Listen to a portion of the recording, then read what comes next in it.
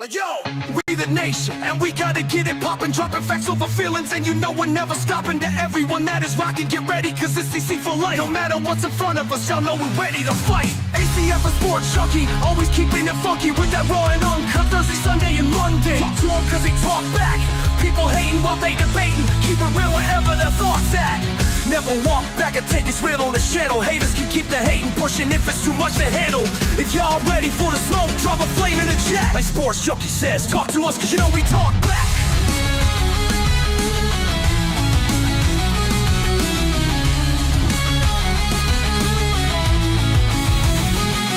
We the nation, and we gotta get it poppin', dropping facts over feelings, and you know we're never stopping. To everyone that is rocking, get ready, cause it's DC for life. No matter what's in front of us, y'all know we're ready to fight. ACF a sports junkie, always keeping it funky with that raw and uncut Thursday, Sunday, and Monday. Talk to them cause they talk back, people hating while they debating, keep it real wherever the thoughts at. Never walk back and take, it's real on this channel. Haters can keep the hating pushing, it's too much to handle. If y'all ready for the smoke, drop a flame in the chat. Like Sports Junkie says, talk to us cause you know we talk back.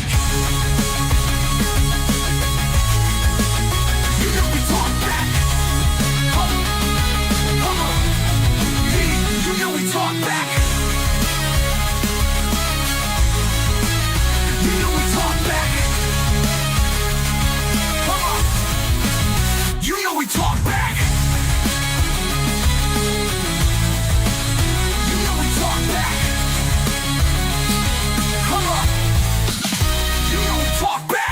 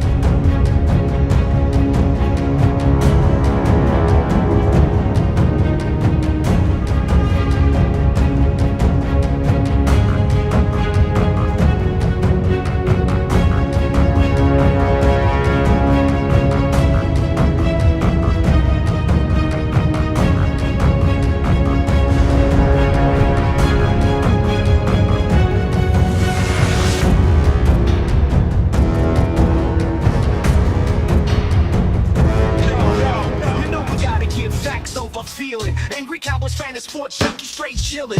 If you want that raw and uncut with them Cowboys facts, put your comment in the chat cause you know we'll talk back. Leave the hating at the door and just chill with the vibe. And if you with it, hit the like button and subscribe. If facts over feeling, this is how it's designed. So buckle up everybody and enjoy the ride.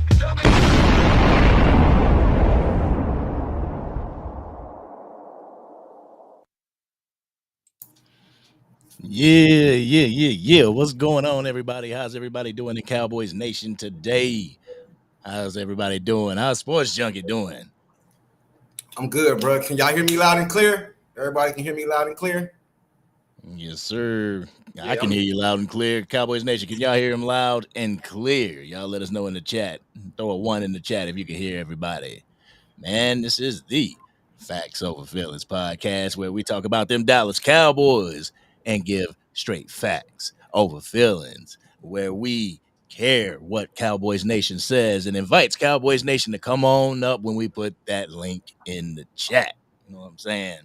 But man, it's been kind of a barren wasteland when it comes to Dallas Cowboys news and what's going on with the Cowboys, you know, just sitting here waiting and anticipating moves and stuff.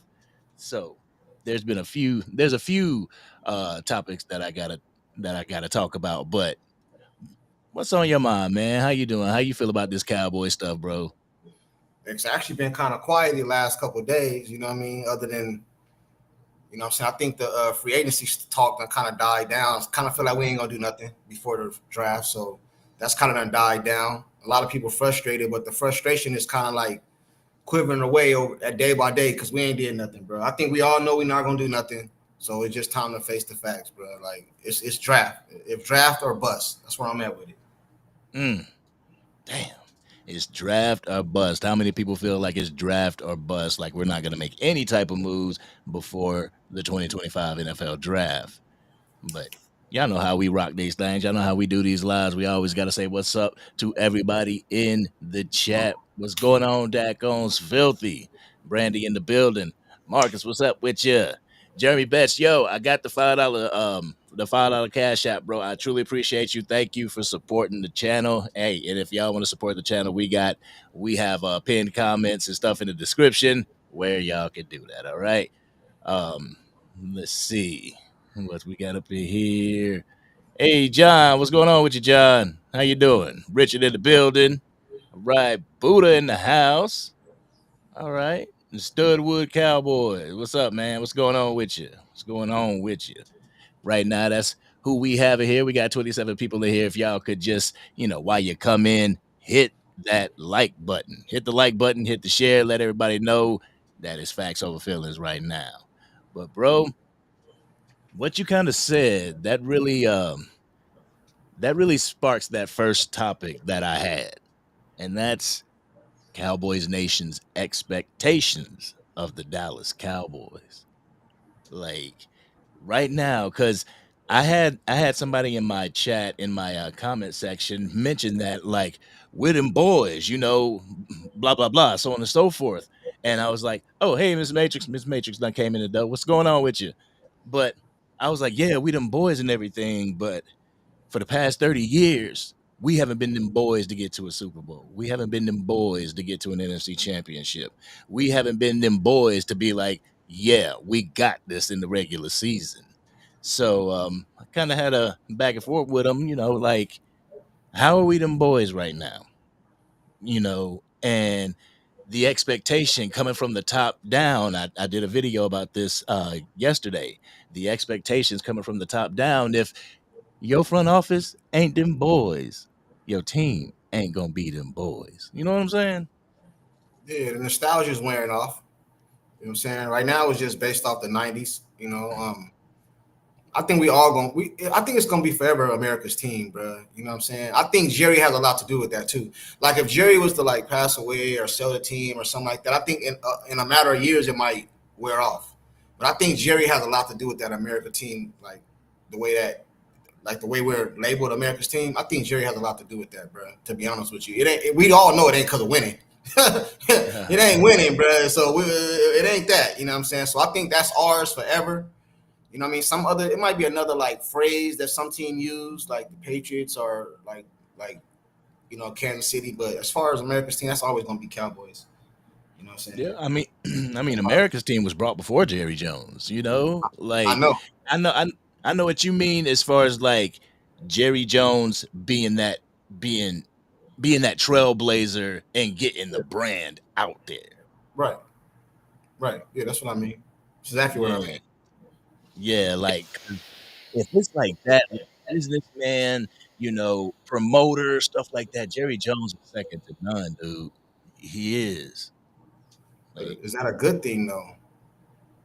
that's the thing. It's like you're a great promoter. You're this great promoter, but you suck at building a team, bro.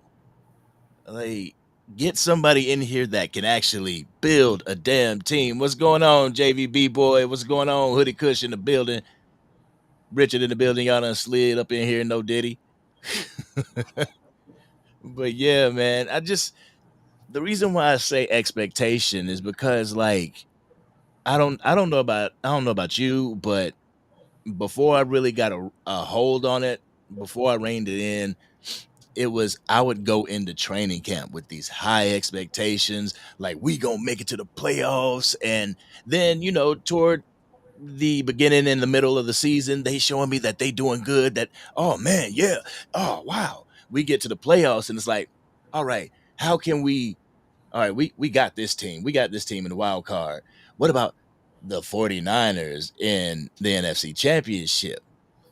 That's how I was, but now I'm just like, y'all go out there, the 53 men on that field, the coaches staff, the front office, win at your job.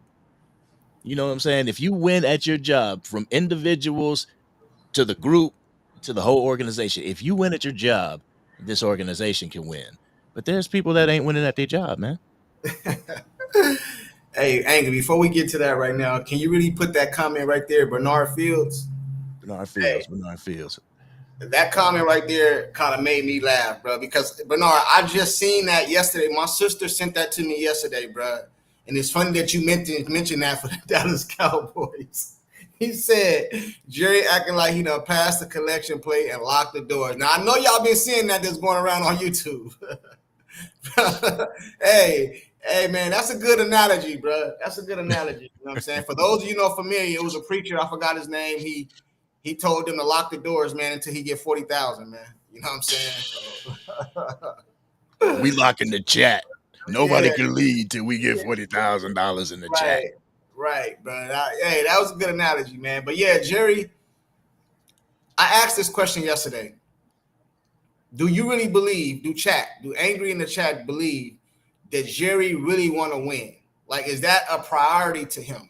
You know what I mean? Because as a fan, looking at it from his point of view as an owner, of course I would want to win. That makes my team more valuable. If you think the Dallas Cowboys is valuable now, let them go to a Super Bowl. Man, they'll be real valuable. You know what I'm saying? They'll be like, they market to go up higher than it already is, in my opinion. You know what I'm saying? But I'm starting to believe that Jerry do not, like, I don't want to say he don't want to win, but it's not priority to him. You know what I mean? Like, it's like, okay, we win, we don't. You know what I'm saying? He's already made a name for himself. He's one of the most talked about owners. He's going to go down in history as one of the, I ain't going to say the best owners, but as far as market, you know what I mean, like notoriety, he going to go down as one of the owners of all time, bro. So yeah. I don't know if he really want to win, bro. Not like us. Me and you were just having a discussion about this, like how we get frustrated, but it don't seem like Jerry is frustrated about not winning. Like us as fans, we get into arguments amongst each other about a team that we don't even own. It's just a team we love. But Jerry Jones don't do nothing, bro. From my, when I say nothing, yeah, he make moves, you know what I mean? But I'm talking about key moves to better the team. He don't do it, bro. He just don't do it. You know, I heard something today. I watched the news, and it was pretty much compare and contrast Dallas Cowboys and the Philadelphia Eagles, and not even the team, just the front office itself. And what they said about the Philadelphia Eagles is that they sold a part of that team so that they could get money for contracts. You know, like whenever you're pretty much like, how did they do it? It was something along the lines of the Philadelphia Eagles sold off parts of their team in order to give that guaranteed money, you know, those bonuses that don't take away from the salary cap. Like they did that. They sold part of their team. Jerry and Stephen Jones ain't doing that. Like, yeah. I think Jerry is 51% owner of the Dallas Cowboys, and then you have Stephen and the rest of them who's that 49. Right. But listen, I didn't hear about that. You know what I mean? But the thing I'm saying is this, right? It'd be different if it was like back in the day. Because remember how, if you guys are familiar with back in the day, Jerry never wanted to share his revenue with other teams because they wanted to put all the revenue in one pot and then at the end of the year split it amongst the teams. And Jerry was basically, which I don't blame him. Jerry was like, hold on, if my team make this amount of money, why I got to split it with them over there? They don't make no money. Like, I understand that. Jerry wanted Reebok, they wanted Nike, or he wanted Nike, they wanted Reebok. So I understand that. But every team in the NFL has the same money, the same salary cap, bro. The same. It'd be different if the Philly had more salary cap than Jerry. It's how you use it and how you maneuver it, bro. Think about it like this, Angry. Since the Philadelphia won the Super Bowl, we talk about them so much on the channel. Why? Because they're the ones won the Super Bowl and they're the ones that study moving to try to get better, right? When have we talked about Philly that much on this team? We got Philly fans coming up. Them dudes never came up to our channel like that before they won the Super Bowl. Now we give them a reason. They feel confident. They confident they can come up on the Cowboy channel, bro, and not even talk stuff, but they feel confident to put their face up here because they just won, bro. You know what I'm saying? So that's why people is looking at Philadelphia as almost like the standard. You know what I'm saying? Because their organization, their GM, their owner is out the way, and their GM is making moves to try to get better, bro. And the Dallas Cowboys don't do that. That's all I want is the Dallas Cowboys to try. If they don't win, they don't win, bro. Like, okay, whatever. You didn't win, but you tried. You know what I'm saying? I mean, teams look at the Philadelphia Eagles as the standard because they won the Super Bowl and they showed you how to win the Super Bowl with a mixture of veterans as well as rookies. They did that to a T. I think a Cooper DeJean just got drafted this year and now he's a Super Bowl champion. Like Right. they did the damn thing. But also the Kansas City Chiefs were the standard when they were winning, especially they won back to back. Like, what are they doing? But the thing is, and like Bieber said on your super chat right there, Jerry wants to win but doesn't know how.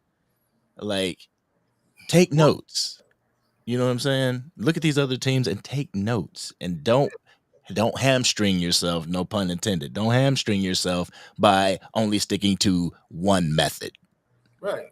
Hey, shout out to Bieber for the super chat. I agree with him. You know what I'm saying? Because, but what owner knows how to win? That's what I'm saying. A lot of these owners don't know how to win. That's why you hire somebody to handle that part of the business. You know what I'm saying? Like, I have no problem with Jerry Mark. Jerry can talk and do all his interviews he want to do, bro. I don't have no problem with that. I don't think nobody has a problem with that. The only reason we have a problem with it is because we're not winning. If we was winning and Jerry was still doing all that interview, we wouldn't care.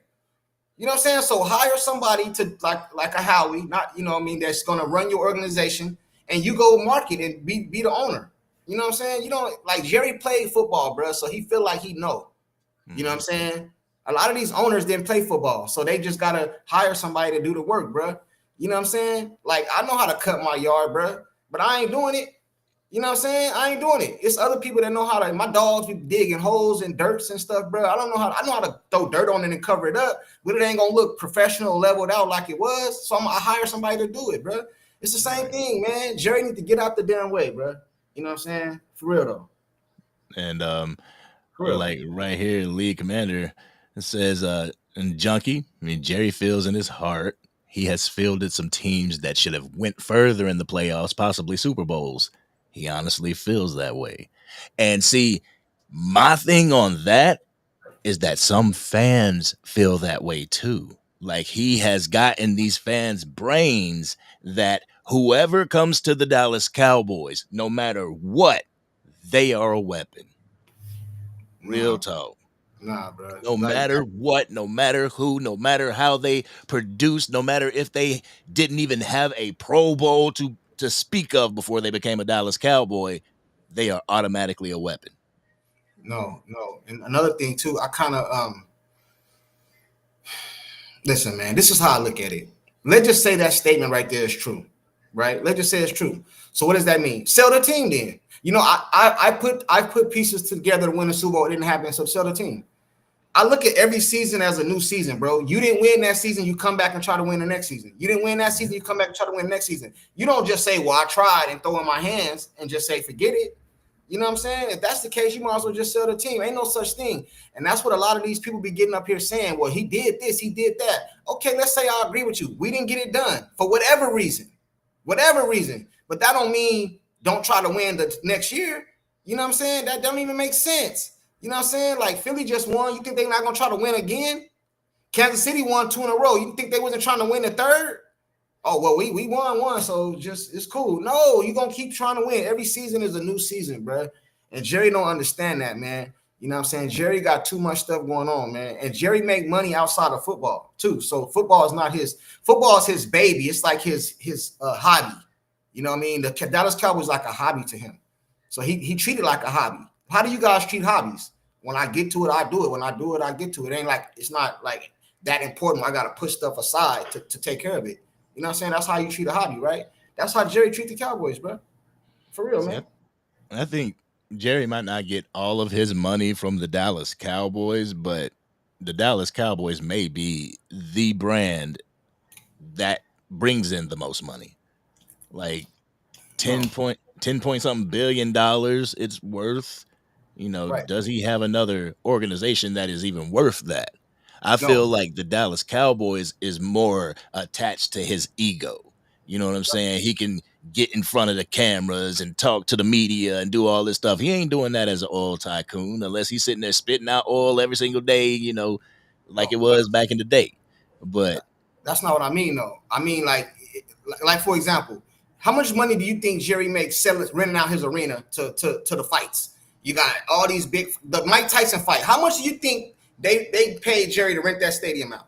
Plus, he sold the team. I mean, he gave AT&T the rights, right? How much do you think it costs to put that AT&T sign up there? You know what I'm saying? Yeah. How much do you think it costs for them to try to put these soccer? Now he's trying to build a soccer like bro. He makes so much money, man. I'm talking about without the Dallas Cowboys being on the field, right? The arena makes him a lot of money. Without the Dallas Cowboys, he ain't got that arena. That's what I'm saying. I know, but what I'm saying is he make that money whether the Dallas Cowboys win or not. You think if it's a fight, I think Crawford trying to fight, oh boy, right? What's the Hispanic fighter name? I forgot his name. I can't think his name right now. But Crawford's trying to fight him. I guarantee Jerry bidding for that fight to be at that stadium because it's a big fight. So the Dallas Cowboys are not on the field, but he's still making money off the arena, bro. That's what I mean. You know what I'm saying? Like he's always going to make money other places. It's not his only source of income. You know what I'm saying? Listen, bro, we said this yesterday. Jerry probably made more money with the Dallas Cowboys losing. You know what I'm saying? Straight up, bro. How many views you get when they lose when you drop a video? It's probably more than you do when they win. Yeah. Yeah. There's definitely more. There's definitely more Cowboys haters out there than there are, in Cowboys Nation. But what I'm saying is that altogether, if Jerry ain't got AT&T Stadium, he's not doing all that. They ain't slapping the AT&T logo on a house that he owns or an oil field that he has. They're putting that on the Dallas Cowboys. You know what I'm saying? So I agree with you on that point. I just don't think it's like. This is what I think, bro. I think that when the season's over, that's when it's over for Jerry. At the end of the season, I think that's it for Jerry. As far as the off season, he tapped in here and there. But most off seasons, bro, they take a vacation and then they back to it, even in the off season. Like coaches, like GMs got to go scout and look at other talent. Jerry don't do that, bro. He's the GM. He don't do that. When the season's over with, Jerry go on his yacht. And which is not even nothing wrong with that. Go enjoy yourself. You know what I mean? Have a vacation. But then you come back and get back to business. Jerry don't come back to business till like free agency open up or the draft or something like that, bro. He's not an all year round GM. That's what I'm trying to say, bro. That's the difference between him and a lot of these other GMs. And we always say this. Jerry cannot be fired, bro. So he can't. It doesn't matter what happens. He can't be fired. Howie can be fired, bro. Yeah. You know what I'm saying? Based off your record or what you're doing in the offseason or like how far we go in the playoffs, make the playoffs, don't make the playoffs, you can be fired. Jerry can't. So he has no incentive to do nothing different. None. Zero. All right, so we're going to go ahead and bring on B-Bird. Before you get there, Bird in the hat. There's 2 super chats in there before we get down to business. We got some super chats already. Let's check out where the super chats are. All right, we have a super chat for you from Miss Angie. Shout out to Angie. Why is it so hard for Jerry to hire a real GM? I think Angie just said that. It's his pride, his ego. Hey, Angie, check this out, right? Let's just say, Jerry say, you know what? I'm going to hire a GM. I'm going to let him do his thing. The GM come out, they go to the NFC Championship game. You know how that make Jerry look? Like, man, that's going to make him look like, bro, you should have done this a long time ago. You know what I'm saying? And then, too, Angie, let's say he do hire a GM. It would only be title. It wouldn't be responsibility. So Jerry hired GM. He hired John Doe as the GM, right? Breaking news, Jerry hires John Doe. John Doe is not going to have full GM responsibilities. He's going to have the title. He might make moves, but it's going to have to always go by Jerry. So he'll never have a GM. He might have the title, you know what I mean? But just like Jerry has the title of GM, but he ain't the GM. Jerry don't do shit, man. What you think, Angry? Yeah, I mean, exactly. Jerry, if he were to hire a GM, that GM would just be a poster boy. He'd be the person to sit there, smile, and, hey, I'm the GM. Because if you look at it, Will McClay is the GM. But everything has to go through Jerry before anything is signed off on. That's why I always talk about it comes from the top down. You know what I'm saying? But Angie, absolutely right. Why is it so hard? Why is it so hard? And Sports Junkie, you're absolutely right. It's the ego. There you go. Pride. Definitely. Right, Angie, thank you for that super chat. We got to get to another super chat real quick. And it is from Miss Angie. Says, when oh God. When Jerry passed away, do y'all think Steven will hire a GM or be the GM himself following in his father's footsteps? See, my thing is like, you don't even have to be the GM to make the moves that Jerry's making, to go on the radio stations and stuff like that. You can actually have a GM that does that, and you just be that, that boss that sits back and talks to the media like, yeah, this is what we doing. But when Jerry passes away, I think that Steven, he may keep that Jerry role, but he will have a GM in there because Jerry has Steven. When Jerry passes away, is that role gonna go to Jerry Jones Jr.? Is the Steven role gonna go to Jerry Jones Jr. while the Jerry role goes to Steven Jones? You know what I'm saying? I don't know. I What think you think? I think that if Jerry passed away, I think Steven's gonna be the GM because he's gonna follow in his dad's footsteps. You know what I'm saying? I wouldn't. Jerry has. Let me tell you something, bro. Jerry pride and ego is so strong. I wouldn't be surprised if that's in Jerry's will. It can never be another name other than a Jones as a GM. Bro, I can picture him. Can you picture him doing that? I can picture Jerry doing that, bro. You know what I'm saying? Hey, man, in my will, it go to my son and my family, but it can never be a GM other than a Joneses, bro. You can write stuff like that, bro. You know what I'm saying? My family own a lot of property in Texas, bro. One of the wheels on some of that land down there, it can never be sold. Ever. How that works. It can never be sold, bro. Like, you know what I'm saying? So it has to stay in the family. You know what I mean? And I wouldn't. Let me ask you this: would that surprise you that Jerry put that in his will that nobody can be the GM? Would that surprise you? Is that shocking? Would that shock you if you heard that? It would, because like, what if we're losing money and we want to sell the team and your old crusty ass ain't here no more? Like, we don't want the team anymore. So we can't sell the team because there cannot be any other GM other than a Jones. Like, I didn't say sell the team. I said he can never be another GM. Listen, I believe that Jerry has probably told his son, you know how you have personal talks with your son or whatever. Hey, man, I want this to be in a family. I want this to stay family. I don't want no other GM. Bro, I can see him saying that, bro. You know what I'm saying? Flat out.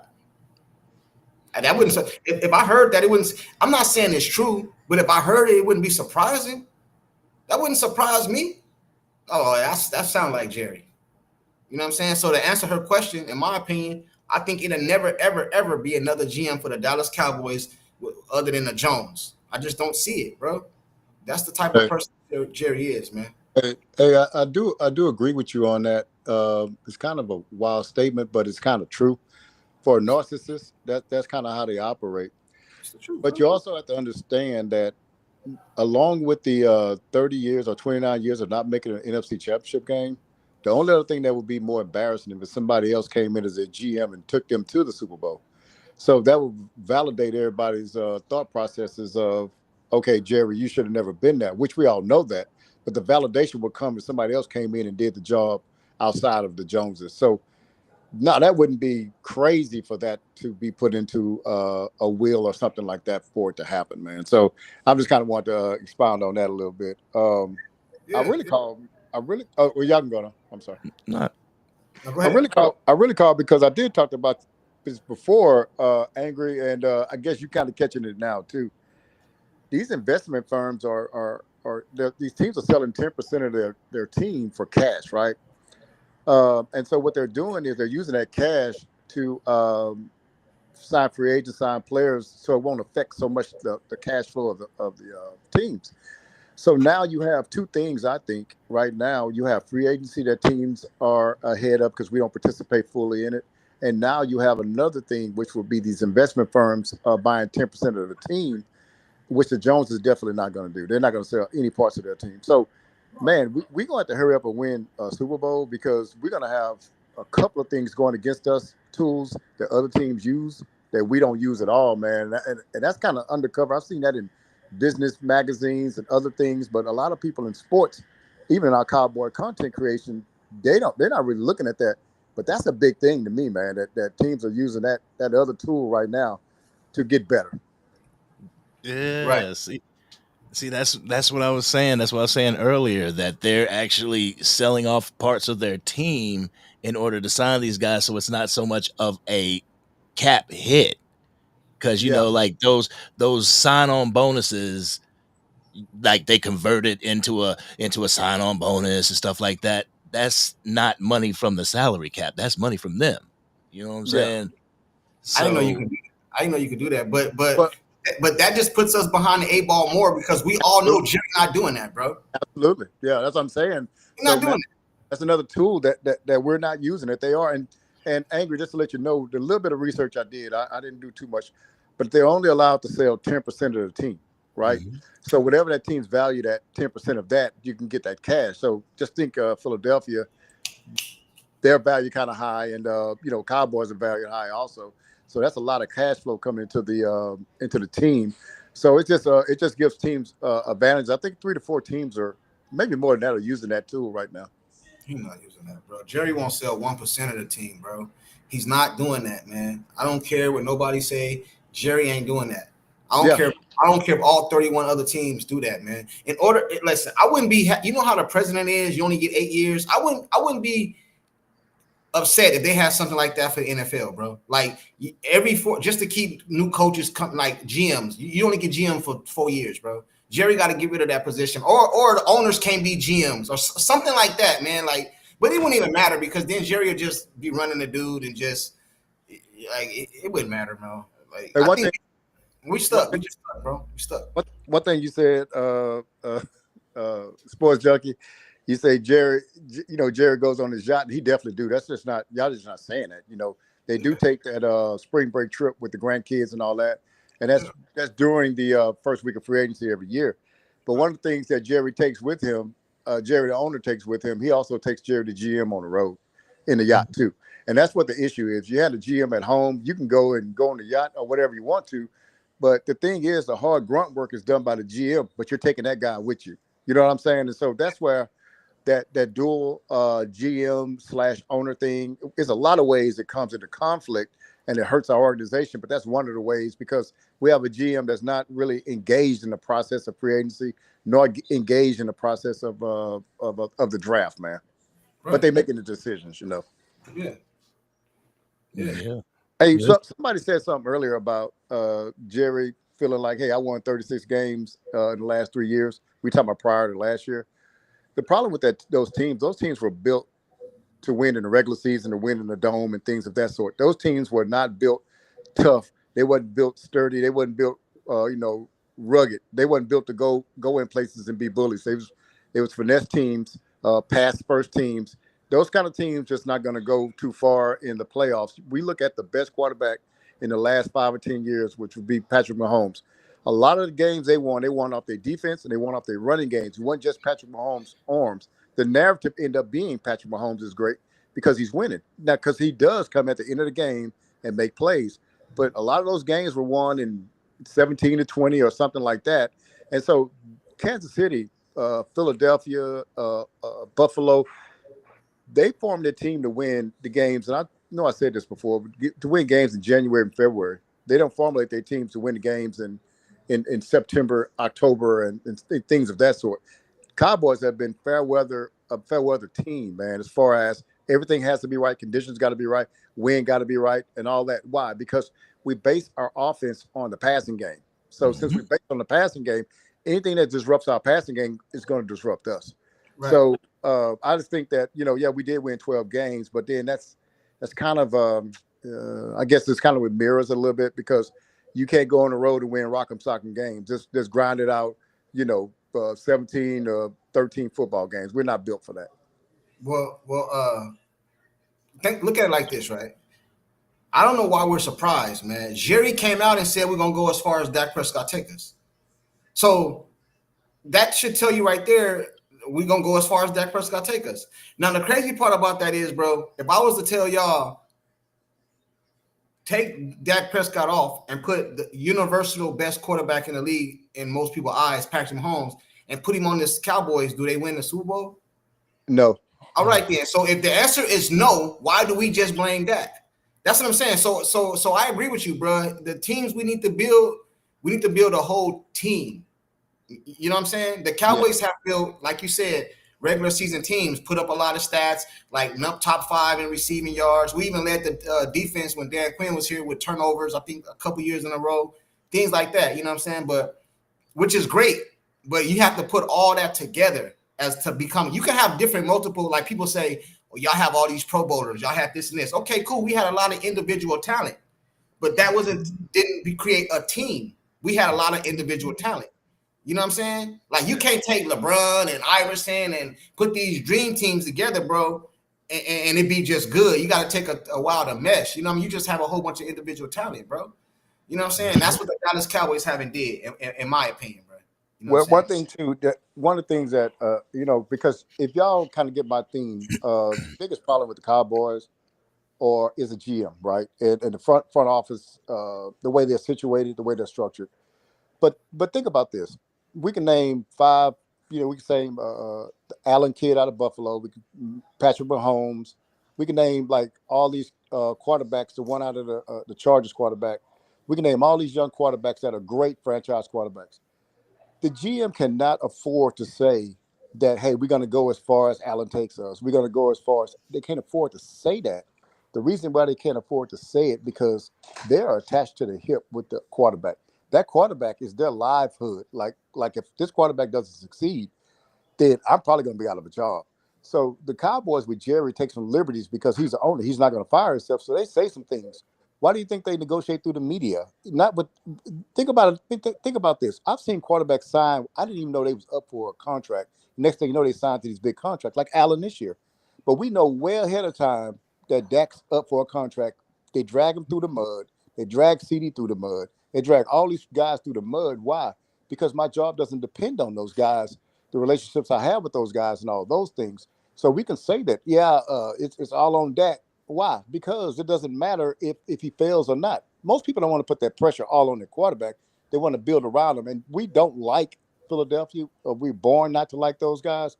But you have to respect the way they built their roster. They didn't build that roster saying our quarterback is going to take us. No, we're going to give everything around this quarterback. And then that's going to allow him to be as successful as he can be. And the Cowboys have done the opposite. Hey, and they've done it. And guess what, though? They did it with Romo. Hey, his offensive line don't have to be that good because he can move around. Dumb thinking, man. We done wasted 2 Pro Bowl caliber quarterbacks' career right now. We're wasting that away with the ideology that these guys can just will us to a game when you look at Mahomes and he hasn't done it. So, I mean, this is some crazy things from the front office, man, that just throws me off. No, yeah. I agree. I agree with you, bro. You know what I'm saying? Yeah. Absolutely right. I want to get to the super chat real quick from Angie. Thank you again, Angie, for the super chat. Says, I feel like Steven doesn't have the nuts to face the media like Jerry, so he would probably hire a GM to be his fall guy. That's what I see. I see more of, even if he doesn't hire a guy, even if it's like Jerry Jones Jr., Stephen Jones is going to use him as that puppet. Like he's making all of the, all the say goes through Stephen, but if something doesn't work, it's the fall guy's fault. If it does work, it's Stephen's genius, just like Jerry. So I see where you're coming from, Angie. They don't have to I don't understand the comment though. She said, I feel Steven doesn't have the nuts to face media like Jerry, so he would purposely hire a GM. What do the GM got to do with the media? Like Stephen Jones can be the GM. He don't got to go talk in front of the camera. That's not a necessity. That's not something that's required. Like the The players, they have to talk because that's part of their contracts. The GM don't got to get in front of no camera. So Stephen Jones can be the GM, and he can hire like a person to go talk to the media if he have anybody talk to him at all. Listen, Jerry Jones, the GM, does that because he wants to. It's not a necessity. So Stephen Jones can be the GM and not say nothing to the media. He ain't got to talk to the media. Am I wrong? I could be wrong. If I'm wrong, I'll correct myself. But I don't believe that it's a requirement for the. When have y'all heard how he talk? It says right I've never here. heard him talk. I mean, I ain't it never says, heard. I've never heard him either. It says right here, GMs are also responsible for negotiating contracts with players and coaches, as well as head coaches and some players. GMs are required by the NFL to attend press conferences with the media. Hey, Bill Belichick was required to return. What do you say? Next question, bro. You don't have. He was short. You don't have to get up there and say all the stuff Jerry say. You know what I'm saying? You know why Jerry says it though? Because he likes the celebrity, man. He basks in it. I went to a play. I think it's a preseason game before, and you could see the people handing Jerry dollar bills to sign. I say he's loving it, and they're eating it up, and he's eating it up. I say that guy's a celebrity, man, and he loves it. Celebrities like the limelight, man, and that's why they do it. Because Jerry does not have to give this. He does not have to give that every week on the radio show. He does not have to have those shows. Stevens on a radio show. They don't have to have that, man. And look here, let me get off here, man, because somebody else might want to get on. But I had one question to ask Sports Junkie. Did he find out? Because Sports, remember last time I talked to you, you said that Jerry started the Thanksgiving Day game. Did you clear that up yet? No, I think it was his wife, though, bro. It was a story that it was. Man, you got to clear that up, man. I'm telling you. I promise this. Because I know it. That's what I'm trying to say. The next time you come, I have it for you, bro. I didn't. You just remind me. Angry. You got to look it up for us, man. So let me look it up. Hold on, man. Look it up. Hold on. And I'm gonna let y'all go. I'll listen offline. Why I'm listening offline, Sports Junkie, while you tell me I'm right. Owner G.A. Richards.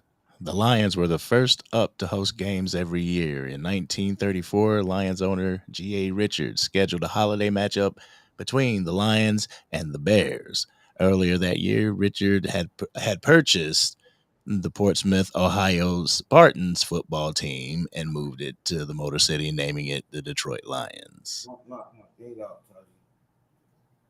I'll give it to him, man. I'll give it to him, man. I take your word for it. I seen some type of story that they said what his wife had to do with it then. I heard Jerry tell a story that has something to do with his wife with the Thanksgiving game. I ain't saying they started it. I'm saying that they made it so that they play I think they play early in the day. I gotta find that story, bro. I don't want to misquote, you know what I'm saying? But Jerry did a story. He said something about his wife that to do with Thanksgiving, bro. I'll find it though. B-Bird, the next time you on here, I have it for you. I had that answer for you, bro. I'm gonna research it, man. I gotta find what Jerry said, man. I'm gonna research it for you. Okay, I'm curious. Why do the Dallas Cowboys always play on Thanksgiving? If it seems like the Dallas Cowboys always play on Thanksgiving, well, that's because they do. The Dallas Cowboys' annual tradition of playing on the American holiday, which began in 1966, originated as something of a publicity stunt for America's team. I'm going to find that interview with Jerry, man. Jerry said something about his wife, man. You know what I mean? I don't know what it was. But it's another super chat. Thank you for that super chat, Angie. Truly appreciate you. Rolling on down to the next super chat. Hey, everybody in the building. Appreciate y'all joining us. The Facts Over Feelings podcast. If you're not subscribed to the channel, I highly advise that you do so. And here's the next super chat. Angie, if Stephen follows in his father's footsteps, yes, he will, Junkie. He will be talking now. So what are you talking about? I don't think he'd do it like I don't have a problem with a person interviewing when they supposed to meet requirements. I'm talking about the extra stuff. You know what I'm saying? Jerry is extra.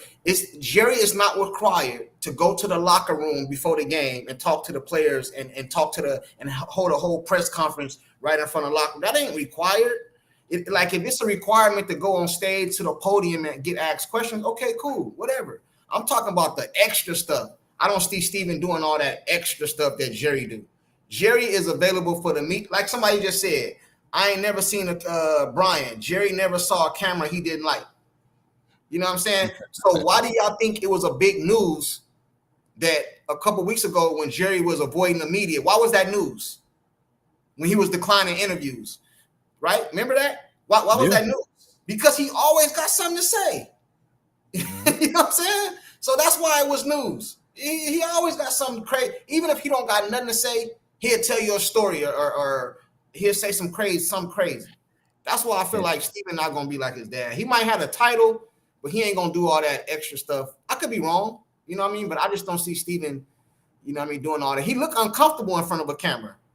Jerry don't look uncomfortable. Steven be looking uncomfortable. You know, Jerry don't, to me. That is my opinion, though. That's my opinion, Angie. You know what I mean? But I could be wrong. Why am I feeling like your feelings are like aligning? You know what I'm saying? Like what you guys are saying is aligning because Angie said in in the super chat before is I feel like Steven doesn't have the nuts to face the media like Jerry, which means like you just said, Steven ain't gonna be doing all those extra things. Like you feel that Steven's not gonna be doing all those extra things because he's not like Jerry like that. No, So but what I'm saying is this though. Just because you hire a GM, don't mean he's the GM. You know, do you understand what I'm saying? It doesn't mean he has all the responsibilities. So let's say, because I think the first comment was if Jerry passed away. I think that's what they said, right? So if Jerry passed away, would Steven hire a GM? Let's say he did. But I feel like the control is always going to be for the Joneses. It's never going to be like other teams. They hire a GM and just let the GM do their thing. You know what I'm saying? You know what I mean? Just like Jerry hired Mike McCarthy. Do everybody in here feel like Mike McCarthy had total control as a coach? No, we do not. No, we do not. Why? Because of Jerry. So if they hired a GM, he would have GM by title, not by responsibility. You know what I'm saying? Does that make sense? Like, you know what I'm saying? That's what I'm saying, bro. Steven might hire a GM to be out there in the front, but behind the scenes, he's gonna be calling all the shots, just like his daddy taught him. You know what I'm saying? Just like his daddy taught him. I mean, honestly, honestly, that's what I would prefer from any type of organization. If you're the boss, be that boss. You don't have to go out there and do the grunt work because you got people that'll do that for you. Yeah. Right now, as far as like GM and everything, yeah, you got a Will McClay that's a part that is head of scouting and all that stuff. But as far as getting in front of the cameras, like Jerry just loves to do it, so they don't need that type of fall guy. I think what everybody is saying is that Steven may have that fall guy. You know what I'm saying? Like he's gonna be doing all the, the signing and everything. Nothing gets checked off unless it goes through him.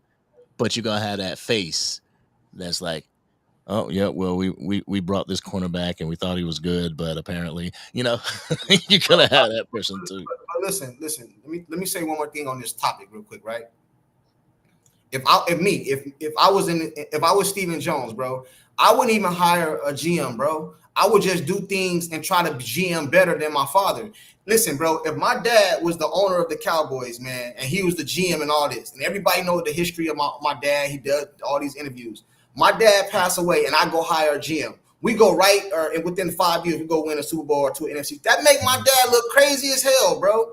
That kind of like it makes him look. It just makes him look crazy. Like damn, this what they would be saying. It took his dad to pass away for them to actually go win to a Super Bowl. I wouldn't want to put that on my dad's legacy. You know what I'm saying? So what I would do is I would be the GM. I would just do it. I would really be the GM though. I would really try to make the team better, and I would hire personnel to assist me. I'm the GM, but I would hire football heads to assist me in creating a better team. But the GM title gonna be mine. I am not gonna let my dad pass away, bro. And y'all go over here and kill him and mess his legacy up because somebody went right down there and won the Super Bowl or NFC Championship game, right? Like, for real. Hey, is that you feel the same way or you different? Like, bro, I've kind of said this. I'm like, what you want to bet? Like 1 or 2 years after Jerry passes, the Cowboys are going to win a Super Bowl. And they're gonna kill Jerry. They're Oh, gonna be rolling over in his grave. You know what I'm saying? They're gonna be talking. It took him to pass away, bro. I can hear the titles now, bro. Why would you want your dad to do that? You know what I'm saying? I shouldn't be laughing at that. Damn. Hey man, I wouldn't do that to my dad, bro. You know what I'm saying? Like. Thank you for the super chat. Thank you for the super chat. I believe we got a couple more. Yo, Anthony Likes with the first ever super chat. I appreciate you, bro. Appreciate your support. Appreciate you just being here talking Cowboys talk with us and being invested, because everybody that's in this chat is invested in the Dallas Cowboys. Whether you spend a dime or whether you spend $5,000, you are invested in the Dallas Cowboys, and I appreciate you going on this journey with us. Thank you very much. Real talk. Real talk. Man, well, that was a heated conversation. Well, not heated, but it was a good conversation. Yeah, you know what I'm saying? It started off with Cowboys expectations, but fans expectations, you know what I'm saying? Yeah. So do you feel fans should lower their expectations? Like, my expectations is to make it to the playoffs, bro. That's not me being delusional. That's not me being like, that's just my expectations of the Cowboys. It should be a Super Bowl or bust. But we ain't been to the Super Bowl in so long. We can't even put our standards that high, bro. So my expectations has dropped. They have dropped to the playoffs. It used to be expectations is Super Bowl. Now expectations for us is just get to the playoffs, bro. And then if you get in the tournament, anything can happen, man. Just get there. Get to the tournament like the Giants wild card went right to the Super Bowl. I'm not saying that's going to happen. Get to the tournament, bro. That's my expectation, bro. And I think that is my expectations being low. Think about that. I'm just expecting us to go to the playoffs. That's kind of low expectations, bro. See, right. My expectations, like I said in my video, my expectation is not a destination. It's in the personnel.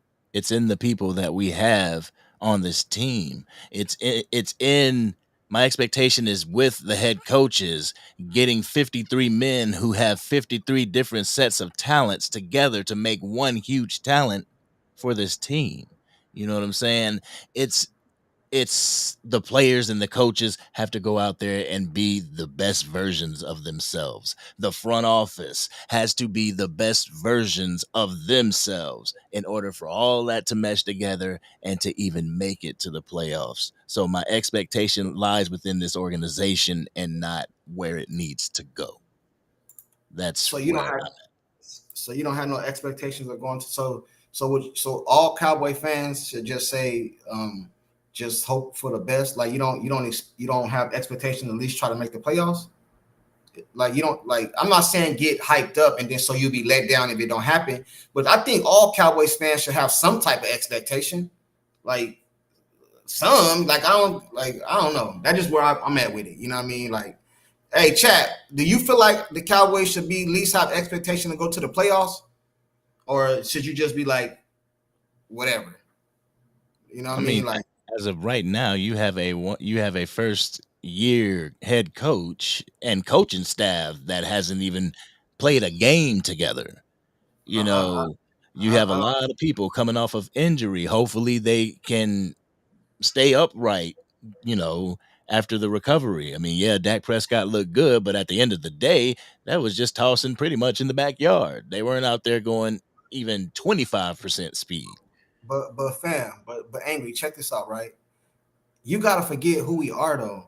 Like some fans say for like Carolina, they should talk or feel how you feel. Like, well, we got first year coach, this and this and this. Some teams, bro, their expectations, no matter what, is high.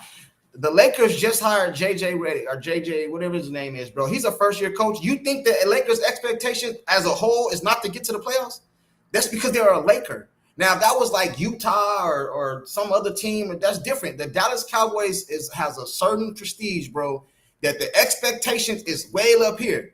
And since we ain't been to the Super Bowl, it's done dropped to at least, for me, at least to the playoffs. The Dallas Cowboys should always be in the tournament, at least with the amount of coverage they get, with the amount of like views you get on these ESPNs and all that covering the Dallas Cowboys, the expectations, bro, should be playoffs at minimum.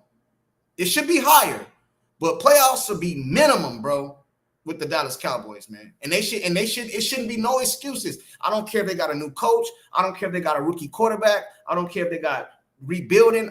The expectations should be playoffs at least, man. That's how I see it. I don't get no excuses for no first year quarterback, and I don't believe in that, man. Damn. I ain't making no expectations. Hey, smoke one for you. Says angry. I saw you watch that video on Twitter. You talking about that the one that was informative. What was that dude's name? He was talking about all the prospects and where they would land. Who was he for? Yes, I watched the video. I watched the video this morning. And that's actually where that whole 10%, the Philadelphia Eagles selling their 10% of their team to deal with, signing bonuses and stuff like that. Like, yo, that was a pretty informative damn video. I appreciate that. Yo, he goes on and go ahead. My bad. Go ahead. My bad, bro. Nah, he just tagged me and a few people in this video. It's like I went and watched the video. I was like, damn, I didn't even know that. So I really want to break that thing down, or break a little bit of it down, what he said, and do my own spin on it. But yeah, I appreciate you. What was you gonna say? I was saying it was a couple comments. Smoke for you. Was it Smoke 14? Smoke one for you? Smoke one for you. Yeah, my bad. I butchered his name. He said, bruh, y'all really think just one bad year and we will be terrible? Nah, bruh. No, I don't. I don't believe that. That's why my expectations, at least the playoff. I heard somebody in there tell me I'm smoking, I'm tripping. Somebody said you smoking, bro, you tripping. Like, bro, if I said Super Bowl, then I can understand somebody saying I'm tripping, I'm smoking, and all that, bro. But for me to say the playoffs, that's lowering my expectations because it's supposed to be Super Bowl or bust. You know what I'm saying? But we haven't been there in so long, we shouldn't even let Super Bowl come out our mouth, right? So my expectation has lowered to playoffs. You know what I'm saying? So I don't know how I'm tripping or smoking by saying that, man. You know what I mean? Y'all don't expect to go to the playoffs? Like, come on, man. Y'all, I don't know, man. Y'all, my expectation ain't that low, bro. So basically, y'all expectations is just to be what? Under 500? Like, Now, see, it ain't gotta be the extreme negative if we don't think the extreme positive. It's this, like, I'm going to speak for myself. I'm not going to put an expectation of a destination because I don't want to be let down if we hit road bumps, if we hit barricades and road bumps in the road. First year, I understand it, No, but I don't think that's being let down if you expect to get to the playoffs. Like that's a mindset. So if your mindset is we gonna get there no matter what, we gonna get there, we gonna get there. That's an individual expectation. I'm talking about like my expectation for the team is to get to the playoffs. Now if they don't get to the playoffs, I'm not gonna be mentally done. Oh, we didn't get it. Like I didn't. You know what I mean? I'm not gonna be like that because I'm not gonna allow myself to get in that mindset that we're gonna be great this year. You know what I mean? But as for expectation to at least make the playoffs, that's a low expectation. I feel like that's fair. That's game. You know what I'm saying? Now, when the season starts, based off how we playing and how the team look, based off injuries, now I can lower my we ain't playing that good, so I don't see us making the playoffs this year. But before the season start, I'm delusional for having expectations to go. Not you said that, but I'm saying I'm delusional for having expectations to at least get to the playoffs. Come on, man. You know what I'm saying? You listen, this is what I looked at. This is what I think. And this is where Dak Prescott comes into play, right? Like, I don't believe personally that Dak Prescott is the main reason for us not getting to or winning a Super Bowl. But if I'm Jerry Jones and I put money inside my offense, I do expect you to get to the playoffs. I expect that. And Dak has a lot of them playoffs we've been in. He has carried most of the teams to the playoffs. He just didn't get it done in the playoffs. So my expectations every year is to at least make the playoffs, bro. At least, like you know what I mean. That's minimum for me. You know what I'm saying? That's how I'm carrying it, bro. That's how I'm carrying it. Yo, Tricks, appreciate you 5 months. ACF family member, appreciate you, bro. I appreciate you. We roll through these real quick. Hey, Anthony became a member. I appreciate you becoming a member. Hey, he's a part of the Angry Cowboys fan family. We are going through these super chats real quick. Angie with the $10 super chat. I appreciate you. She says, tell Drew to put the crack pipe down. Hashtag crack is whack. You may it, she made sure she put a super chat in to make me read it. Yeah, come on. I don't think Drew. Come on now. Thank you so much, Angie. I appreciate your support. Let's see if we got any more. Let's ride through it real quick. All right. We are up to date. And what I mean about my expectations. See, I'm already being let down with my expectations. And my expectations starts with the front office, and the front office doing their due diligence in order to make this team better. They haven't been doing that. So right off the rip, right off the jump, something ain't right. Then we go down to the coaching staff. They're doing what they got to do, doing their due diligence to make sure that we have a good scheme this year. Bam. But what the front office did, they didn't hit my expectations, is going to make the team suffer. And a lot of people don't see that. You know, they'll look at this one figure and be like, it's his fault. It's his fault. Like, there's a lot of stuff, and I said it in my video, that had happened before the 2024 season started that was out of Dak Prescott's control, but affected the team. Right. Now, I agree with you. Hey, Hoodie Kush, he said I'm crazy, Junkie. What I'm crazy on? What I say? What did I say right now that was crazy? Hoodie, what I say that was crazy? Because he said, Junkie, you crazy. You know what I'm saying? What I say that was crazy? Hoodie. You know what I'm saying? Yeah, I'm gonna bring in a few people, all right? Okay. He said, league commander. He said, yeah, go ahead, fam. League commander says, Junkie, if your quarterback is one of the reasons you lose a first round playoff game, I'm sorry, that's a serious problem. See, I don't believe he's the reason. Yeah, we lost playoff games. I don't believe he put us over the hump to get us. I don't believe he put the team on his back and carried us to the finish line, but I don't believe he's the reason, though. Like, just my opinion, you know. Yo, Uncensored Cowboy, what's going on with you? What's going on, brothers? Oh, what up, Uncensored? You know what I'm saying? What up, man? Chilling. We're gonna go ahead and bring Teflon on as well. All right, y'all? Yeah. Y'all knowledgeable. What's going on, Teflon? Hey, do y'all believe? Because I just want to get to the bottom of this real quick before, you know what I mean? Because am I delusional for saying my expectations is playoffs? Now, Teflon, a while ago, you the one that put me on to remember Angry? He's the first one I ever heard out of everybody say, lower your expectation, right? That's what Teflon told us. So my expectation has been lowered to making the playoffs. Is that delusional? like, you know what I'm saying? Like, certain organizations should expect to at least get to the playoffs. I'm not saying be delusional and put yourself in a mindset where you crash out if they don't. But at the beginning of the season, before the season start, I believe your expectation should at least be playoffs, bro. Last year we were injured, you know what I'm saying? I'm not blaming the injury for our season because we was playing bad before Dak got injured, but we did have a lot of injuries. The year before that, you know what I'm saying, we was a 12-5 team, right? We looked good, not in the playoffs, but in the regular season we looked good. Which where you get to the playoffs at in regular season play, right? So why am I delusional or crazy for thinking that my expectations should be playoffs? I hold at least the Dallas Cowboys to that standard. I didn't say NFC Championship game. I didn't say Super Bowl. Playoffs, that's it. That's lowering my expectations. So I don't know how I'm delusional for feeling that way. We lost Tef. And you lost him.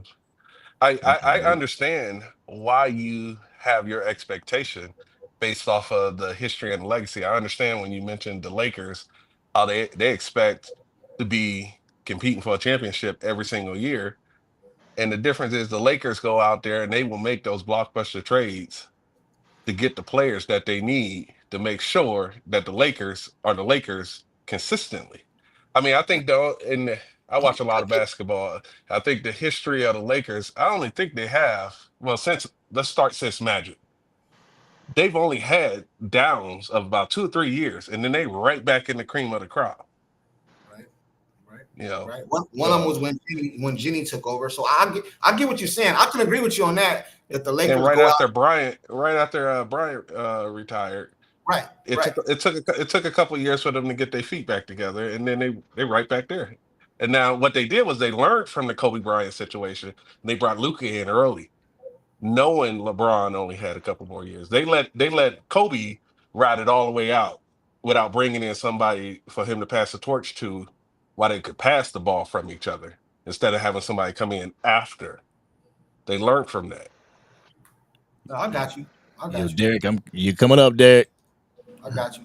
I got you. Damn, there you go. I got you. But I don't feel like I agree with you, Uncensored, but I just don't feel like it's an undelusional take to say playoffs. I think that's low expectations, bro. I believe My, just saying to make it sorry. to the playoffs. I believe that is low expectations, bro, for the Dallas Cowboys. I don't feel like When I now look when if I I got when on I here and look said we going to the NFC Championship I'll game, get or in a little, then I would understand. I'll get in a little bit. I'm on a call. yeah, but when I look at the Cowboys, I look at I look at the current construction of the Cowboys, and I realize that we don't have a coach, a a, a big position coach, coordinators and up that had a winning season last year out of any of them. And then you got an offensive line in flux. You had 30 something Mom, I'm on free a call. agents. So I'm on a call. I will change my opinion after the draft when I see how they move. But as constructed, I don't see a playoff contender. And the reason I do that is because I look at the rest of the the NFC, and there's only so many spots. And when you look at the North, the West, there's a guaranteed spot in the South, and then you got the Commanders and the Eagles. You gotta realistically gauge yourself. Where do you stand amongst those guys? Are you winning the NFC East? Probably not. So now you're competing for a wild card spot, and you have to look at the Rams, the Vikings, the Lions, those type of teams, and see if you are the top seven in the conference. And then I Right. set my expectations off of that. But you going off names, bro. The play still got to be played on the field. Absolutely. You're going off rosters. You're going off rosters. You know what I'm saying? We done seen a lot of teams be like, I ain't gonna say elite, be good one year and they come back same team and not the same the next year. Things change. You know what I'm saying? So all I'm saying is I'm not looking at this is what I told Angry right now. I said before the season start, my expectation is playoffs. Once I see a couple games, them playing and see what's going on, injuries and everything else, now I can adjust my expectations during the season. Oh, we ain't gonna do nothing this year. You know what I'm saying? But before the season start, I should expect playoffs, bro. I don't give a damn who, Minnesota, Philly. I don't care who we got to play. None of that. My expectation should be playoffs, man. My bad, Amy. Go ahead. See, the thing is this though, like it's easy for people to say like my expectation is playoffs, and if we make it to the playoffs, oh, I'm not gonna crash out. But look at the evidence of the Green Bay Packers game. Our expectation is playoffs. We get bounced in the first round of the playoffs and we crash out. Expectation leads to disappointment.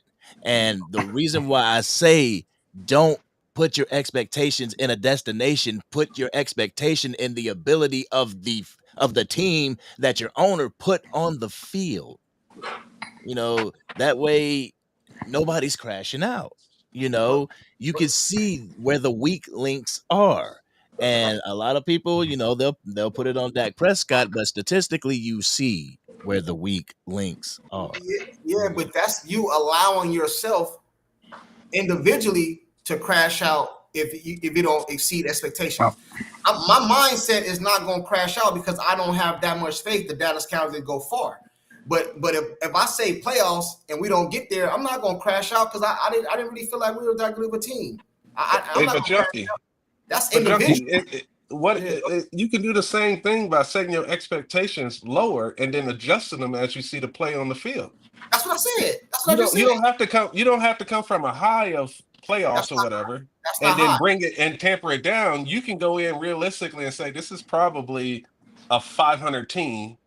And when you get through week 4, you can say, you know what, they could probably win 10. They're a little bit better than I thought. And then you can raise your expectations to playoffs based off of the performance on the field. But you just spent 30 minutes trashing the front office saying that they're not doing all this, that, and this and that. Yeah. And then you're saying playoffs. No, bro, I'm not. When I say, because Angry just said Green Bay and we got bounced, I'm not talking about going far. I'm talking about I'm not speaking for Uncensored. I'm not speaking for Angry. I'm speaking for me, bro. My expectation is a minimum playoffs, bro. Period. Like I don't care if it's a first year coach. I don't care if the front office don't do nothing. I want the front office to do something because they frustrate me by not doing nothing. Those are two different. That's two different. I'm not putting them together. I'm talking about as a team. I expect y'all to make the playoffs every year, man. You know that is lowering my expectation. I used to expect y'all to go further. You know what I mean? Like than a wild card or a division round. Those I don't have those expectations no more. But my expectation is at least playoffs, bro. Like, and then in the season, based off how I'm seeing them play and other teams play, now I can adjust. We ain't doing nothing this year. We ain't making no playoffs. But before the season start, I'm gonna have expectations for the playoffs. You know what I mean? And if anybody want to crash out when they don't make the playoffs, that's an individual problem because you allowed yourself to think more highly of the team than you should have. That's how I see it. With playoff expectation comes NFC championship expectation. Because it happened with the Green Bay Packers game. Everybody was looking for, because shit, I even made a video on it. Everybody was looking for the best route to the NFC championship. Everybody they didn't even mention Green Bay. Everybody was talking about the San Francisco 49ers in the NFC East, in the NFC championship. Like, so that expectation of the playoffs automatically goes to an expectation of circumventing the playoffs to get to an NFC championship. Yeah, if you allow it to. If you think in expectation playoffs, but really in your head, we about to go do this and do that, yeah, of course you're going to be let down. I'm telling y'all expectations right now. You won't see no video on my channel if we don't make the playoffs. You know what I'm saying? Like because I'm not allowing myself to crash out, bro. I just feel like as an organization, bro, you should have some type expectation is almost like a goal.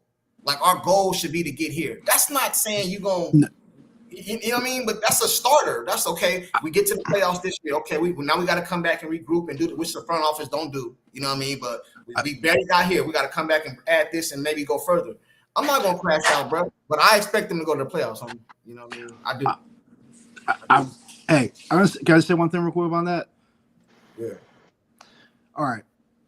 I'm just hoping we can feel the team based on how dysfunctional they went into this offseason. All right. That's how low my expectations are with this team right now. Because, I mean, let's be honest. Prior to this season, which was a disaster, right? The year before, can we honestly say we expect them to do as well as they did? See Lamb having that breakout year and all that. I'll be honest, I didn't think they were going to do squat, and they had a pretty good year, right? Then this year came up, which to me was coming back down to earth and reality and all that good stuff. And you know, now here we are now, contracts being too heavy and all that stuff.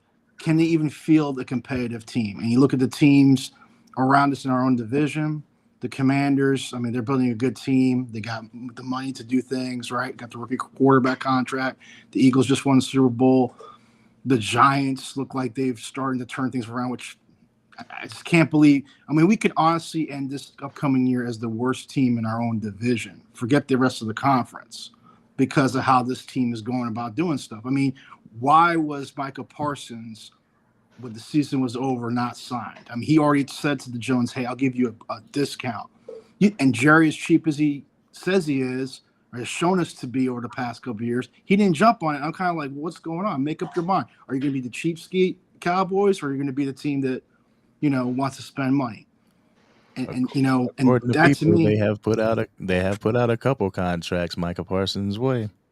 Hey, yeah. listen, I'm just man. Michael saying the deal Parsons ain't lied. done. No. Listen, I treat the Dallas Cowboys like I'm an outdoors person, bro.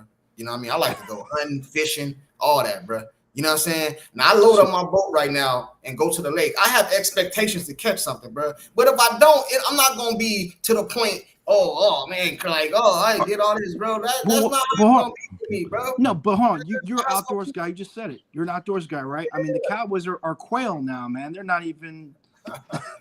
They're not. I mean, that's where we at, Junkie, man. Junkie, the Cowboys are going fishing without a fishing pole.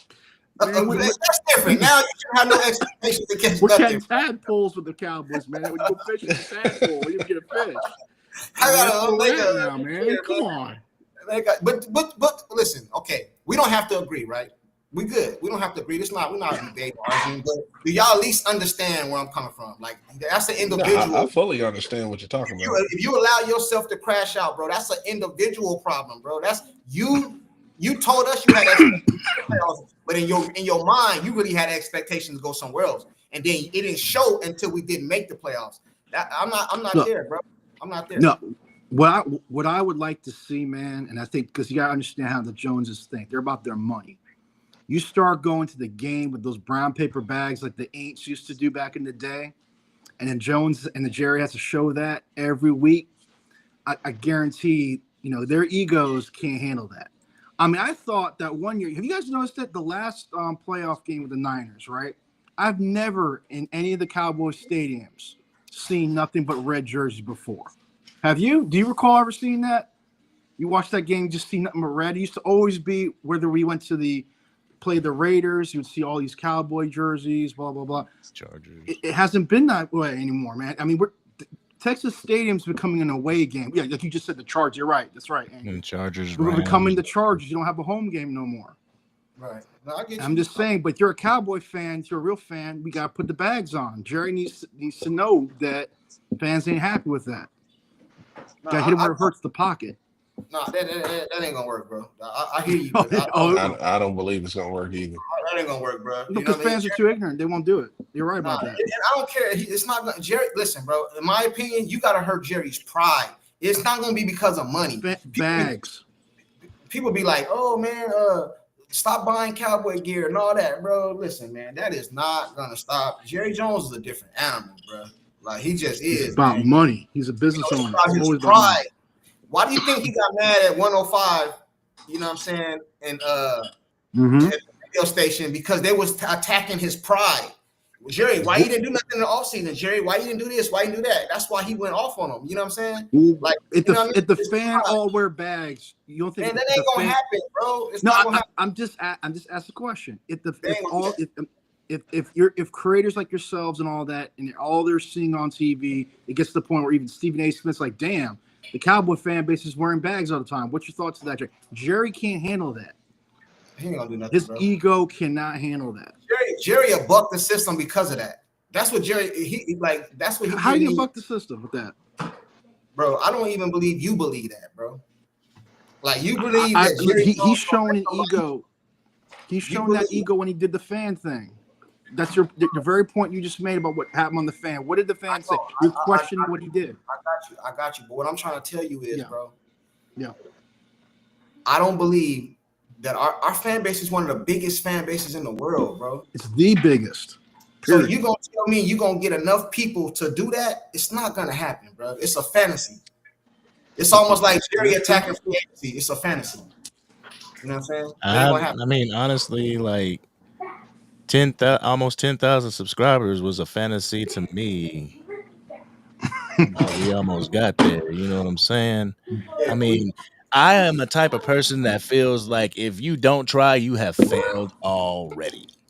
You know what I'm saying? Whether it's the bags, whether people go to the stadiums with the fire the GM Jerry hashtag on a shirt, just having your displeasure in what has been going on vocalized, Like that's why we're gonna have Steph Gonzalez on the Facts Over Feelings podcast to talk to him about that whole hashtag Fire the GM Jerry movement. Oh yeah. But I just feel like if you don't try, you have failed already. Yeah. Hey, somebody got a lot of noise in the background. You gotta mute up, man. You gotta mute up. Hey, but I'm with y'all, man. Like I seen somebody say Cowboy Huddle. He said he drafting skill positions. Hey, I agree with that. But check this out, right? We started off this conversation by saying expectations and stuff like that. Do you guys believe in your heart, like really in your heart, that Jerry Jones really wants to win, or is that second to Jerry? You know what I mean? Like because the way go ahead, Andy. My bad. No, bro. That was me. That was Teflon. Oh, my bad. Go ahead, Teflon. Listen, bro. Listen. I'll give credit to me saying the statement lower my expectations. That comes from my boy Simons. And I was trying to figure out why he was saying that. And then I came to the realization of, man, my front office, they trash. Okay. That's when I lowered my expectations. That's when I started. Do you feel like Jerry want to win though? I'm answering it. Oh, okay. My bad. No. And I'm gonna tell you why. Yeah. We have, like I've said before, our fan base is divided when it comes to Dak Prescott. Right. Okay. Yeah. If Jerry really wanted to win, bro, we can talk in circles and we can talk about this. But if Jerry really wanted to win and Steven really wanted to win, they would not move the way they move and have moved in years of roster building, team building. If they had confidence, true confidence in Dak Prescott, hear me out. Let's just say Joe Burrow was our quarterback or somebody like that. I think they would move differently in free agency and in the offseason, bro. And that's just my honest opinion, man. Personal. I don't think they have the full confidence in the quarterback to make moves that will put this team over the top. Okay. You go into free agency and you signing former first round busts and mediocre dudes, and I like Dante Fowler, and all of that. You'd make trades where you trade 4th round picks for Trey Lances and Jonathan Mingos, and you come out and you say, oh man, we can do it with Tony Pollard, and then next thing you know, you let him walk, and then we can do it with Rico. These are not championship moves, man. These are not. How much evidence do we need? Look at the moves they're making. Like I said on another, when the last time the Cowboys made a trade where us as a fan base sat back and was like, we won that trade? You said that over here. You said that over here. You said that to me the other day. But check this out. Yes, sir. Yes, sir. When has that happened? So I have no confidence. I don't think Jerry wants to win. No. But I got something to say to what you just said. Go ahead, Angry. Oh no, I just saw something that Marcus said. He said they didn't do anything with Romo. Right, but this is what I was gonna say. It got something to do with Romo, right? This is what I was gonna say.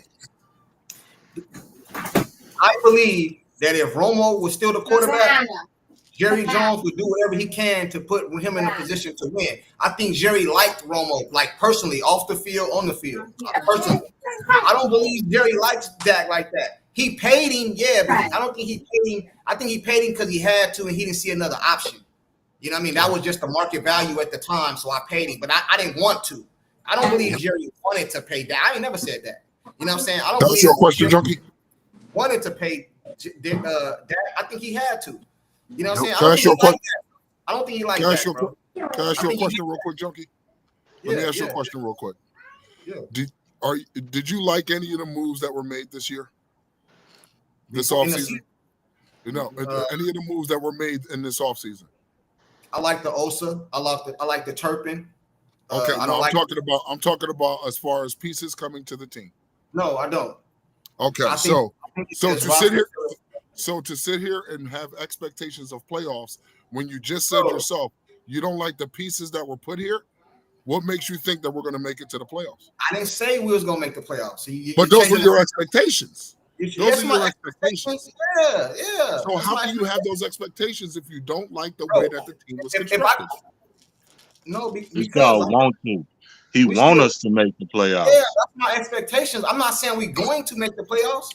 I ain't never I'm looking said at. that. I bet somebody that we're gonna make the. Hold on. See, this conversation is different than the conversation I had on the other channel. See, on the other channel with Fifth and all them, I bet them that we're gonna make the playoffs, but that wasn't our conversation. Our conversation was expectation. It's different. Now I have no expectations. No. Now, if you're asking me, do I believe we're gonna make the playoff? Now you can call me delusional because I'm gonna say yeah, because I bet people that we're gonna make the playoff. And Stinson is one of them. He up here. You owe me that one. But that wasn't the conversation we were having. See that's not the conversation we were having. We was having expectations. You know what I'm saying? Jerry just cares about money.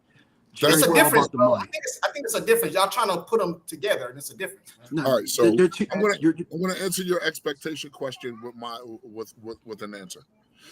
I don't have any expectations that the team doesn't have on themselves. If the team has aspirations and expectations to do something, the only thing I can do is just sit back and watch. I don't have any expectations. If the team has, there's 32 teams in the NFL. 32 teams have expectations of getting to the playoffs, getting to an AFC or NFC championship, or getting to or winning a Super Bowl. Everybody has those expectations. The problem is, the problem is 32 out of 32 teams, only 2 teams actually get to go to the playoff, get to go to the Super Bowl. 4 teams get to go to the AFC championship. 12 teams out of 32 get to play in the playoffs.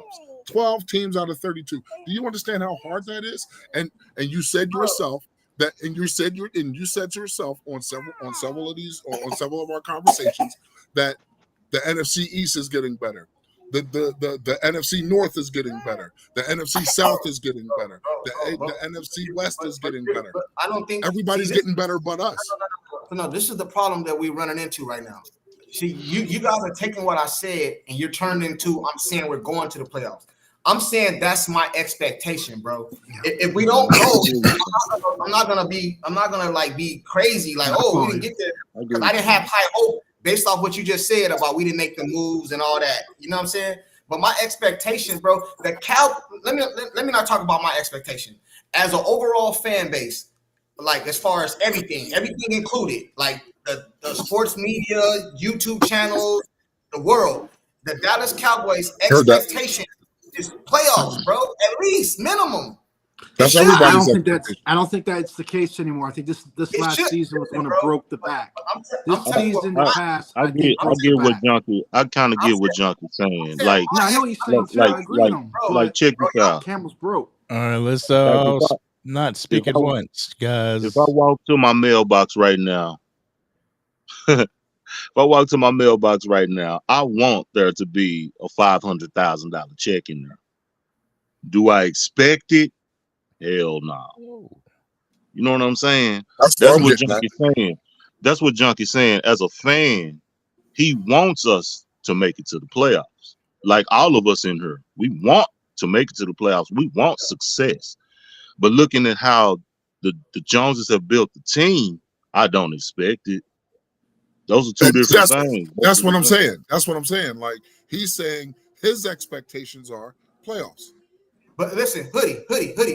If it was week 4 and I said this, I understand you. The season hasn't started. So if I say that before the season starts, I don't feel like I'm delusional or wrong. Now, if it's week 4 and they playing like trash, I see the Philly balling, Minnesota teams in the NFC, not the NFC East, and whole NFC. They all playing better than Dallas. Now I can adjust my expectations. But before the season starts, I don't feel like it's crazy for me to say, like, I expect us to go to the playoffs, bro. Like, I don't think that's crazy. I think it's too early to have any expectations on this team at all. Bing. That's true too. There it is. Why mine is low. Yeah, but Way you're asking. But the question was before getting back to the whole expectation thing. You're asking about Jared if he wanted. Are they serious about winning or not? And I don't think they really care about that because it's about the money. That's why people got fans like me saying where are the bags and all that stuff. Because listen, that 49er game to me, I didn't even see the Joneses being angry when they were reporting how many red jerseys there. They just saw that the seats were full, and that's all they cared about. They weren't. I promise you, on the old regime, that would not sit well with other owners. I mean, No, he swept the division in your inception. I mean, it's weird, man, because I've never seen that before in all years I've been watching the Dallas Cowboys, and the Joneses didn't even seem upset about it. And Well, that Jerry to me is Jones alarming. said, Jerry Jones out of his own mouth said, it's bigger than just winning football games. That's a direct quote. You can Google it. Yep. Yeah, Jerry you're right Jones about said that out of his mouth. And I think It's So if Cowboys that's are an entertainment organization first, a Yes. football organization second. yeah. okay. So And if that's that's what the the case, problem is. if that's the case, why are we having all these conversations? We But check already this know out, though, right? Because we're we fans. already know that they're not Check going this to do out, because nothing. we Why are we fans. having We these fans. conversations? Because we're fans. fans, That's the only reason. We Hey, check honestly this out. been beating the Hey, damn hold horse on, that hold on. if that's the Hey, case. check this out, right? Check this out, right? And that's the problem. I think the problem is, I think a lot of you guys were on the live the other night when I asked y'all if you was the GM and you gonna get fired if you don't make the playoffs. Y'all remember I asked y'all that? I said, Yeah, I remember. I was watching. I wasn't on the panel. That's the problem right there. Because when you hire a GM, you hire a GM with expectations for him to get it done. Our GM don't have to have expectation because he's the owner. You see what I'm saying? So he don't have to do nothing because there's nothing expected of him. You know what I'm saying? To do nothing. That's true. Done. You And know no what I'm saying? pressure. I got to push Yeah, back but when on that Jer- on one point. Jerry's been the GM since he bought the team. Took correct? over.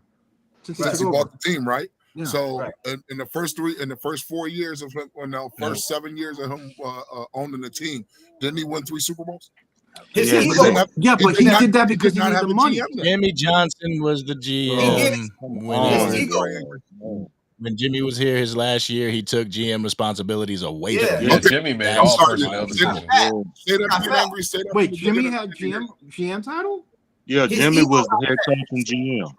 Jimmy All right, was so a- Jimmy when was he first so bought the Jimmy team. was Yes, for the man. first- You remember? Yeah. Do you remember Jerry saying? Do you remember Jerry saying I can hire 100 coaches to win a Super Bowl Yeah, with this that team? part, but I didn't know that You Jimmy was the remember? GM. I didn't know I that. didn't know that either.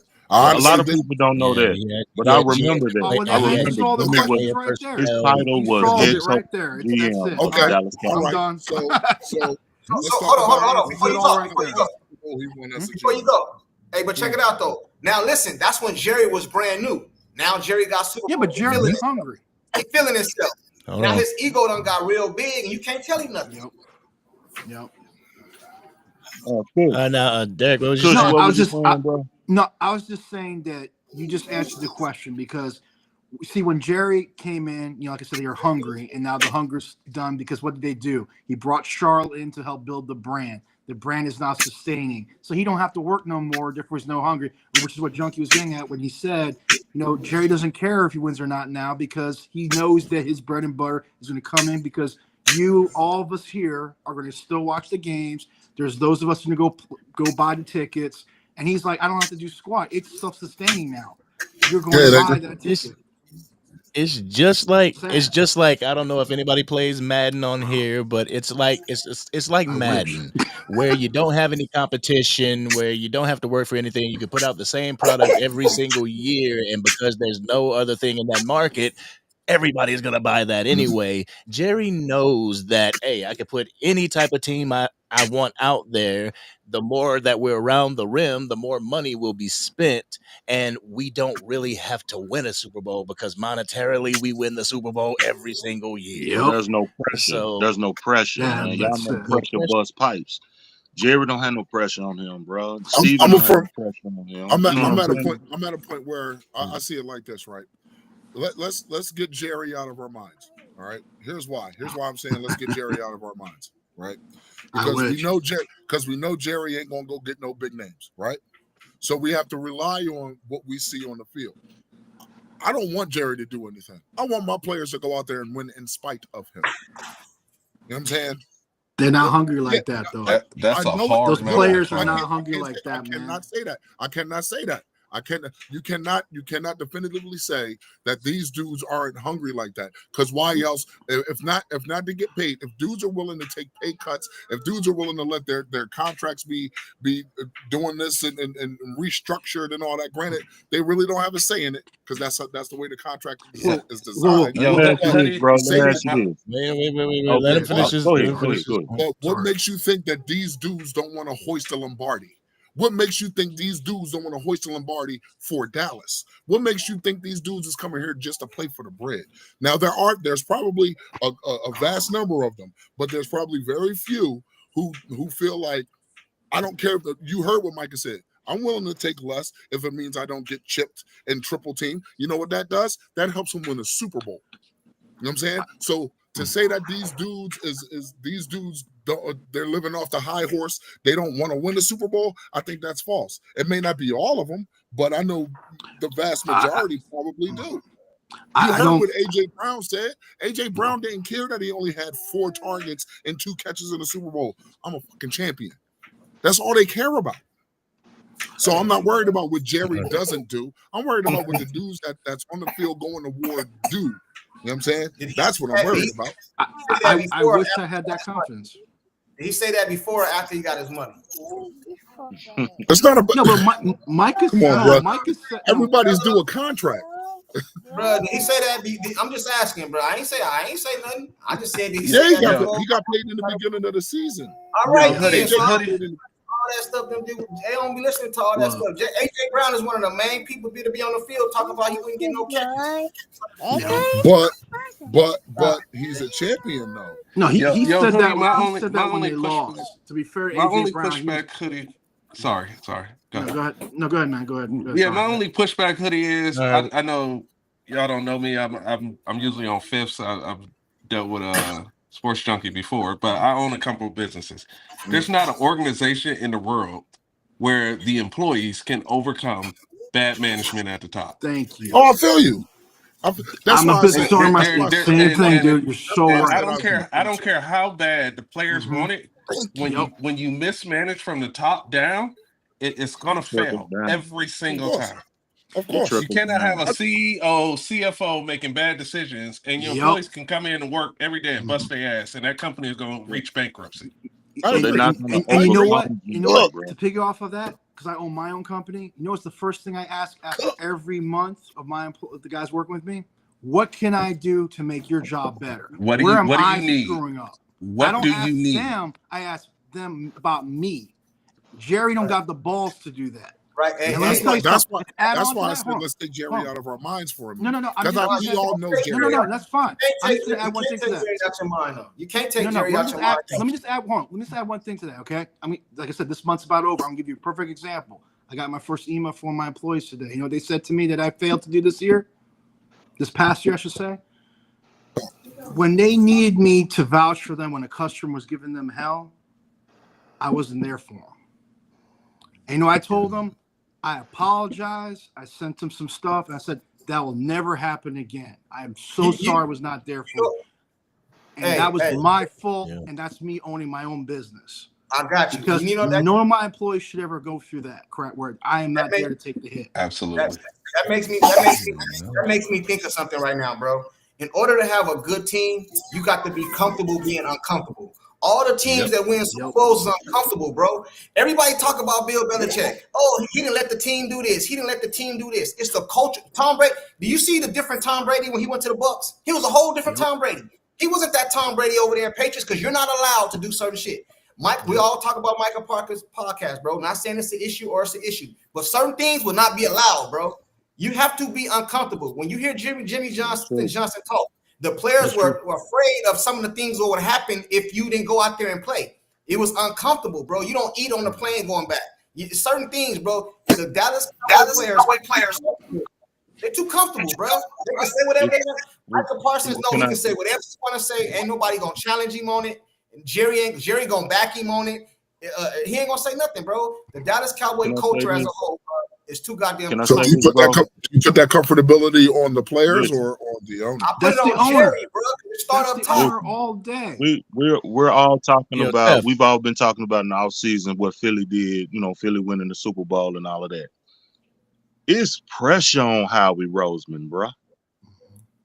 I mean, Jeffrey Lurie put pressure on Howie Roseman, who is our embarrassed him. general manager.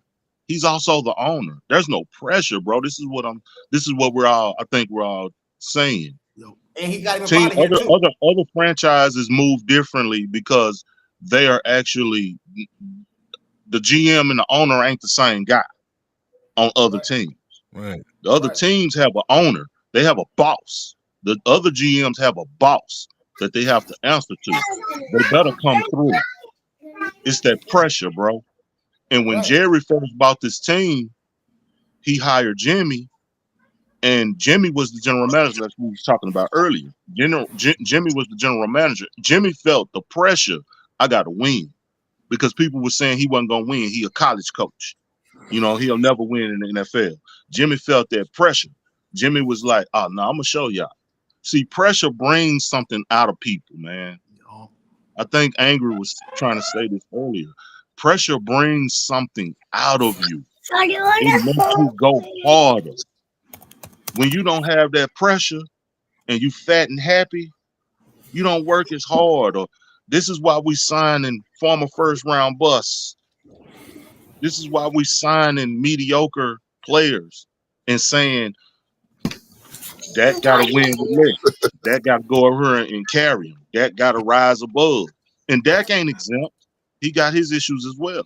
You know what I'm saying? Yeah, but this contract. is when you don't have no pressure on you as a front office, like Will McClay. Will McClay fat and happy. They keep giving him money. But look at his draft picks recently, the last 3 to 4 years. They ain't been on hit, but he ain't got that pressure. Jerry and them loves him. You know, he's family. It's this family atmosphere and this family environment in the front office. They don't have that pressure, bro. So my expectations will remain lower. If they, I'm telling you something though. Caught me off. If the Cowboys this season go above my expectations and they do well, What's up, man? I reserve the right to change my mind when presented with new evidence, dog. That's how this goes. You know what I'm saying? That's how this goes. But as of right now, I ain't got no expectations with this team because I don't see no pressure. Not a one. You know, they Not don't a give one. a fans They're talking not about. hungry. They don't give a damn. The only pressure not They're not hungry. hungry, bro. Hey, what is They don't give a damn what we see. what is his title? Who? Who's title? Will. What's his title? Will McClay. President of player personnel. He's a vice Head of president scouting as or well, something. some crap. President of What player is his Yeah. title? What's his title? Vice president President of of player player acquisition or some nonsense like that. It don't Yeah. matter, man. And President that's of player all. That's personnel. all it is. That's all it is a title. Cause he don't call no shots. He ain't hit. That's why he can keep his job. Cause Jerry know he ain't the reason. Cause Jerry know he call all the shots. You know what I'm saying? And Will McClay ain't calling no shots, bro. Even with the coach, do you think the coaches? Man, I don't. This is my personal opinion. I don't even think the coaches have a say. They don't. On the draft. Shotty want to run this. Shotty want to do this. He don't got no final say on no draft when it comes to Jerry. No, Stop. but they've had input. No, you can't say that they've been totally. Yeah. The last couple. Hold on. If there's anything we learned in the McCarthy era versus Jason Garrett, Shot I number. all noticed the change.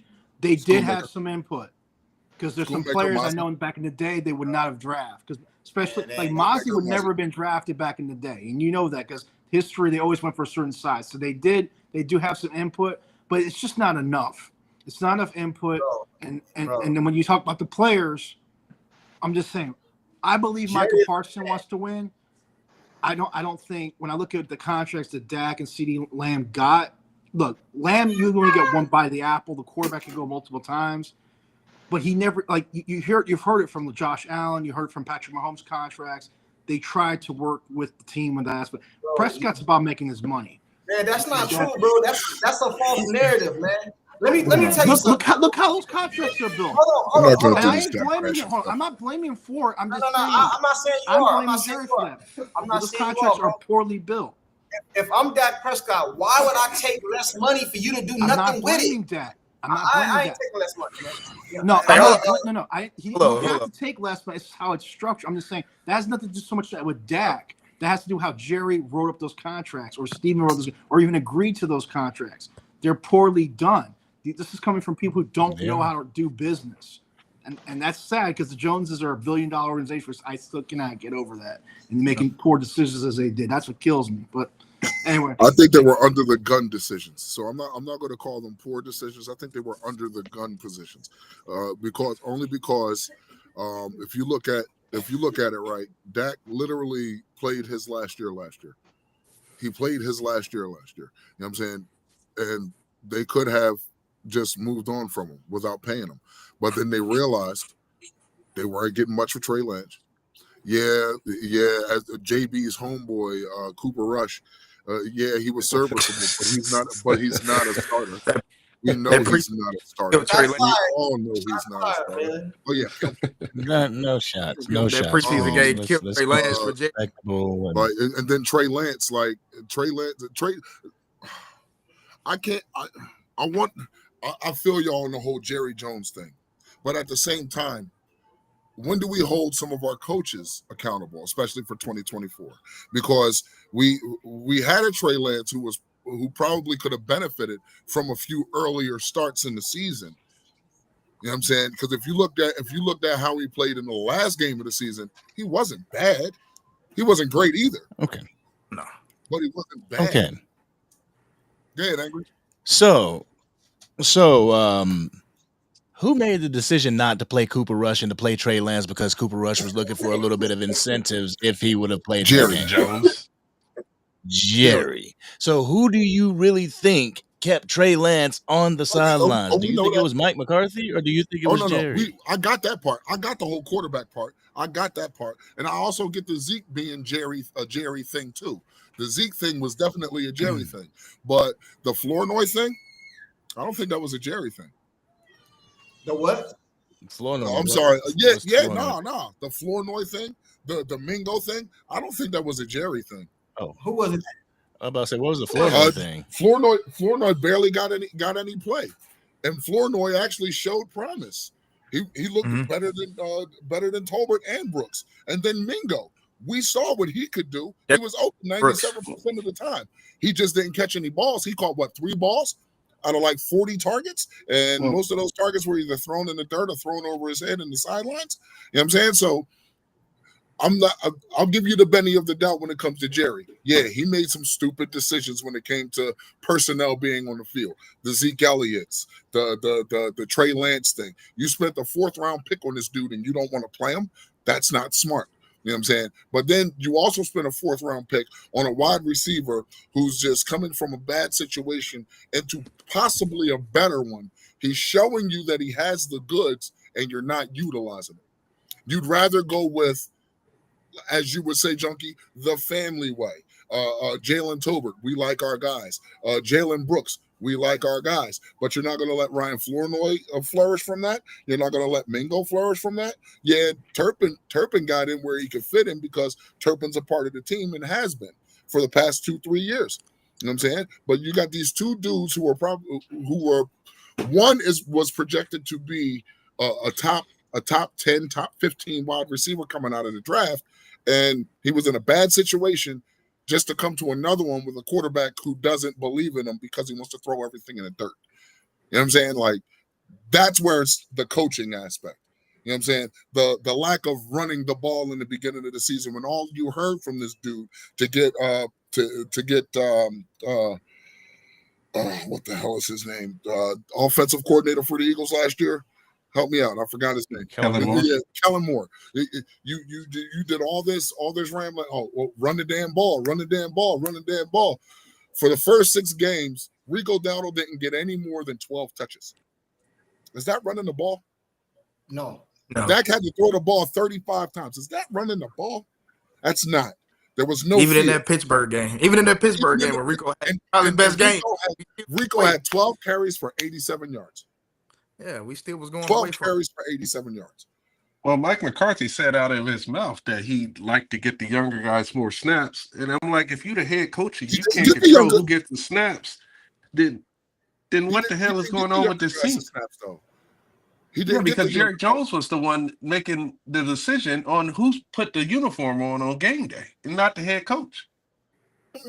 Because I said before the season started, I said if Dak Prescott goes down for a couple weeks, you start Cooper Rush. But if Dak Prescott went down for the season like he did, you put Trey Lance in because you gave up a fourth, so you can see what the hell you got and whether or not he was going to be a capable backup for you. But for some reason, they drug the season along with Cooper Rush, knowing he was not going to get you anywhere. Instead of evaluating your 4th-round draft pick that you gave up a year ago. And Jerry them fouled too. Took that man out there and they let him get his bonus. Man, Jerry them fouled, bro. Yeah, I think that rubbed a lot of players the wrong way. Seriously, JB, stop, bro. And what happens when your owner is responsible for the culture issues? Yep. No matter what you do, failure. you can't change the culture issues because it's so embedded in the organization. It's going to have to take that front office to change. Hey, fellas, I got to get out of here in a minute, but I came on originally to make 2 points. One, the Cowboys organization has just gotten lazy. They've gotten lazy in how they structure these contracts and getting to the table early. They've gotten lazy on how they hire coaches. The management of this team has just gotten absolutely lazy. And then I wanted to call Sports Junkie out because he said that if he was Stephen Jones, he would not hire a GM with the same face of his father. I'm gonna have to go. As much as I wanna get into this with Drew and Delusional and all these guys, I can't. I got kids running around and they need my undivided attention. I just wanted to come and say what's up. Take care, brother. And talk my talk and then be gone. So I'll get with y'all later. You heard? All right, Take care. All right, man. Be safe. But my pick was with Sports Junkie. You gonna sit up there and continue to ride the same train so that people can say your father was a smart man instead of winning Super Bowls, and you have to hear that it took Jerry Jones to pass away before the Cowboys got fixed. You rather continue the same losses over and over and over just so that people won't bash your father? No.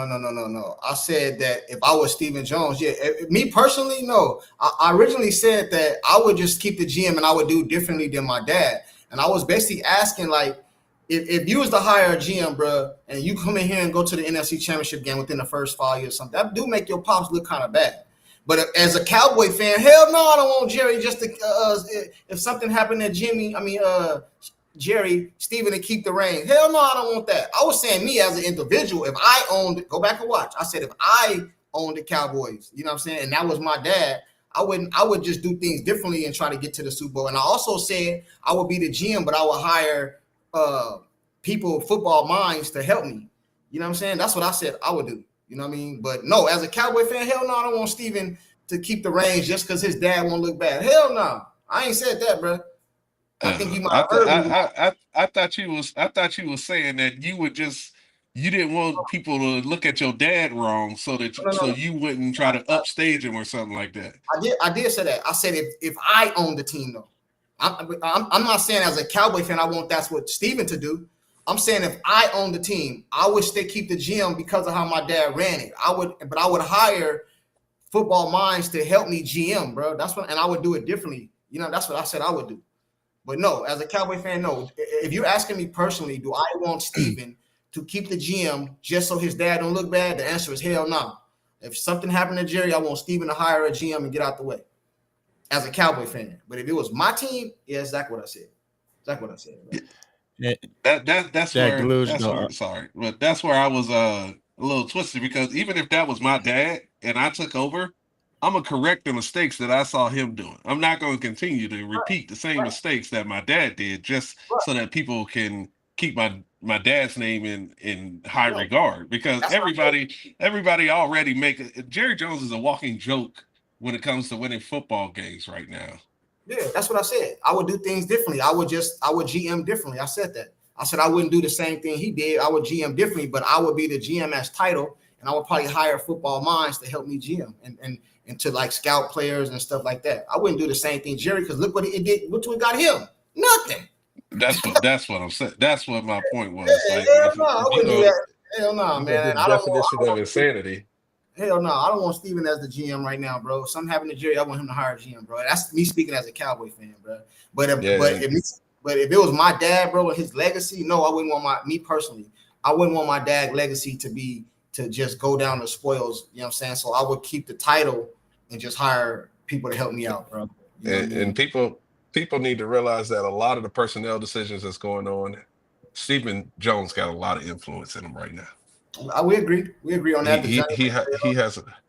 I got two family members that play for the Cowboys. I talk to them frequently, and I keep their name. I mean, we've had this conversation on Fifth Channel where I don't call them out or anything like that, but I'm familiar. There's a lot more that goes on with Stephen Jones as far as personnel decisions and contract negotiations. He does a lot more.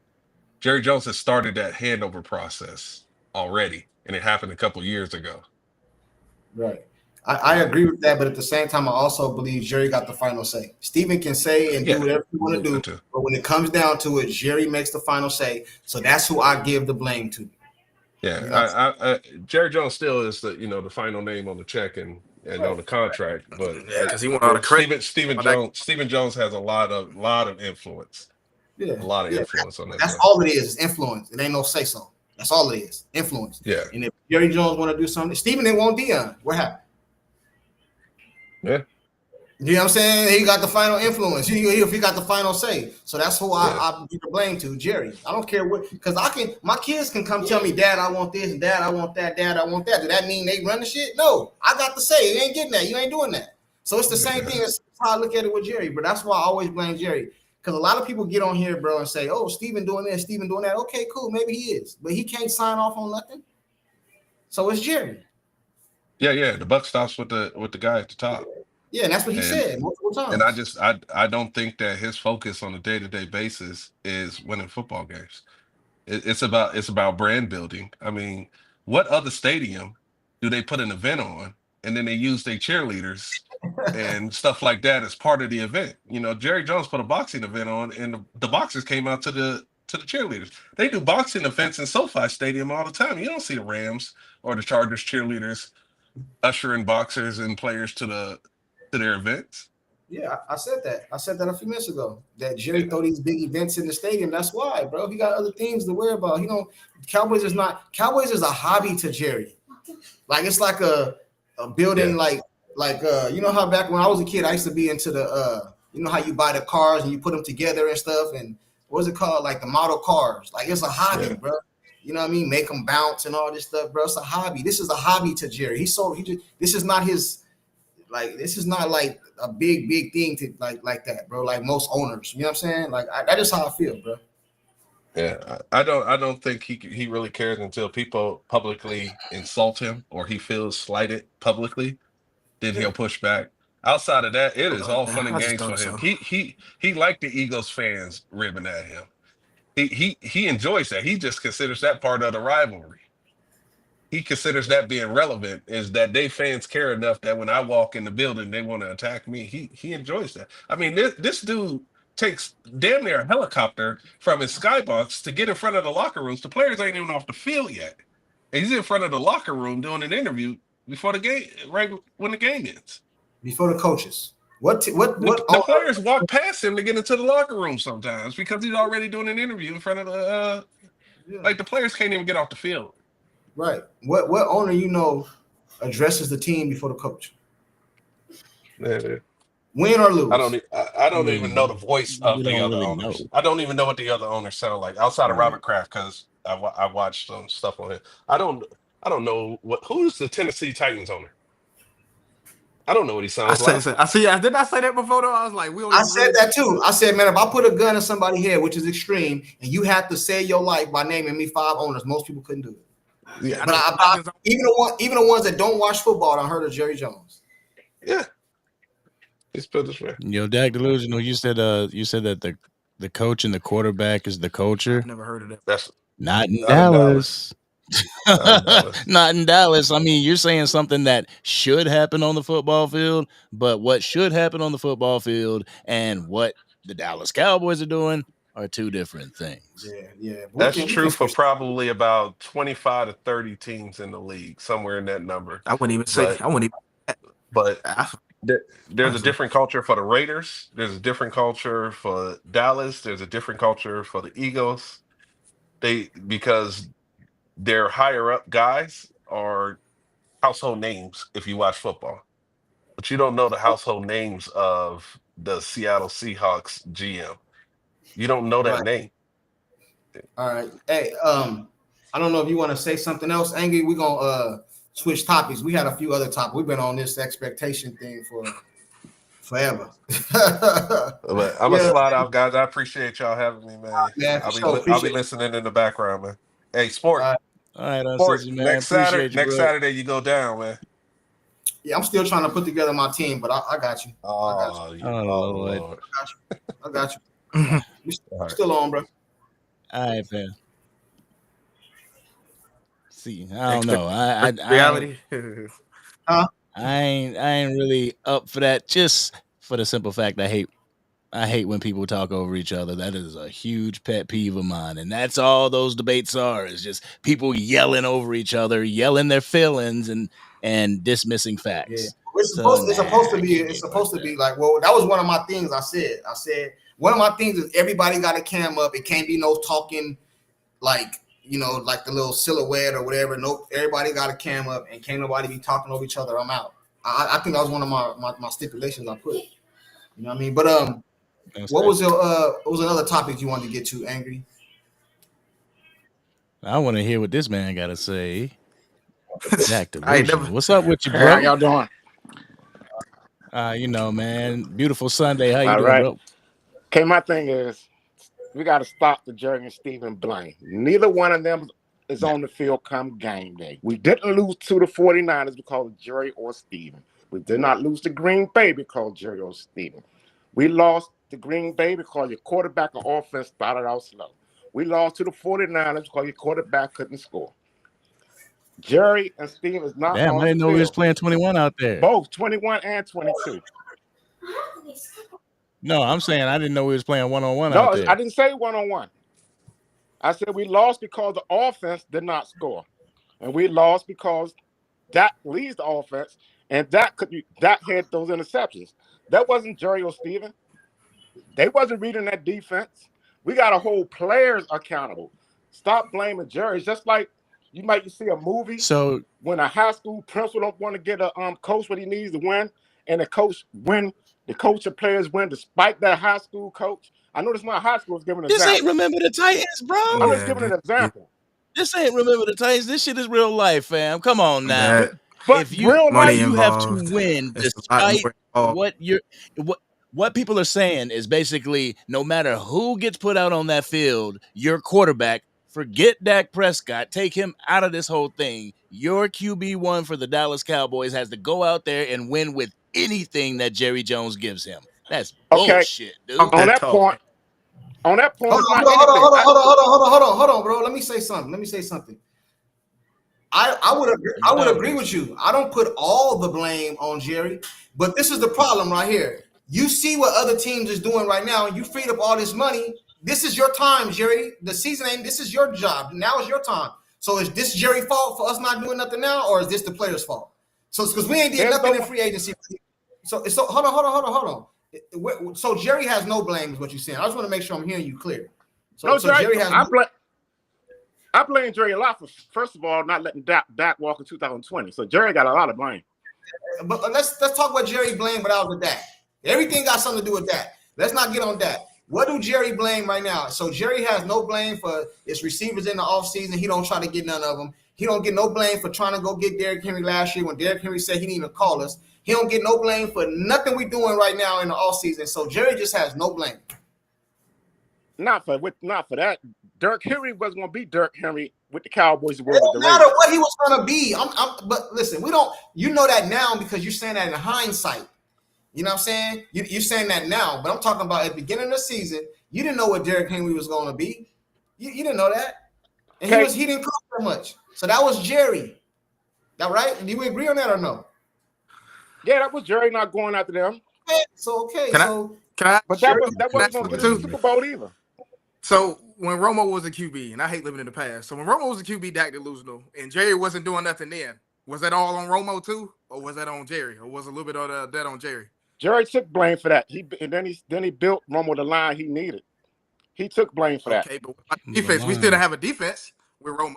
The line, that's my thing. He built the line for him, but did that line get us to a Super Bowl? Yeah, Dez caught it, but that's a different day. Yeah, right. That's a different topic for a different day, though. Put it this way. Romo got hurt in 2016. Romo got healthy. Romo come back in that 2016 season. We most likely go to the Super Bowl. But you know why we didn't make it? You know why we didn't make it? I hate to cut y'all off because we didn't. I'm sorry, but we didn't have a defense. The offense came back in the game, but they needed a stop. They needed to make 2 stops or 1 stop, and they didn't get that stop because Aaron Rodgers. We lost that game because Aaron Rodgers threw a damn. You talking about the Green Bay game, right?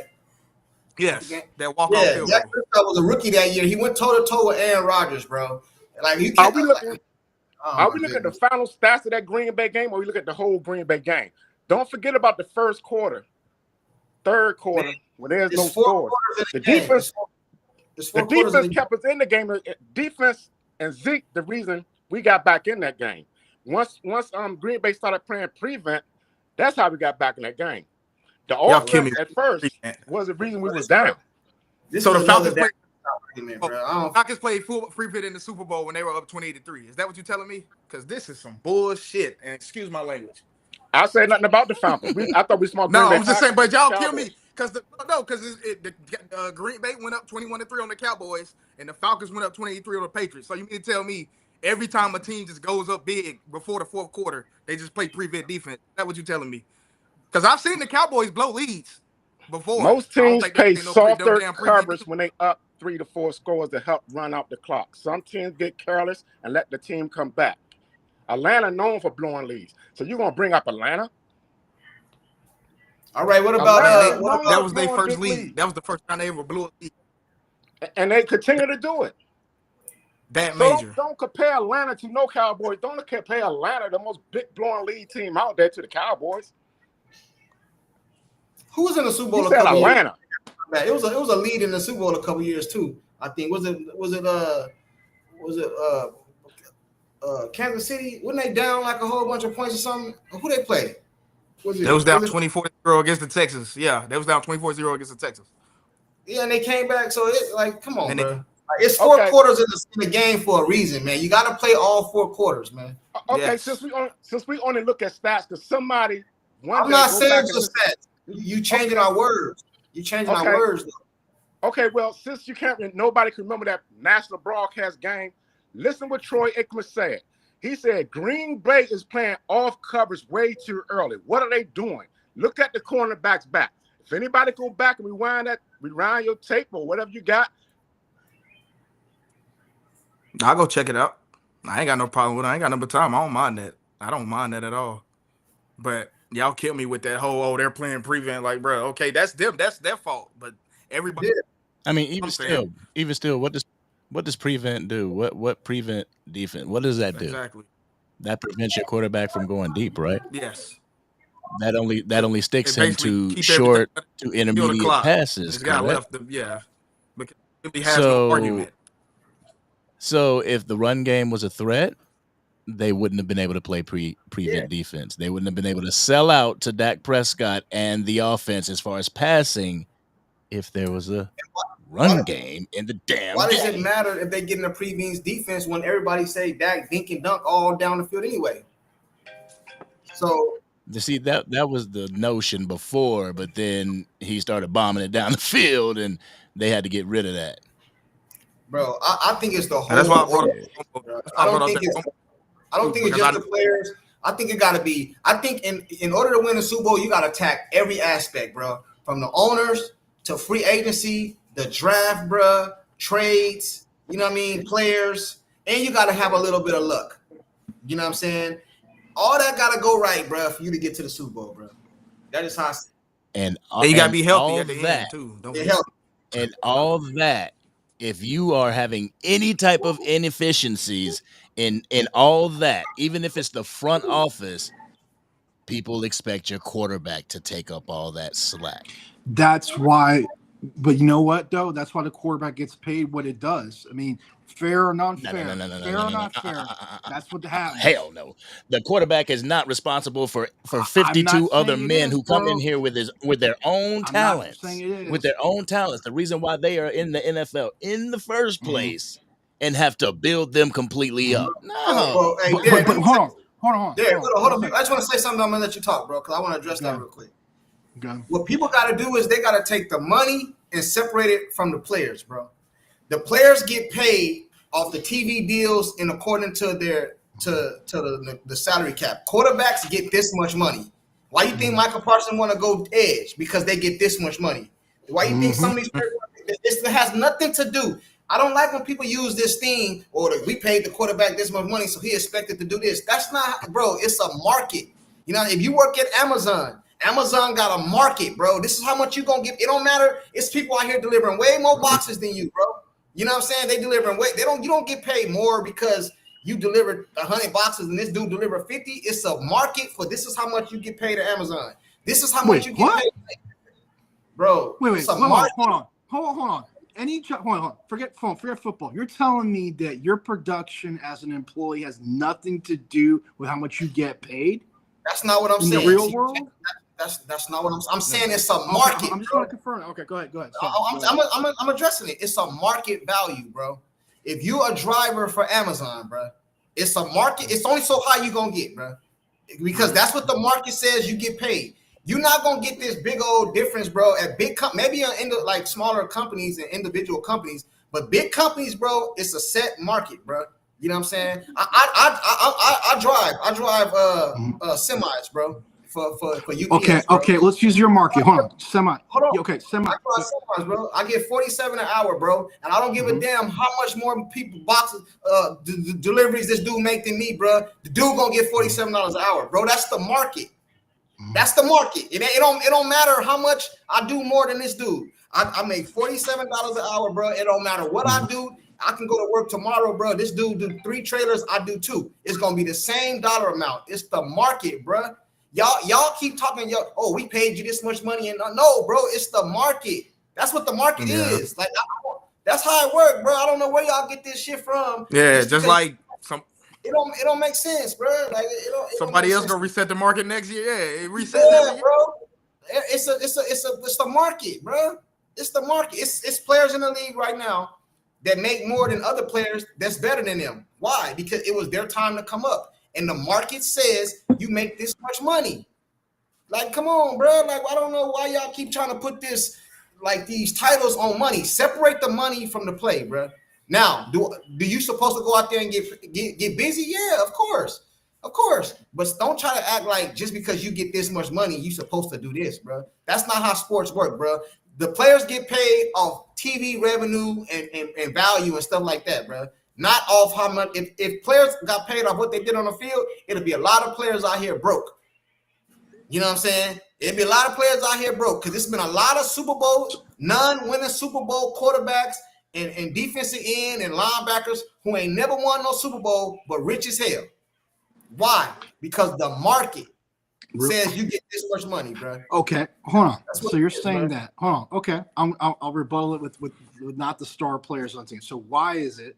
Okay, if you're saying is true, then why is it every receiver, offensive lineman, there are backups and all that? Why is it their salaries don't significantly go up? Say it again. Yeah, I'm gonna say it again. Take every position, whether you're a starter or a quarterback, receiver, running back, whatever you want, kicker, the towel boy. Okay, the market dictates the next man up is going to get paid more, right, than the previous one. But we don't see that on every level. We don't. Okay, and that's if you're a starter, you do. Why do you think? Hold on, bro. You just answered right there what my point was. No, I'm just saying you just said the starter, which validates what my point was with that. But back to the real issue. Okay, forget about that. That's just semantics at this point. Okay, all I'm saying is it is semantics. No, it's not. Dude, you're a truck driver. You're telling me that every truck company pays exactly the same rate? They don't. No, I'm telling you, at my company, UPS, Right. if you drive trucks, bro, you make $47 an hour. At your company. At my company, at most big companies, bro. Listen, bro, if you got like if you got a mom and pop shop or something, Andy's like trucking or something. Talk about Andy's. They might pay more because they're different. But if you have a major business, bro, most of the drivers or the employees make the same, bro. It's a cap out. It's a top. You're not gonna make more than this person just because you do more work, unless you do overtime or something. It's not how it works, bro. So you're trying to tell me that the NFL is not a market? That's what you're saying. No. What I was talking about is that what I was talking about was the fact that one of the biggest problems the NFL's having, and the owners are to blame for this, is allowing the next man up mentality. And when it came down to the quarterback position, okay, fair or not fair, okay, I'm not here to say whether it's right or wrong, is they expect more out of you. Forget Dak Prescott for a second. Let's go back to you said earlier about Joe Burrow with the Bengals, right? Joe Burrow's paid. Those receivers got paid. You think they can build a full team with that? They can't. You know they can't. Hey, why?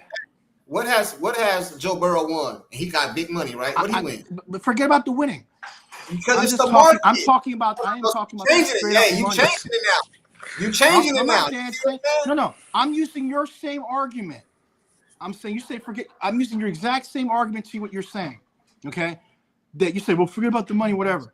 That team, you and I both know the Bengals ain't going nowhere because of how financially how they're strapped right now. Will you agree with that or not? Shoot, they ain't too financially strapped. They just signed they two big right, but then what would they be able to do next? Nothing. They can't sign. I mean, look at the 49ers right now. They're paying the piper right now. What I'm saying is this. This is what because I understand what you're saying. But what I'm saying is this. I understand what you're saying about them signing both the wide receivers to that money. Now they're gonna be cap struck. They're not gonna be able to do nothing else. But as a player, stop looking at it as a fan, bro. Looking at it as a player. That is not my job. You know what I'm saying? That is the owner and the GM job to make that cap fit. You know what I'm saying? So what happened? So what happened? This thing about the team you said earlier. Hold on, bro. Cincinnati Bengals could have paid Chase last year. Remember when he was threatening to sit out? It would have cost them less money. No, they put themselves in that situation because you waited to a year later to sign both your wide receivers when you could have signed them earlier and got them for less money. That's the and Chase is a Triple Crown winner. True. That's the GM problem, bro. That is not my problem. You know what I'm saying? You think Smitty and AJ getting pennies? No, that's because they went to them early. Listen, the cap go up every year. The cap damn near go up every year. So what you want to do as an organization is get to your players and sign them earlier so that they already signed. So now when the cap go up, I got more money to work with because I got them signed already. So it's not the player's fault, bro. You're the money. You're the one. Hold on. You brought it up earlier. Okay. So you went all around different angles about this. You talk about the players saying the players can't build, players can do this and that to help the organization. You're the one even brought up about Micah Parsons regarding the discount he was trying to give the team, and they failed to do it, which is true. The Joneses failed to do it, just like the Bengals, like you just said with those receivers, they could have signed them earlier. You brought the Eagles where they could have signed them earlier, right?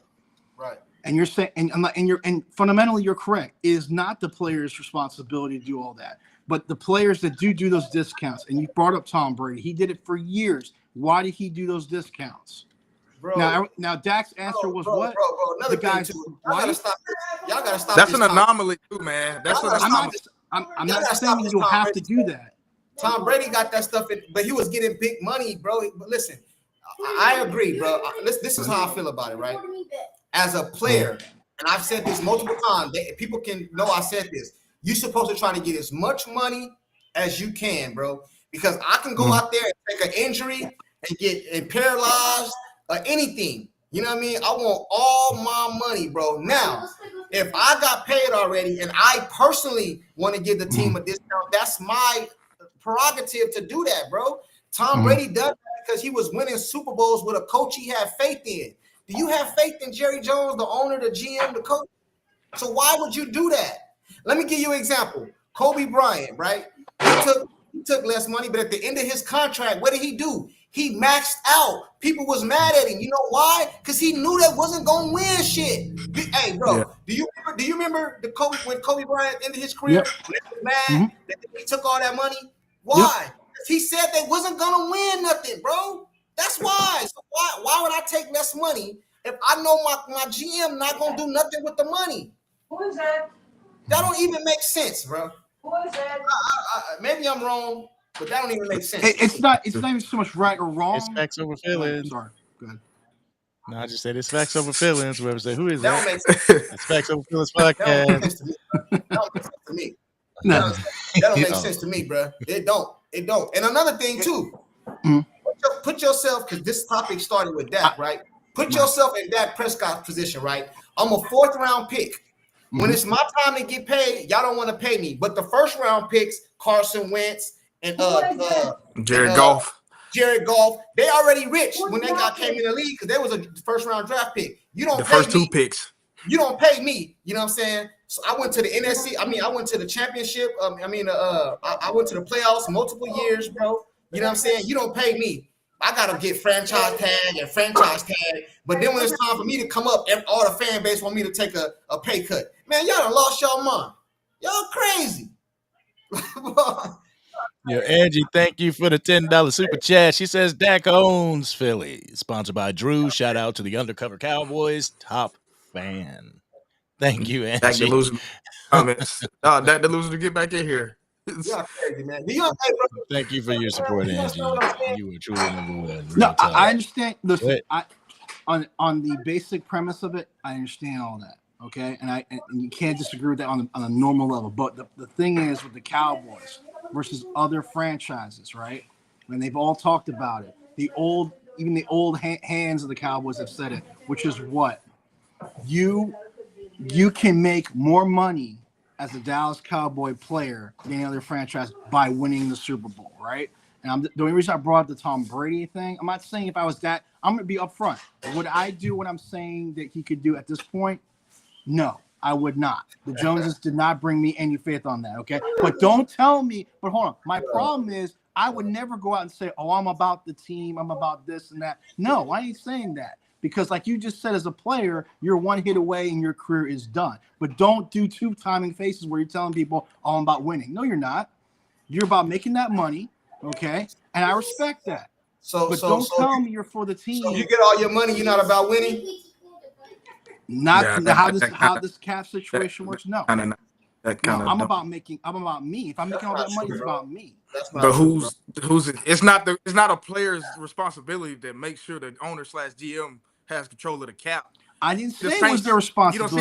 You don't see the Saints players out here because they've been in cap hell for what, over a decade.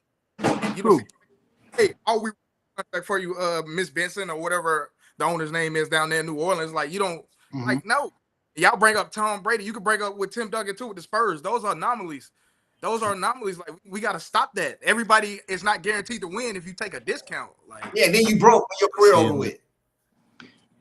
See, that's my thing. One thing I have an issue with is everybody taking the exception and making the exception the rule. Exactly.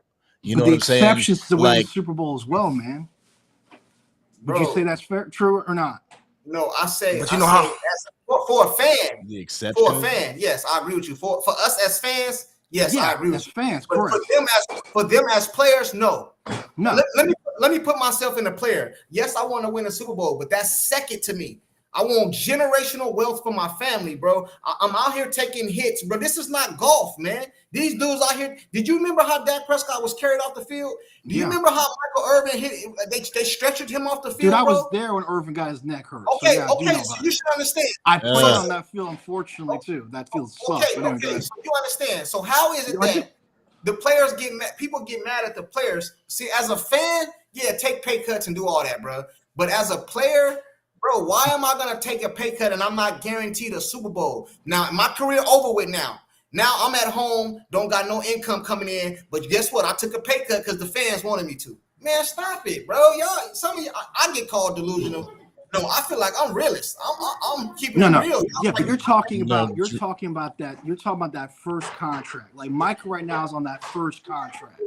Bro, all right. I want all my money, bro. That's what you're not understanding. I want all my money on my first contract, my second contract, whatever contract. I want all my money, bro. Because the NFL is steady making money. Yeah, but don't you want? Yeah, I want all my money, bro. It is not my job to make sure. It is not my job. Yeah, hold on. You're thinking. Right. You're thinking about the money as of right now when you're playing. Okay, if you have an opportunity, and not every player gets this opportunity. Not every team has that. If you're telling me you're the Bengals, I agree with you. If you told me that the damn Bears, I agree with you. There's only a few franchises. You brought up the Lakers. Those are franchise brands. The Dallas Cowboys are those brands which if you win after you're done playing, you're part of the reason that they've won. You have additional money. Why do you think Michael Irvin, all them are talking, and all like Tony Romo, who did win nothing? Look at all the stuff they're constantly making after they've played ball. There's not many franchises you can do that with. Let me ask you a question. That's all I'm saying. Hey, Derek, let me ask you a question. Derek, let me ask you a question. I want you to answer this honestly, bro. Don't cap. Yep. Derek Burnett. In my left hand, I got a Super Bowl ring. In my right hand, I got $100 million. Which one do you take? Red pill, blue pill. Red pill, blue pill. Red pill, blue pill. Don't lie. Don't lie. Super Bowl ring, right? And I got $100 million in one hand. Okay, what? There's no other context to it. That's no. See. No, I'm asking a question. In my left hand, I got a Super Bowl win. All right, okay, cool. In my left hand, I got I'm talking as a player, as a Dallas Cowboys fan. That's what I'm asking. And all that to win. I'm talking about as a player. You're a player. I'm a player. You got You got a Super Bowl ring in this hand. You can take the Super Bowl ring, and you still got a little money. You still got, let's say, you got $30 million over your career. You made $30 million. So you can take. Who did I win the Super Bowl with? You can get a Super Bowl ring and $30 million in your account. Did I win the Super Bowl with? It don't matter, bro. Just listen. Yeah, it does. No, it don't. The team that you play for. Okay, I'll answer it for you. Hold on. I played for the Bengals. No, I'll answer for it. If I played for the Bengals, I won this, and it's the Super Bowl ring or the money. I'm taking the money. All right, then. So how can you blame the player? But now, hold on. But now, if I played for the Dallas Cowboys, I won that Super Bowl ring. I'm taking the ring. Now, why? Because I got that's on. No, I'm not lying. Because look on. What is Travis? Do you look at the money that Travis Frederick is making after football? Did you look at what they knew? No, the only reason they're able to do that is because they're Cowboys. No.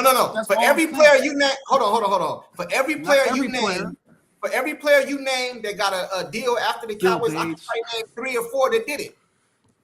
So what is you saying, bro? You talk like Andrew just said. You talking about the exception? You asked me about the Super Bowl. I'm saying when it comes to Super Bowls, that changes a few things, and the franchise you're on changes a few things. Why do you think players wanted to become Cowboys back in the day, and now that seems to be kind of eroding because it's been 30 years? Because of all the nuances that came with being a Dallas Cowboy. Why are we fans of the Dallas Cowboys? Because all the nuances that came with being that. All that. We saw them winning year after year. They don't do that no more. All right, man. And why is that? Why is that? Why is that? Because of Jared. We already know why is that. Because of Jared. Okay. Most people, if I gave most people the option, I said you got a Super Bowl ring and $30 million over the course of your career when your career is over. Or you got no Super Bowl ring and $100 million. Most people are gonna choose the $100 million, bro, because they're gonna start thinking about their kids and generational wealth, bro. If you would take a Super Bowl and $30 million, bro, you're crazy. Now, I'm not even gonna call you crazy, bro. I'm not gonna call you crazy. Like I said, it depends on the team. I told you, if I answered your question, if I was if the team won the Super Bowl as Bengals, you cut out. Okay. Right. And your Super Bowl ring, the Bengals, or that money, I'm taking the money. All right, that's cool, man. Because the Bengals, there's no future after playing with the Bengals. I agree with you, bro. I'm not calling you a liar. Same with the Cardinals. No. I'm not calling you a liar, bro. But I don't believe you. And we got a super chat, Swab B, a super chat for $5. If you want that, just accept less money. I'm on residual money. That's my problem. But, I got you. Yeah, hold on. Let me get the super chat. He said, if you want Dak to accept less money, you have to give him an incentive. If you're not bringing impact players to help him out, be quiet. That's what I said. That's what I'm saying. Why should I trust you to bring in players, bro? I'm going to get my money. So when my career is over with, I can sit comfortably and I don't have to get a job. I can sit back and chill. You know what I'm saying? I can sit back and chill. I want And what I mean, and this is what I've seen with Cowboys fans, is that when something hits the league, the Cowboys automatically have to have it. You know, it becomes the rule and not the exception. When quarterbacks started to become mobile, and contrary to popular beliefs, the NFL is still a majority pocket presence quarterback. But you see the bright shiny object in the mobile quarterback in Jalen Hurts or Jaden Daniels, and you're like, ooh, I want that. Ooh, I want that. Dak can't do that. Got to get rid of him. Like, that's what I'm starting to see, and it is kind of ridiculous to me. Yeah, if you told me, and everybody know I'm a Dak supporter, so let's get that straight. But if you told me, hey, Junkie, we can bring in this quarterback right here next season, this coming season, he gonna get us to an NFC championship and possibly a Super Bowl, but Dak gotta sit the bench. Dak will have his ass on the bench, bro. But you can't tell me that, and you can't give me a better option. So until you can give me a better option, and he already signed, I'm gonna rock out with him. That's just the way it is. You know what I mean? You got no choice regardless. Yeah. And my thing, why fight it? You arguing with a stop sign. That's what a lot of y'all fans do. Y'all argue. The sign say stop, bro, and you gonna go up there and argue with it. Why it ain't green? Why it ain't yield? Why it ain't like none of this? It's the sign say stop, bro. You arguing with a stop sign. The dude paid. You can hate and be mad. He trash. He don't do this. And after all that, when the Cowboys play next year, you're going to have your ass in front of the TV watching Dak Prescott play. So it just makes y'all more frustrated. He already signed, bro. Oh. What you going to do? It's just like whoever you locked in for 4 years unless something crazy happened. Yeah. Angry. Was it you who said how there was a panic move when they did the sign? Or who was it? Someone else was saying that about No, I didn't say that. No, okay. What? I remember. No, but yeah, because you're talking about all the players. Because like it's very true. The Joneses, when they sign these players, it's all in a state of panic. It's never in a state of like there's a plan or anything. I mean, they have because he waits. Reactionary sign. Because he waits. No plan. They got no plan. Yeah. It's the reactionary sign. Yeah, ridiculous. It's the stuff just that we talk about is the reactionary signings. When something happens, all of a sudden we have to take care of it, as opposed to being proactive, realizing that there's a curb coming up and bracing for that curb. You know, we knew that Tyron Smith was going to leave. We knew Tyler Biotish was going to leave. We knew these people were going to leave, and instead of being ahead of the curve, he chose to wait. We knew Dak Prescott was coming up for his contract. He chose to wait. He chose to franchise tag him. Not only that, he chose to wait until the first day of the regular season. So, like, all that cannot be blamed. Like, well, the players have to accept accountability for getting their money. And on top of that, I mean, I don't know if anybody's ever been in contract negotiations or negotiations for money, but I'm not going in there to be like, how can I help the person that I'm negotiating against? How can I help you?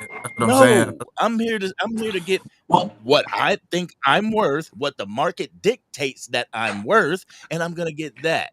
You know, you show me that you're gonna go out and you're gonna get players. You show me that you're gonna be aggressive in free agency and the draft, then I might cut you a deal. But just to say we're the Dallas Cowboys, we have no state tax. Fuck all that. Hey, can I say this too? Because it's just like, y'all like this. Since we like to break up Tom Brady taking discounts, okay, cool. Dak take a discount, but what does Jerry do in the offseason to help get better? At least we see Bill Belichick. He brought in a Randy Moss. Look what happened. He brings in all these players, and look what happened. Dak takes a discount, and Jerry doesn't do anything. What then? If that is the you said that's a great point. If your main argument is, look, like you said, you're not going to do anything with that discount, which is what Michael Parsons just called out Jerry this offseason with. Say, look, I'm prepared to give you a discount, do something with it. They chose not to, therefore they got to pay the piper. And in terms of contracts, I'll give you an example of a contract situation which you would take less because you can get more opportunities. Case in point, there's a client we took on. I took 20% less only because it allowed me to get into other pies regarding that organization. But once again, just like you just pointed out, Jerry does not have a track record, right? So if Jerry Jones is my client, I wouldn't buy into anything he's telling me because his track record says what? Yeah, right. You know what I'm saying? So you're a bird in the bush type of guy. I can see that, right? You're a bird in the bush type of guy, right? I want to know have you ever heard that? Have you ever heard that? Yeah. Okay, me, I'm a bird in hand type of person. You see, you're talking about what might happen, but then what happens if that? Okay, let me ask. Let's not use you for example. Let's just say John Doe. John Doe take less money because he's worried about his career in 10 years after the NFL. Tomorrow ain't promised to us, bro. Now John Doe passes away or something forbidden happen. He don't get to do that, but now he didn't leave his people no money, his family, his kids. I ain't doing all that, bro. I'm a pimp type of person. I'd rather be the pimp than the hoe. So I'm gonna take less money for the NFL to hold.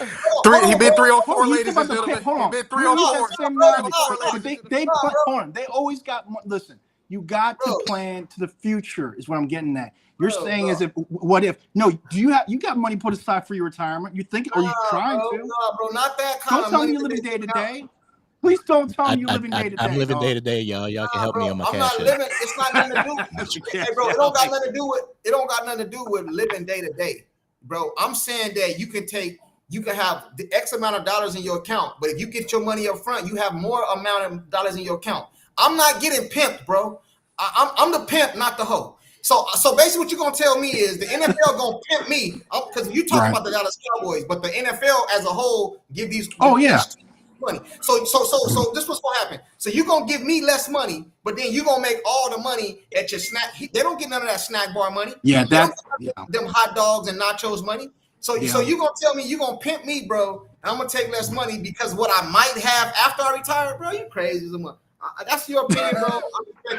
That's crazy to me. That is crazy to me, bro. I am not taking nobody's word for it that I'm gonna get this much money after my career. The only reason you take someone's word for it is once again a track record and proven methodology. Jerry Jones does not have that credibility anymore. That's been gone for the last 30 years. 30 years. Patriots, hold on. The Patriots right now probably can't do it anymore. But back in the day, how they were winning, they got a lot of players to take cuts because of the track record, and they were building a brand. Because now, let me think about it. Gronk is from New York, and he can go ahead and piss on New York or he wants. Because why? The Patriot brand now has value. That's all I'm saying. So, like, the bottom line is this. That's right. If I was, you know what? You're right about one thing. I'll answer to you. The more I think about it, I'd say no. Because 30 years tells me that Jerry Jones would not do the right thing to put me in a position to win. You're absolutely correct. Micah Parsons, the more I think about it. But if you go back to how they had it, which is, this doesn't matter no more. I should have been able to do that. The Chiefs can do that now. The Eagles can do that now because they've earned that right. Because they've shown to their players and to the league that they know what they're doing. Right. The Joneses have lost all that. I mean, I think the perfect example. When I think about it, do you remember Rashad Woods, the receiver? Who? Rashad Woods. He was with the Rams at one point. Anyway, he had an up and down career, right? He's a speedster, right? I remember he was the first player I remember in modern times, so to speak, that came to the Cowboys, right? Jerry wanted him, and he said, no, thank you. And then we've had a history since then of players saying, nah, I'm good. I don't want to play for the Cowboys. It used to be everybody wanted to play for the Cowboys. Right. Hey, you know, in some states, I don't know how it works in a lot of states, but I know like in Arizona, like say you hit the lottery in Arizona, right? Or the Powerball or whatever. You got options to get your money, right? So let's just say you hit it for $500 million, right? Or something like that. You can get 350 up front, right now. You know what I'm saying? Or you can get 400, but we're going to give you a check every month and you get more money in the end. I ain't trust the state. Give me all my money up front, bro. I don't know. Take what y'all going to take. I don't know what's going to happen in 10 years from now. Give me mine right now, bro. And maybe I'm the only one to feel that way, but that's how I look at these contracts, bro. Give me mine right now. I don't want to talk about next week or after I retire, I might get a job talking about it on TV because I'm a Cowboy. I don't care about none of that. What if I don't want to do that? What if I don't want to work? What if I don't want to go do nothing? Yeah, I just want to sit on my millions. I just want to sit down and get fat. Like, I got it. How much I can chill? Nah, bro, I'm not doing that, bro. You tripping, man. And that's how, as a Cowboy fan, yes, take less money so we can be better, but Jerry ain't gonna do nothing. But as a player, I be looking at it from that's the problem. My uncle played with the Cowboys, bro. You know what I'm saying? And he done told me certain stories about certain people that got hurt and all type of stuff that done happen, bro. You get cut, bro. You know what I'm saying? Yep. Like, you can get cut, bro. But then people say, well, why you don't play out your contract? Well, why the team don't play out the contract? Because they could just cut your ass. Why is contracts $200 million but only 125 guaranteed? It should be $200 million, right? If you play the whole contract, right? They just cut your ass. No, yeah, because you can't. Players don't get insured and all that. Yeah. It's a business first, bro. It's a business first. You know it is business. But the thing is, what I'm talking about is business. But once again, like we talked about, I don't agree, bro. It's all about how else I can make money, because the big you've seen it all these players. I don't want to make no other money. That's what I'm saying. What if I don't want to make no other money? Like, Who doesn't want to make a lot of money? Wait, what? You don't want to make a lot of money? Bro, you talking about shit after I retire. What if I don't want to do that? Like, I want to just chill. I want my money now. Because you started off this by saying they should take pay cuts. Why should I take a pay cut for something 10 years from now? I want my money now, bro. I started saying that you had Micah Parsons made the comment about, he says, I'm prepared to take a pay cut if you did XYZ, right? Which I thought was a great move on his part.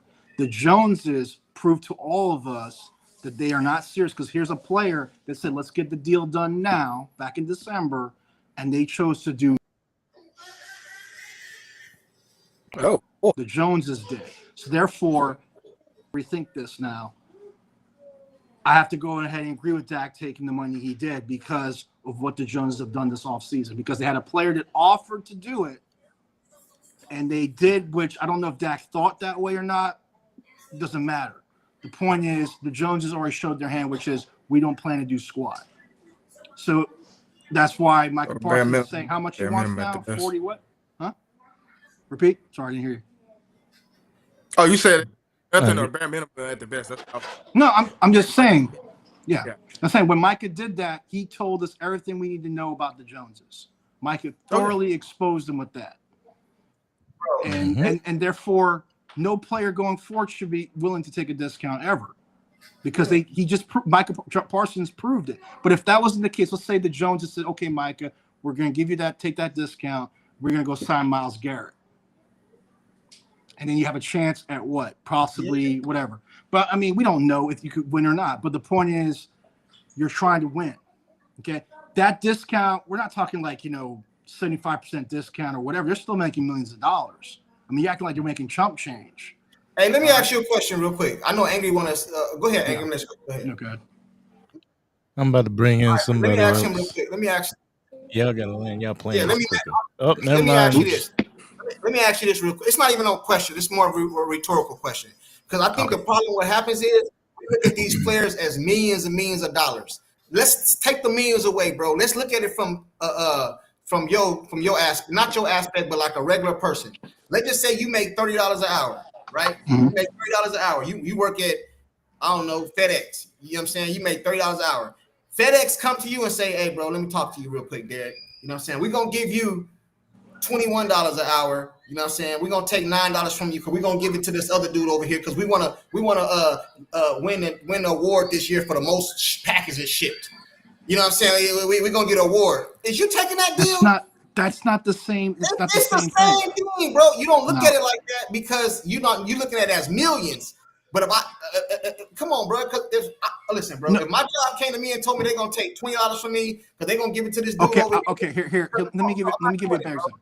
I'm not doing it. Let me give you a better example. Okay, based on what you're saying, I know what you're trying to say with that. Okay. I'm not doing it, bro.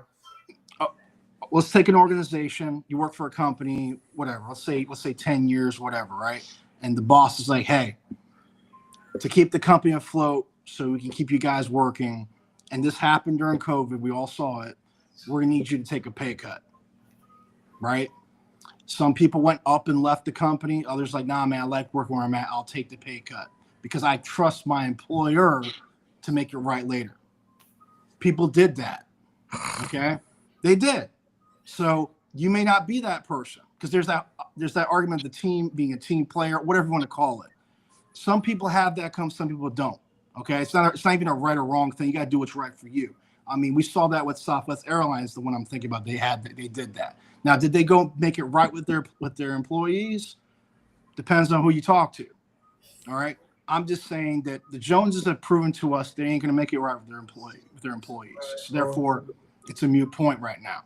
All right. They proved that this offseason with Micah Parsons. And and I believe with that even if you see regression, let's say in a Zach Martin, then he retires. I believe that's your front office mismanaging their business and wasting these young men's talents and their primes just to get paid. Keep it a buck. And we're over here in the chat villainizing them because they haven't gotten to a destination that we want them to get to. That's the shit that I don't get. I was all for Zach Martin getting that extension, by the way, and getting that money because he gave them those discounts multiple times and they did nothing with it. I don't understand why. I'm just not a person that be looking, like you just said right now, he gave him a discount. Why? How does that affect? Like, I'm not a pocket watching type person, bro. I want these players to get all their money, bro. I just want the Cowboys to win. How much money these players get, like, it don't affect but that's me. It's part of the equation, though, man. You don't have to take no pay cut, bro. No, you don't. It's all part of the equation. To me, it kind of sounds like expecting to win with the refs' help. You know what I'm saying? True. Like, oh, we're gonna win this game, but the ref's gonna call a couple calls for us. Oh, we're gonna win this Super Bowl, but these players have to take a little bit less for us. Like, what? Manage the shit, bro. I don't care who you would put on this team last year. They wouldn't win no Super Bowl. That's that fault. Patrick Mahomes, the best quarterback in the league. You put Patrick Mahomes on that Dallas Cowboy team last year, they don't win. So I guess without the best with Pat Mahomes. That would have been Patrick Mahomes' fault. That would have been Patrick Mahomes' fault. You saw it just the take. I don't even mind people not liking Dak or going against Dak. That's not my issue. My issue is when you a Cowboy fan, bro, but your hate for him is so bad, but you gonna watch him next year. So if he was unsigned, say that Dak was unsigned, I understand because y'all get him up out of here, this and this. But he's signed now. So now when it's a new point. What you gonna do? Just every conversation is hate. And I don't mean like hate like I hate him, but it seems like it's personal, bro. You know what I'm saying? Like the man is signed, you a Cowboy fan, you're gonna watch him next season. Every time you turn on your TV, you're gonna be mad because he's gonna be under center. Make a play. Do it in the play. I mean, like, the game in the playoff. You're right. No, you're right. You're right. The goalpost, like, it's funny. It's funny you said that because I even questioned myself this upcoming year if I was even going to watch because I'm that disgusted right now with not so much Dak, just the Joneses in general and how they conducted themselves because it's just ridiculous. Bro, peep this, man. I was at the point where when Mike McCarthy, he was still a Cowboy. He was still a Cowboys coach. I got to thinking. I got so thinking in my head that I was like, oh my God, we can't lose Mike McCarthy. Like we're gonna bomb if we lose Mike McCarthy. And then I started thinking about it just because, like, do I trust Jerry Jones to build this from the ground I don't. up? Yeah, that's you know what what I'm saying? I don't. It's all gone. 30 years of what we've witnessed has made me go like, what am I doing? I mean, I really got to question that right now. Is it even entertaining anymore? Because look at the five of us here are arguing amongst each other on a team we all love because why? They ain't done squat for 30 years. It's only been one constant. You can name all the quarterbacks. We go back to Quincy Carter, Drew Henson, Vinny Testaverde, goddamn Brandon Whedon, even Matt Castle came here. But it's still been Jerry Jones. He's like, you're right. Hey, but see, you know the problem I be having, fam? This is the problem I be having right here, right? The problem I be having is this. I don't care if people don't like Dak or don't want him on the team. That's not what bothers me, bro. Is they hate him so much they don't even have another option. It ain't like saying let Dak go and we got that other quarterback here, free agent out there. Let's go get him or he can get us. They don't even have ain't nobody available. You know what I mean? That's better. They just get rid of him. I don't care. I don't care who you get. Go. That's kind of where I'm at. The dude over there at 7-Eleven, bring him in. You know, some Cooper Rush is better than it. Like the delusion. Man, Junkie, I bring you in, man. What? Why don't you play quarterback? Shoot, that'd be more entertaining. Quarterback, that'd be more entertaining at this point. I'm just being honest. That's what I'm saying. You see what I'm talking about? It don't matter who it is. As long as it's not him. Be honest, man. You got mad at me for making him the quarterback of the Dallas Cowboys. Hey, Junkie, we're gonna give you $40 million to be the quarterback of the Dallas Cowboys. Hey, you know the crazy part about that is? What? I'm a Cowboy fan. Jerry Jones called me right now and tell me he's gonna give me $50 million to be the quarterback. I know I ain't gonna win no game. I'm gonna sign that contract. Damn right. Thank you. That's what I'm saying. And now we're gonna have a YouTube. Thank you. Bro, how I feel. I'm gonna be on the plane tonight and I'm gonna sign it. Right. Yeah, tonight. And I ain't gonna listen to YouTube. I know they're gonna be talking shit. Dude, I'll be like, I know that. Hey, I'm gonna be cashing my check every Monday. You know what I'm saying? I don't give a damn what y'all talk about. Yeah. You know what I'm saying? You goddamn right. You know Hey, Delusional, man. I want to say I've been a fan of yours, man. This finally get to hear you on here, so I want to say Delusional really dope, for real. Hey, that's crazy. You see that? I only think that Delusional got a channel, bro. He a fan of his. You know why? Hey, because he a fan. Get on your skin, that's why. The shit he say. Look at their names, Dak Delusional, and love it. He changed it's called fans. It was fans. Big fan, man. No, it's not saying I'm a fan. It's saying Dak fans are delusional because all I hear is excuses that y'all make for that. No. But listen. His name is Dak Delusional. But yesterday, their name was Dak's a thief and the king. Yeah, of you thief. That's true. That's my name. Look at their names, bro. These guys here, man. We all be thieves. Listen. If Jerry offers any money like that, we all be thieves. So let's be real, all right?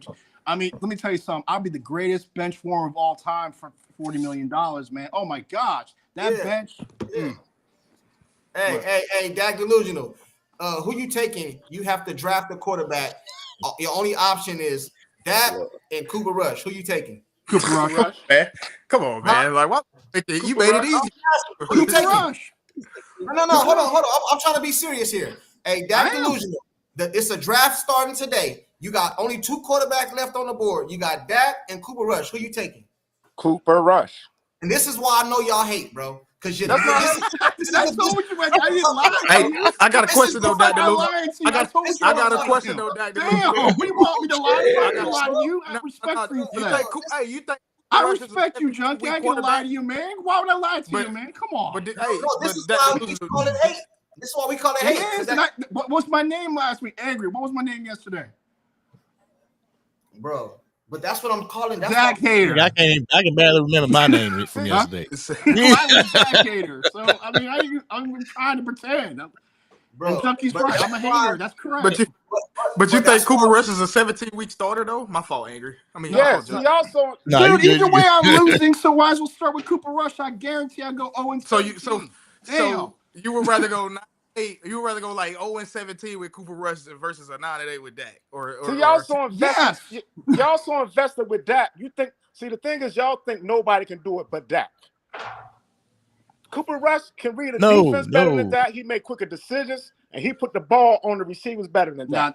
Now, these guys don't go to that extreme, but there are fans out there that do. That is what you're back to your point on that. But not these. I don't think these guys are like that. But there's a lot of Dak fans that are like, this guy can turn water into wine. But I don't. Like I said, you guys aren't those, but there are plenty of fans like that. Hell no. And I'm fair. And the question I've been trying to ask for the longest time, since y'all keep saying Jerry. Name me 3 teams in a year. Name me 3 NFC teams better than the Cowboys in 2019 or either 2021. NFC East. That was more stacked. That was San better. Francisco and New Orleans. Okay, Green Bay, San Francisco, and New Orleans. And they both. No, they wasn't better. So you just throwing out names. What was they better at? Are you talking about what year? What year? What year? Hold on, Delusion. Are you talking about the better quarterback? First of all, what year? What year you naming? You said 2019, right? I just gave you 3 teams. 2019. Yes. Lord, you throwing out like damn. 2018. 2019. You said who was better? Green Bay, San Francisco, and New Orleans in 2019. 19? Okay, I'm gonna stop with one team because I can't. I'm not gonna argue all 3 teams. Did Green Bay have a better line than the Cowboys in 2019? No. Did they have a better running back than the Cowboys in 2019? No. Did they have a better defense than the Cowboys in 2019? That's the Look at the ranks, but Did they have a look at the better ranks, but receiver yeah. core? Did they have a better Devont- receiver core? Devontae Adams. They didn't have. No, wait. We had Amari, Gallup, and They said Lamb, right? Was Lamb on the team yet? No, CeeDee Lamb was not on the team in 2019. It wasn't. They So said in Gallup. 2019. It was 2020. They said in We had 2019. Amari. I'd say the They got a voice, Packers. Nick Brown. They said it in the chat in 2019 we didn't make the playoffs. I know they didn't make the playoffs. I said who had a better team? Better team, in the NFC. yeah. Put it this way: if it's that close, that means Jerry put together some good teams. Because only 2 teams make the NFC Championship, Yep. and you But really can't definitely say it was 3 better built teams than the Cowboys in 2019. Delusion. Let me ask this question, okay? Okay, the defense as far as the Packers in 2019, 9th in total yards and middle of the pack in rushing. Yeah. So, I don't know Well, what the let me Cowboys. ask this question, Delusional, okay? All right, because I'm going to defend these guys a little bit. Because I agree with you most of the time. So, would you say that on the first contracts, when the Cowboys draft players, okay, and they've had a good track record of that, would you say the first contract Jerry does a good job? On the first contract, some players he do, some players it's a hit and miss thing. He gave Jalen Smith an early contract, miss. Mm-hmm. He gave a couple of people early contract, miss. So he might well give so what people saying, just go to get Jalen Turbot a contract because he might be the best receiver in the NFL next year. Let's just get out of here in front of it. Hey, Well, what I was getting at. Can I say something real quick? Sorry. Can I say something real quick, man? Yeah. Let's just say that the Dallas Cowboys had a better team than 80% of the teams in the NFL. Let's just say that in the last couple of years, in 2019 or 20 or 21, whatever year you want to call it. Let's just say they didn't get it done. Yep. So does that mean you stop trying to win? Like I don't think that's what he's saying. I don't understand, bro. Okay, they didn't win because I know you believe this. They didn't win. They didn't. It's 31 teams that didn't win the Super Bowl that year. 31 other quarterbacks, and I'm pretty sure you would take all 31 over that. But none of them won a Super Bowl, but you'll go take them. Like I don't. That's what I don't understand, bro. And then you would say rush. Come on, bro. Like this is. I don't take people like that serious, bro. No, my point is y'all are saying Jerry didn't build a team, and that's why I said name 3 NFC teams better than the Cowboys. If he had 2 of the best, if he was top 2, that means at least should have got it to the NFC Championship game. You really can't name a delusional team. Hey, are we talking about the team? Hold on. Let me get this. Always go to. Go ahead. So, 19, you mean to tell me Dak can get the 28th total ranked defense to the playoffs? The 29th rushing defense. 2019, the Cowboys were ranked. That was their worst defense decade. That was like ranked 11. Okay. All right. I think this is what everyone delusional. This is what I think the point everyone would make with this is that the Cowboys, okay, whether it's drafting is only part of the thing. The Cowboys have done that very well. When it comes to the contract after the draft, the Cowboys have done a poor job of that. Free agency, in terms of what I say, they go to the Dollar Tree defective toy aisle and they buy one of those, or the ones that the Dollar Tree throws out in the dumpster, they buy those as well. That's part of the major problem.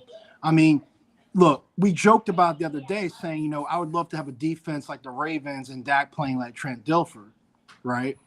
Okay, it's kind of joking, but there's some truth to that, and that's what the point these guys always say. It's like, look, is the team built for Dak to have success? The answer is no, because they're not looking at his weaknesses or deficiencies, whatever you want to call it. Every quarterback has them, and they have not built the team around to support that and capitalize on what he is good at. Okay, they don't like, whether they like it. I don't even think it's about liking. They just don't care because Jerry do not like Dak, bro. Dude, but he loved Tony Romo. Would you believe that? Tony Romo was his step grandson for whatever the hell it is, and he loved Romo, but he never built that team right either. You can't build. Let's be fair on that.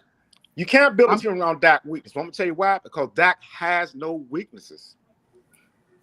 Huh? What? You can't build a team around Dak weaknesses because Dak have no weaknesses. Listen to all his fans. I mean, Do you mean That- strength? I ain't never said that. See, now Me- you being You- ingenuous. You know what I mean? Like You listening to that 1% of the fan base, bro. Dak does You everything better than you every ain't- quarterback when you bring a quarterback up. you being sarcastic now, bro. No, I'm not. Yeah. Dak, You listen when to you that say, God like damn. y'all say, Come who on, you All gonna right, replace it's Dak going with? nowhere. You said you can't replace. You Who said will you we can't replace Dak with nobody because there's no quarterback who come to the Cowboys and do what Dak did. So what the feeling that I'm trying to refrain from having is, I was talking about it earlier, is that feeling we didn't know what the hell was going on after Mike McCarthy left. We had no clue in the air who's going to be the next coach. I'm not trying to have that feeling with the quarterback position. Just get rid of Dak Prescott. Who's going to be the quarterback? We're scouring the bargain bin. Like, I don't want to go through that. Be proactive. That's what I've always said. Instead of being reactionary and getting a player because you lost one, have a plan for it. You know what I'm saying? Dak has 4 more years left. Get your replacement in year 2. Work with that replacement. Move on. Would you say that not that the plan was any good, but I honestly, I really believe this at this point based on how this last season ended. I really thought, right or wrong, that they were looking at Trey Lance to replace Dak. And when he's had that game in the preseason where he threw 5 interceptions, they hit the panic button. Yeah, I really do. I really thought that was their plan, which was stupid, but it was their plan. Would you say that's correct? It was. Would you guys agree with that? It was leverage. Yes. I don't think it was leverage. I think Jerry said something interesting before Dak signed his first contract when he brought up Russell Wilson. You guys remember that? He said that Dak doesn't do what Russell Wilson does, or some stupidness like that. And I was kind of like, okay, which gives you guys credence when you say he don't like Dak, right? And he did everything. Remember, he did the extension. He did everything not to sign Dak Prescott. Right, and he ended up paying through the nose. And as I joke with my brother all the time, he made Jerry grab his ankles. But the point is, no, I'm just saying the point is that the Joneses suck on that second contract, man. They just cannot get it done correctly. And now you're on a third contract, your quarterback, and it's a garbage contract. Listen. And that's not Dak's fault at all. Let me say no, something. It's Jared's. Hey, let me say this real quick. Then we got a super chat. When you guys call people Dak, what they call us, Dak fanboys and Dak Daronis and all this stuff, like I would agree with y'all, and it would fit if we said Dak is the end all be all. What we saying is, where do you go? Give us a better option. Like if Right. Don't just tell me to get rid of him. You don't have an option. Let's just say, okay, y'all like Jalen Hurts now, right? Let's say I wouldn't trade him for him, but y'all would. So let's just say Jalen Hurts is available and the Cowboys signed Dak Prescott, and when they could have got Jalen Hurts, or Joe Burrow is available and the Cowboys signed Dak Prescott, he could have got Joe Burrow. Or any other of these quarterbacks, y'all, moving Cooper Rush, because y'all say Cooper Rush, right? Then I understand. Getting angry, get on here and say, no, hell no. Don't go get Joe Burrow. We keeping Dak Prescott. Then I would understand, bro. But y'all not giving us a better option. All y'all telling us to get him up out of here. He trash. We don't got no option. Trey Lance. I'm hearing Trey Lance and Cooper Rush, bro. Stop it, bro. When Cooper Rush was on the market, why didn't nobody pick him up? Why nobody? He's in Baltimore. Yeah. Okay. I'm talking about before. I'm talking about before. Facts. Somewhere else, bro. But this is who y'all say. Let me answer that for you. Nah, bro. Hold on. We gotta get to the super chat, but I just wanted to say that. Oh first, yeah, go ahead. Sorry.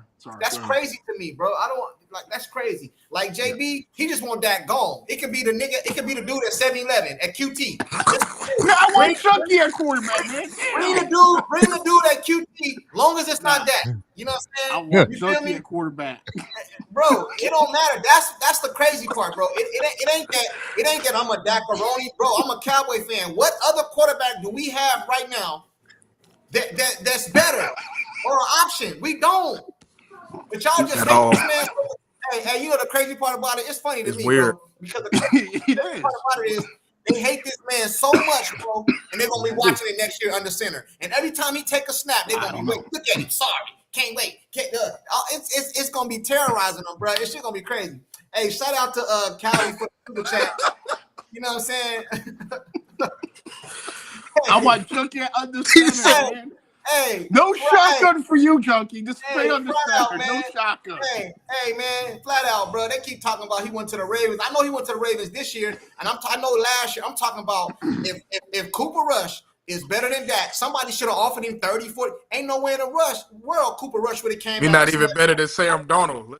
Yeah, if somebody would have offered him 30, man, I would have took Sam Darnold or Justin Fields. Man, come on, bro. Because it'd be cheap. Because I'm a cheapskate like Jerry. We got a super chat. They say, hold on real quick. It say, Junkie, ask him my last question. Cowdy, what was your last question? I think it's ask. Name Dak's replacement. No, that's not what it is, bro. That's not, wasn't? It say ask him why is it not good enough to produce another quarterback that can compete with Dak. I think that's his last question. Am I right, Angry? I think that was Cowdy's last question. I'm looking. I think that was because it go Keystone and then Cowdy. So I think that was Cowdy's last question. So Junkie asked him my last question. His last question was, ask him why it's not good enough to produce another quarterback that can compete with Dak. That was his last question. I think he's asking me to ask y'all. So I think he's asking Dak delusional. I can't find it. Because Jerry don't want to put pressure on Dak's shoulders to put a quarterback in there that can compete with him. No. Like who? Anybody. He's not going to anybody. That's what I'm saying. No. Junkie, I think you misinterpreted that. No. I think you misinterpreted. It's not so much like, you're trying to find Dak's replacement. You got, like you said, you got to try things. I mean, like this offseason, let's put it this way. If they allow Dak to walk, right? Let's say Dak walked. Let's say they say, okay, we're not re-signing Dak.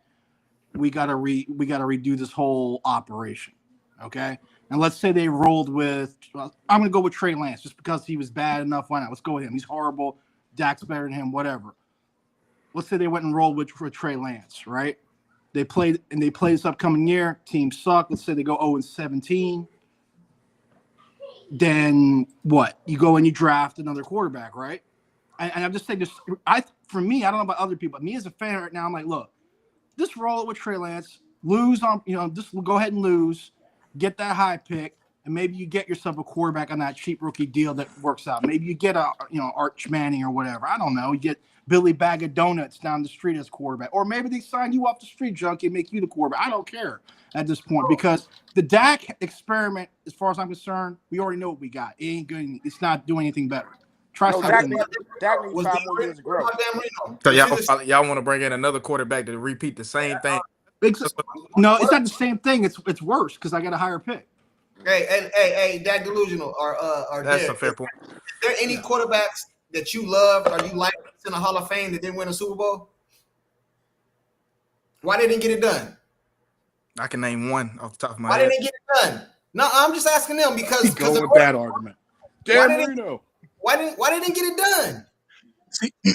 That's what I'm saying. Everybody not going to Dan Fouts, Danny White. I guess why is it an argument?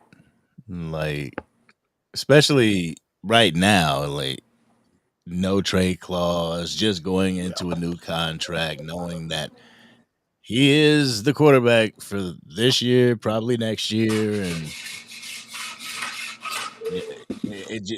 I don't understand. Man. I don't get it, bro. I really don't get it, bro. I can understand. I hear a lot of people keep trying to say, why don't Jerry be like Howie? Man, I don't want him to be Howie. I want Jerry to be old Jerry, where he takes some risks every once in a while. But they don't do that no more. They're content and they're happy where they're at. And like as long as the Cowboys one valuable franchise, that's all Jerry. That's all it cares. And like Angry said, it's a mute point because Dak's will be here for 4 years, so we already know what we're going to get for 4 years. Absolutely nothing. So it's all every time he comes to university, he runs. I think you start. I don't believe that Dak Prescott get another contract with the Cowboys. So I hope not. I believe that you do start looking for his replacement, but like maybe after next season, like maybe you know what I mean, like you know what I mean. But as of right now, bro, he is the quarterback for the Dallas Cowboys. So I personally don't see how we got Cowboy fans that just hate the dude when he ain't done nothing different than all the years that you've been a Cowboy fan, other than the 90s. All the quarterbacks after that, bro. And it's not no better option. That's where I'm at with it. If you give me a better option and give me something to pick from, then ask me and I say that, then I understand. Bro, y'all arguing with a stop sign, bro. Like you're arguing with a stop sign. Great Junkie. No, you're right. It's a stop sign because there's nowhere to go with it. I mean, it's a mute, like Angry said, it's a mute point. Because next 4 years, no, but it's just a frustration because it's the idea that he had the opportunity to let him walk and then Jerry just panicked. That's because concerning. Jerry knows. Because Jerry knows. Exactly. No, that's the thing. Unless you the Dallas Mavericks is stupid enough, like one of these teams, the Dallas Mavericks is stupid enough and trade their quarterback. Not getting like if the Chiefs called about if the we Chiefs trade Amari for nothing. Trades. The team does the same thing. So even in that situation right there, before he signed that, replace a receiver. You can what was his replacement? Okay, before Dak got this contract, what was the better option? It wasn't so much no, but Junkie, I don't think it's about so much getting a better option, man. It was just a matter of realizing that's not working. It wasn't about. It's like that's not working. I don't need to invest that much into which is a Super Bowl. It's not about so much, a better option. His point is like, look, it ain't worked. Let's try something different. You could have took in Trey Lance, Zach Wilson. I mean, I'm calling everybody, DeMarcus Russell, whatever, and still do what you're doing with that, which is not winning. And you just get it paying less money for that. That's all I'm getting. So you rather bring in a new quarterback every year, but it sounds like. Man, hell no. Until I come on, bro.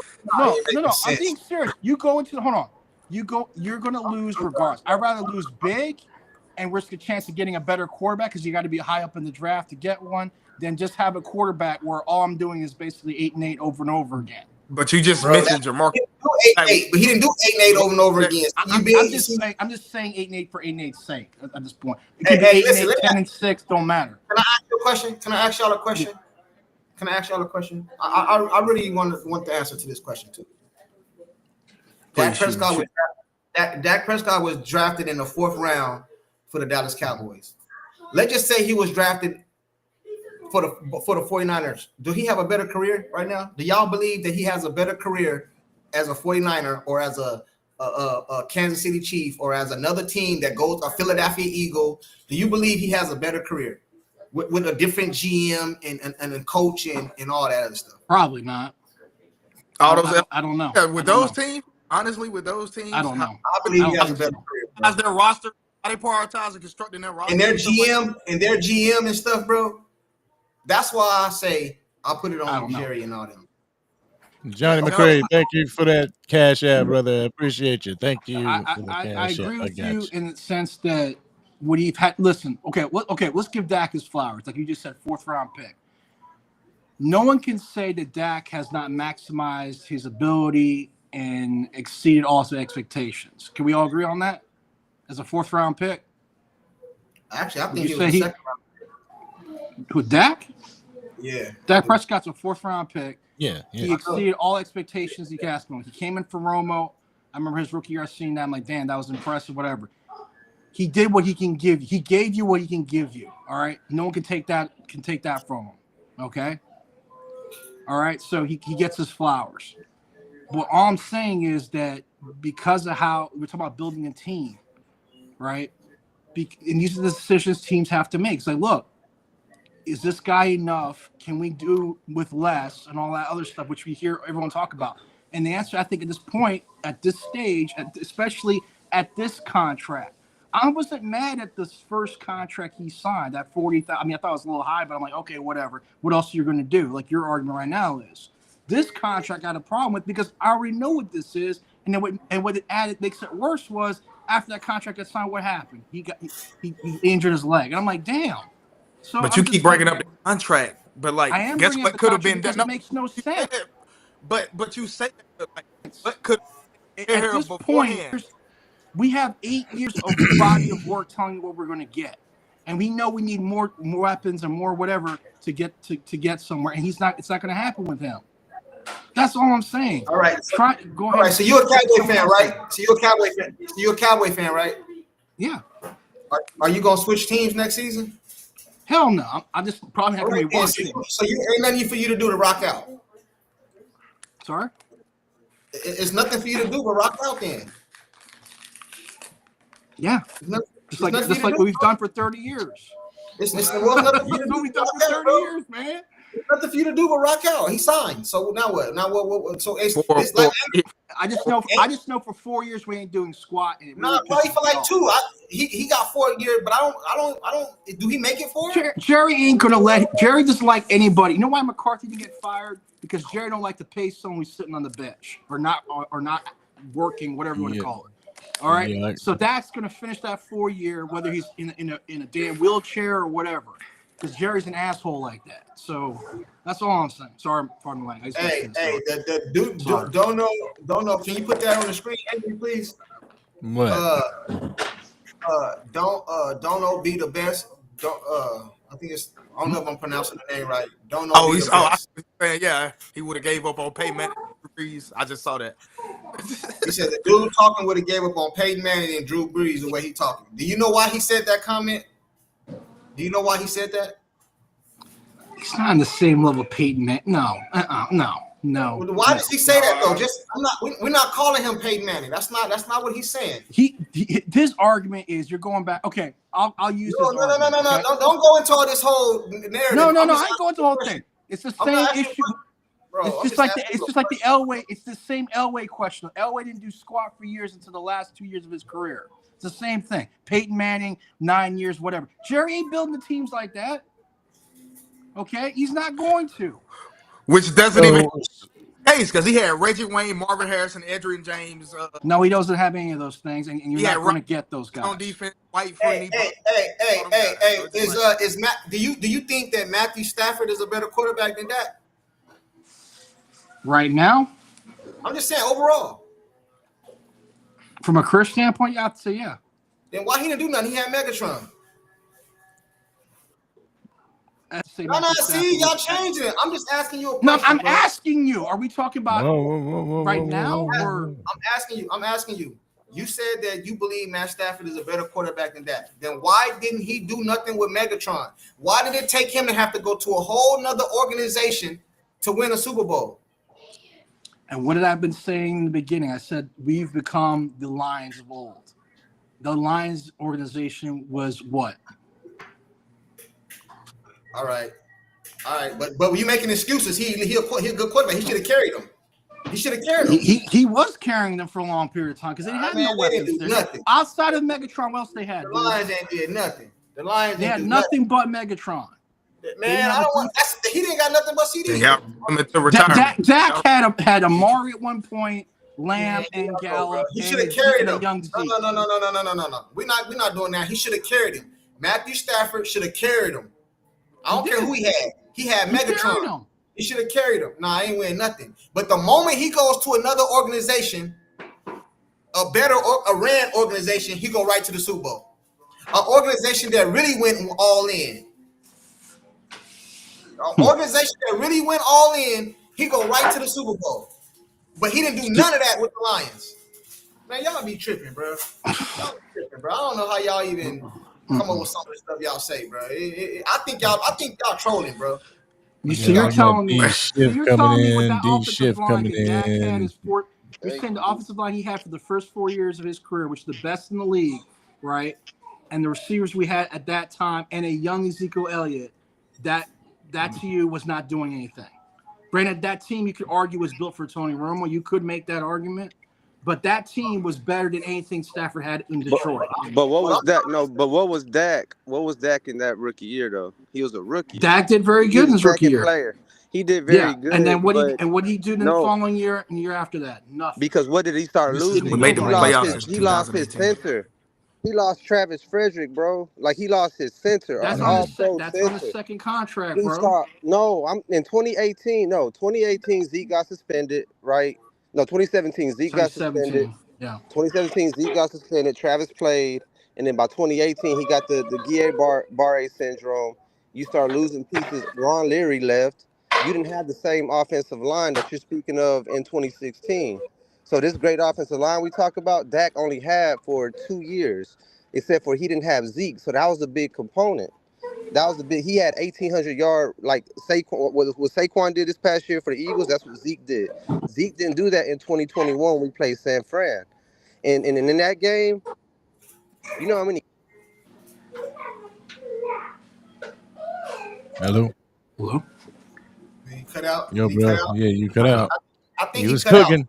All I was saying is they don't give Dak no excuses. So I don't want to hear no excuses, bro. Matthew Stafford should have took Megatron to the playoffs in the Super Bowl. I don't want to hear nothing else, bro. I don't want to hear no excuses, bro. Because when we say things, they say we're making excuses, right? Angry, they say we're making excuses, right?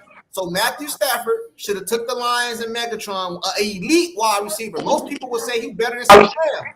Yep. Most people would say he's better than CeeDee Lamb. You know what True. I'm saying? So he That's took true. Megatron to where? So basically what Matthew Stafford did is waste away Megatron's career. That's what y'all said in the chat a few minutes ago. He just wasted away CeeDee Lamb and career. So he just wasted away Megatron's career. But the crazy part about that is the moment he go over there to the Rams, they bring in Odell Beckham, they bring in Von Miller. Who else they bring in? They bring in what's the corner name? Jalen Ramsey. How many Pro Bowl? Jalen Ramsey. All this is going to the Hall of Fame, mind you. We had when they played the Rams. No, how many Hall of Famers do we have on our team? Let's talk about that. Because we always want to talk about all. And look. Let me go ahead and dispel this whole Pro Bowl thing. Because a lot of times when our Cowboys are in Pro Bowl contention, they're going to get it just because we have the most people that's going to vote for them. So we got to come off top with the whole Pro Bowl. We need to start looking more about who's going to have Hall of Fame careers. You know what I mean? Who was making all pros on these teams?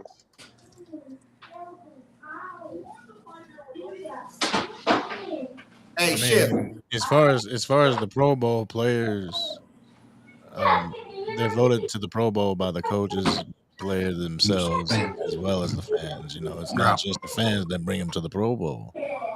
We can think what we want to think, but at the end of the day, you got two other sets that are saying that these men deserve to go to the Pro Bowl because of the performance they put out on the field. I mean, that's not one of those things that, you know, is like, oh, you get this because you're popular. I mean, you do get it because you're popular, but it's also what you put out on the field. It's a combination, yeah. So because the Pro Bowl, but you know the crazy part about this is like I always say, bro. I don't care if people have different opinion on Dak. That's not what I be tripping on. What I be tripping on is you could take Dak's stats or something, right? Or not even his stats. You could take his stats that he got an MVP vote with, but they say there's only one vote. But then Josh Allen can take the same less stats than Dak had, win the damn MVP, but nobody can say that, bro. Y'all be tripping, bro. Hold on. He criticized like that because he played for the Cowboys. Let's keep it 100, bro. Right. When you bring up the Josh Allen, thing, I think where people have that issue when it comes to Josh Allen is that when you look at his body of work and the type of plays he pulls out, basically pulls out of his ass, to be blunt. That's what people are talking about because they just can't believe. Yeah, it is. Let me tell you why. There's games where he ain't got to the Super Bowl yet. Let me tell you why. I know about that year that Lamar Jackson won the MVP, the last one, bro. What kind of defense he had, bro? Bro, he had a great defense. Bro, y'all, I don't. Josh Allen had a great defense last year. I didn't say Josh Allen. I said Lamar Jackson. Lamar Jackson. Yo, I just want to know, like, whenever we talk this whole Dak Prescott thing, we always people say, you know, the weapons that he had and everything like that. The Amari Coopers, the CD Lambs, and the Michael Gallups, but we fail to mention that they became dogs as Dallas Cowboys. Did you know anything about Amari Cooper before he got to Dallas? You knew that he played for the Raiders, but did you know anything else? I mean, I'm not talking about just you. I'm not talking about just you, but I'm just saying. Oh yeah, sorry. Like, let's say a Michael Gallup. Nobody knew of Michael Gallup because we drafted him and made him the dog that he is. Like, everybody says that we got these dogs, yes, because they became dogs as Dallas Cowboys. Hindsight's a bitch, ain't it? Right. You And know you what know I'm something saying? else angry? You know something else angry? Who has been throwing to CeeDee Lamb his whole career? Dak Prescott. All right then. So what? I don't understand. So how? Okay, he was throwing to him. CeeDee Lamb had to get the ball thrown to him, right? Who threw the ball to him? I don't understand, bro. Like, All right, hold on. I don't get it, bro. Junkie. This conversation is never ending, bro. Because but I'm hold never on, going to Junkie. agree with Let me y'all. ask you one question. Hold on. Let me ask you not one question. I'm making a comment, right? I said the other day, and my brother and I talk about this all the time. The game that Dak had against the Vikings. I don't remember what year it was. Okay, but The what? it was when Jason Garrett was still the coach. I don't remember the year, but whatever. They're playing 2019. Yeah, it was 2019. 2019. Okay. Hey, Henny in the chat. Henny, my bad, bro. I didn't mean to cut you off. Hey, Henny in the chat. What up, Henny? Hey, Henny, pull up, man. If you ain't doing nothing, you got a minute. Oh, I think they about to go live, though. If you ain't doing nothing, Henny, pull up. Go ahead, bro. They about to go live, like, shit, we've been on for 3.5 hours. It's time to eat, bro. Yeah. The Vikings game I was talking about, if you told me you were going to get Dak Prescott version of him at least, let's say 8 games a year, you would not have me bitching at all about Dak Prescott. That game, Jason Garrett lost us that game. That was the most impressive game Dak Prescott ever put together. He was just throwing dimes constantly. He made the throws he needed to throw constantly in that game. But he doesn't. He just. I mean, even I can't believe I'm comparing with that because that's insulting. This is insulting to Dak, but I'm going to use it just for this purpose. Even Andy Dalton, back in his younger days, right, had more games. At least it appears so, and I think I'm probably wrong on this. Games strung together like which he basically won the game. He made those particular throws. Dak doesn't do that. I mean, we talked about Troy Aikman, like which the regular season Troy did all right. I mean, let's be honest, his numbers and all that, you can look at him. But when the playoffs came on, Troy became a freaking animal. Dak doesn't do that. I know, like, and I'm glad you said it's like 2 other games I can name that Dak did that in. The Patriots game in the regular season in 2020. Yeah, but the Patriots, but the Patriots weren't that good like the Vikings, though, man. The Patriots had the top defenses in the league that year, and then the playoff game versus the Bucks, like we needed the that. Bucks. The Bucks are all injured, though. You had Stephen A. on TV still saying, even with the Bucks the way they were, you had Stephen A. saying Dak was going to throw 2 interceptions and they was going to lose the game. You still had the Stephen A. Smith. Come on. I'm just saying. That's the number 1 Cowboy Yeah, hater. and it just wasn't Stephen A. though. That's just like that's y'all big bro though. Y'all listen to him a lot more. No, Stephen A. doesn't know football. He needs to stick to back. That's y'all big bro. That's y'all big homie. So it's just like and I'm glad you brought up that Minnesota game because yes, Jason Garrett did lose that. And Dak had a game. You're right, but it's more than just that game. Like you can't say it was just one game. Nah, it was more games. Like, but he doesn't string. I'm just saying he does not string enough together. That's why you get people talking about Josh Allen and Lamar and Matthew Stafford. That's why you hear. That's what they're talking about. Those kind of things. Yeah, you're right. They haven't won nothing. You can say the same thing with Dan.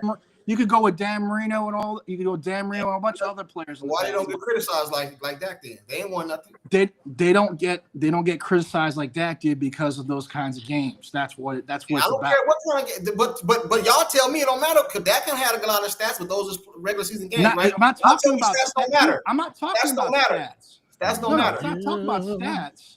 It's the types of games you have. You can go back. He lost. I don't care. Listen, bro.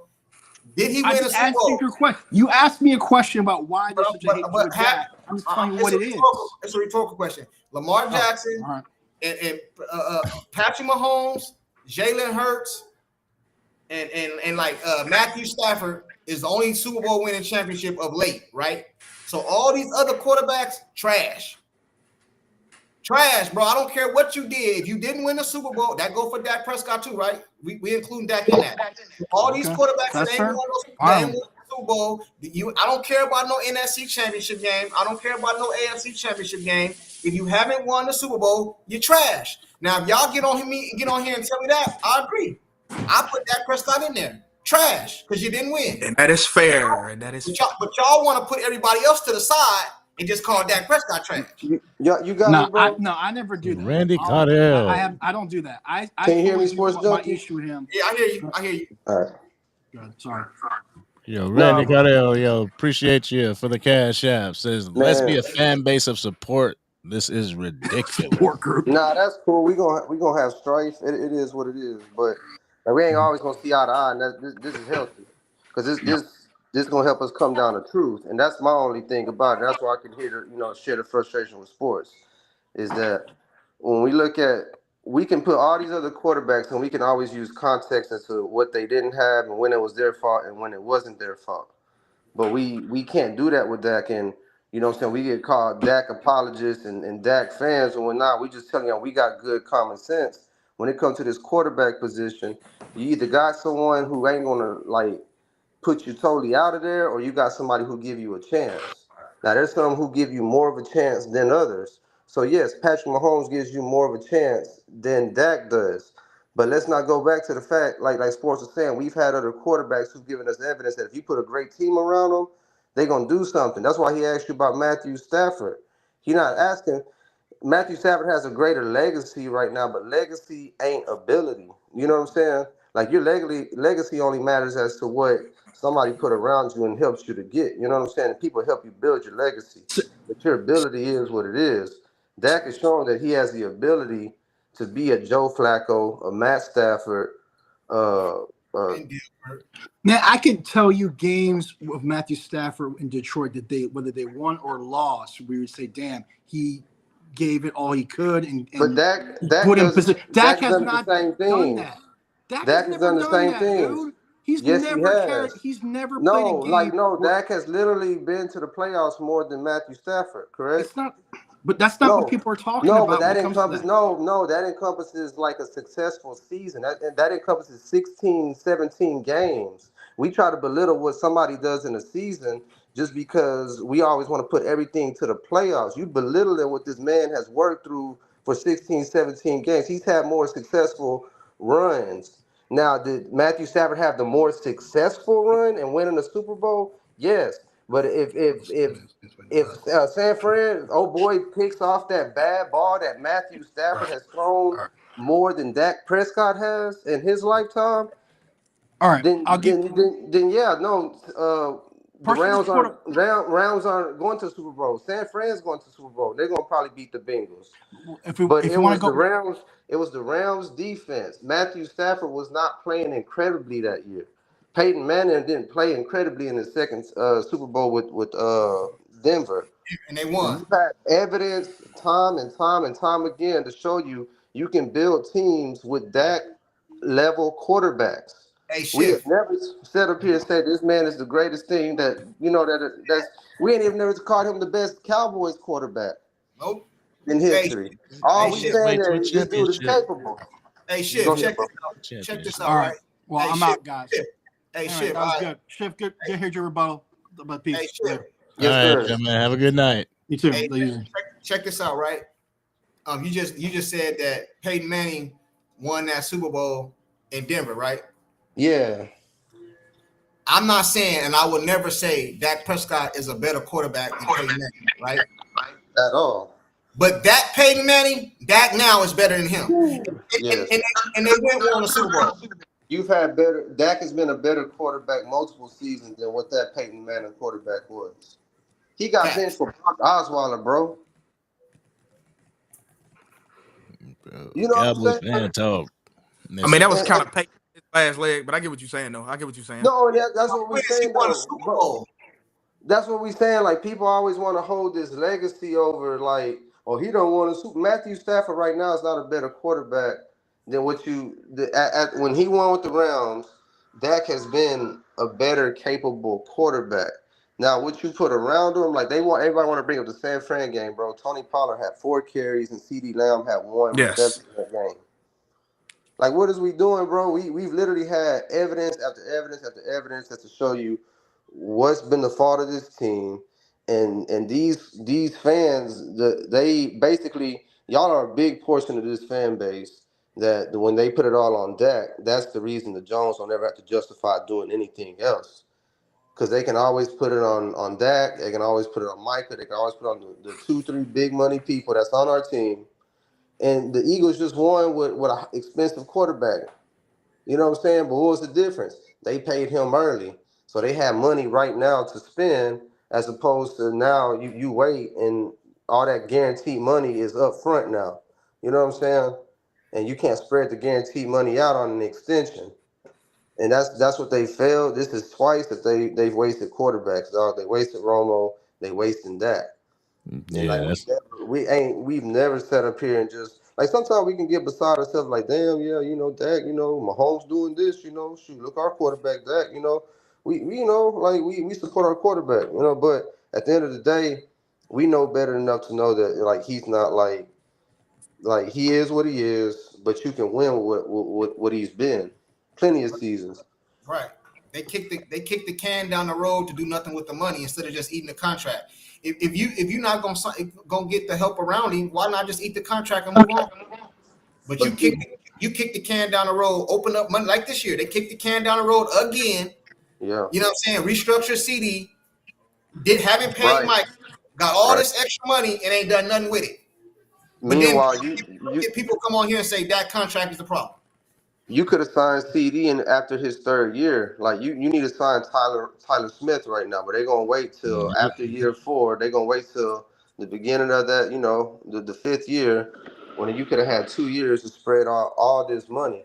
And that's what Michael Parsons mean when he said, "I want to take a pay cut," or like I'll work for less. Because had you signed them last year, technically you would have been paying them less money in the front than what you gonna pay them in the end. Right. But now that you wasted those years, now you got to pay him what you got to pay him. You got to pay him closer to 40 million APY, as Today. opposed to 2 years ago you could have paid him way back. Yeah, today. But if they wait till next year, it's gonna be 45. Yeah, man. Yeah. I've been trying to read this thing. Hold on. Cowboys fan Tower said it's a double standard and it's a lazy way to evaluate quarterbacks, because if that's true, then Eli is better than Aaron Rodgers. Exactly. You know what I'm saying? Yeah, man, it's very lazy, bro. Because again, man, we've never said that just going just Joe Montana. You know what I'm saying? That he Tom Brady. Always saying that we just have failed to put together championship teams. You know what I'm saying? You start losing your offensive line, it wasn't elite no more. You sitting up here playing Zeke over Tony Pollard. You constantly bitching your better talent for guys who just paid. Meanwhile, the Eagles send down Bryce Huff. You know what I'm saying? The Niners they benching and trading Trey Lance. Yeah. Right. Hey, I kind of got a. It's been like 3 hours. I kind of got a question before we get up out of here, though. I just want to end on this. I want to ask y'all this: why do you think it is that he receives so much hate that he do? You know what I mean? Like, is it genuinely play on the field, or is it something? Do you feel it? Because it come across as personal. I don't know. I could be wrong. You know what I mean? But why do y'all think it is? It is full circle. What we talked about at the beginning of this damn live today was expectations. The expectation of a quarterback, the expectation of what the Dallas Cowboys quarterback is supposed to do for the team, and if he doesn't do or fulfill those expectations within the time frame people give him, they give up. They give up on him. We can't do anything with him. Get somebody else to do it. There was people that were saying the same thing about Tony Romo. Then Tony Romo retires, Dak Prescott takes over and everything. We move on, and to them people, Tony Romo was one of the best quarterbacks, and now they have moved on to the newer generation, which is Dak Prescott, and they're bashing him now. Because people will say, no, we didn't bash it. What about the whole Jessica Simpson thing? You know what I'm saying? Or the trip to it just happens quarterback after quarterback after quarterback until the expectation is fulfilled, and the expectation is a championship. Bro, they said I'm emotional, bro. I'm not emotional, bro. I just get tired of hearing this shit. We get on here to try to have one debate and always go to that. You know what I'm saying? That is true. Tony Romo had situations where they hated a situation. I don't think it was overall. Like when he went out of town before the playoff game and all that, I think they were angry talking about it and all this other stuff. I don't think it was all around like this, bro. You know what I'm saying? I don't think he received it like this, man. What y'all think? Shift. Yeah, nah.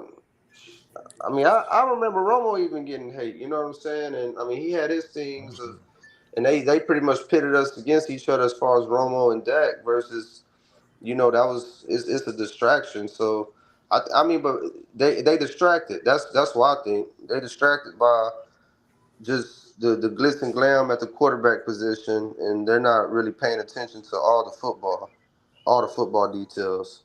So that's why they hate them because they just distracted. They got ADD. You know what I'm saying? they can't really pay attention, bro. You know what I'm saying?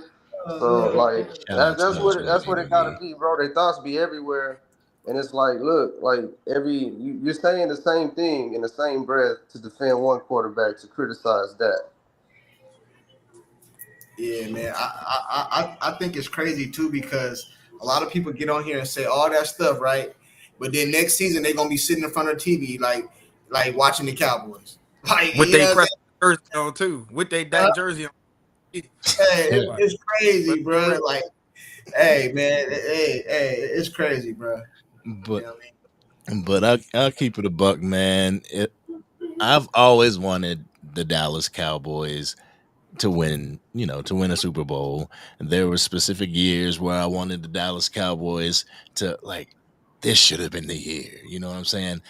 Right now, and I'm not saying or putting any expectations on it or anything, but damn it, during the Brian Schottenheimer era, I hope during this last 4 years, I hope that we can actually get one. I'm not putting any Kool-Aid out there, not making any predictions, nothing like that, but damn it, it would prove a lot of people wrong. And I would just love to see the people relish in it. You know what I'm saying? Like you thought they couldn't get it done, and they did. Yeah. Hey, and if they do build a team around Dak and they go to the Super Bowl, they're gonna say it was the team. It wasn't Dak. All Dak did was call height and ball off or some shit, Hey, I don't give man. a damn. Hey, it's gonna We be got a crazy, man. Super Bowl. That's how I'm Yeah, gonna feel. same I thing. don't give a damn. It's all about who got the best bus driver at the end of the day. Patrick Mahomes being That one of the best bus drivers that the league has ever seen, and then it's everybody else. So where does your quarterback fall? Damn it, he's not that far off. Statistically, your man is not that far off. He may not be number one, which we all strive for and you guys want, but you can work with him. You definitely can. Just work with him. You know what I'm saying? Yeah. That's crazy. But y'all ready to get up out of here, man? It's been almost 4 hours, the marathon. Somebody got was up here saying drop the link. Who is that? Who said In due time. who said drop the Drop link? the link. Hey, in due time. Is too that late who? now, bro. Angry trying to go eat. It's You shit. feel me? I got this chicken in the oven right now. Yeah, no, I gotta get yeah. the cooking I'll drop the myself. link. You get up in here real quick. No Diddy. You can get up in here real quick and spit your facts over feelings. We ain't trying to bar people from doing that. This is what we He do. said Dak rides. Bro, imagine what Dak Dak could do rides. with a number one ranked defense, bro. Not a number 7, not a number 11. They sit up here talking about a number 11 defense. Number Like, 11. what we supposed to do with that, bro? Got Shit, you, I'm, bro. I'm like, how we supposed to? I'm like Smokey Mama, man. Hey, Like, make it work. That's how the hey, Joneses make are. it work. Hey, that's basically what Jerry said. We're gonna go as far as you take us. Like make it Like, work. nah, Hey, this ain't enough. Make it work. what do you think got what do you think we do in the draft? You go skill position Yeah, or you go defense yeah, man. or what you do? I definitely would get Genty. Like, if I want the best receiver, like I was talking to y'all the other night. Like, if you can get like, if we pretty sure that this guy gonna be a playmaker, don't give me no what's that, Laquan Treadwell, or don't give me no buzz, bro. Like, that's what I just pray. Like, if we get a skilled player, I hope they're not a bust, dog. That's what you're going to have to guarantee me. This got to be guaranteed, because I feel like, you got an offensive lineman or a defensive player, and we talking about building a great team. Because even if we get the skilled player right now, bro, we still not a Super Bowl contender, right? We still need a great offensive line. We still need a great defense. And we're not that far off, but we just got to spend. We got to spend the resources, and we got what we got right now in that. So Or guys just got to start playing out their body, you know, Mm-hmm. which that could happen, but you're not gonna have a Giants run where they make it last minute and they defensive line take over the whole team and win the Super Bowl and knock out Tom Brady now. Right. You know what I'm saying? Like, you can't guarantee that. Like, people want to bring that up, and that's how Jerry tries to tell the team at times, well, anything can happen once you get to the playoffs. Like, bullshit. Like, you know what I'm saying? Like, there's time, like, we've been to the playoffs and known where our deficiencies lied, and we had to pretty much, like, rely on hope versus knowing that we was just the most dominant team lined up. There's probably only been 2 teams that we've had in this 30-year run. That was the 2017, no, 3. The 2007, the 14, and the 2000. Oh Lord, I didn't do it. I promise. I didn't do it. He did it. I mean, it's time to go for real, man. Yeah, Shift be cooking, man. You know what I'm saying? He be cooking, Yeah, bro. for real. You know what I'm saying? With facts, Man, bro. I didn't do it. I know I've been saying I was hungry and shit, but I didn't. I didn't make him a promise. Hold on. Let me, he go in due time real quick. Let's get in due time real quick. Another I hate Dak moment. Yo, in due time. Yo, what's good, bro? Okay, damn, cuz scoop. But okay. What's going on with you? Oh, damn. I didn't do it. See this shit gonna make it look suspicious. Like I ain't trying to hit it. I'm trying to eat. Somebody bring an angry plate, man. Somebody bring an angry plate, man. Here you go. He gonna cook. Service drop. Hit that link again, man. Service drop. Yeah, I'm in the mountains, man, so I don't know. The service might drop on me. Yeah, we damn. When he said he was in the mountains, he might as well give up. Yeah, give it up, man. Yeah, man. I kind of want to hear what he said. You know what I'm saying? He said service drop. I think we're gonna try one more time in due time. Cowboy fan talk say we Your reception is not in due time. I lost it. We have to make it so the entire game doesn't depend on that. Look at the Eagles. They played company football all the way to the Super Bowl. Yeah, I agree with that, man. And that bitch to say, I agree with that. Exactly. Like, and then they get like the objective of the game is not to have your team struggle. It's not to have your team struggle and grind out wins and get those 1-2 point wins. No, you get there the easiest way possible. You should the way you should want your quarterback to have the easy way possible. Getting him protection, getting him weapons, getting him the different things that he needs in order for this offense to succeed. Because at the end of the day, the offense is all on him. Correct? Like that's what people think. So get him the stuff that he needs to ensure that the bus is driven properly to get to where we want to be. I'll shut up. Yeah, now I agree with you, but you also want to build your team. Well, if they take something away, you still kind of dynamic. See, a lot of people take the Saquon Barkley out of the Super Bowl because they say, well, he only had 57 yards. But what you're not realizing is what he did all season is the reason he only had 57 yards. Because the Kansas City Chiefs came in to stop him. So even though he didn't have that many yards, he was still a big factor on the field. See, the Dallas Cowboys be structured like if you take CeeDee Lamb away, we're basically done. You know what I'm saying? Like we're not built like that, bro. If you take the passing game away, we're done. But we should be able to go to the running game. Like, you know what I'm saying? That's not how we built. You know what I mean? So I agree with this comment. What up, man? Yo, what's going on with you in due time? Oh yeah.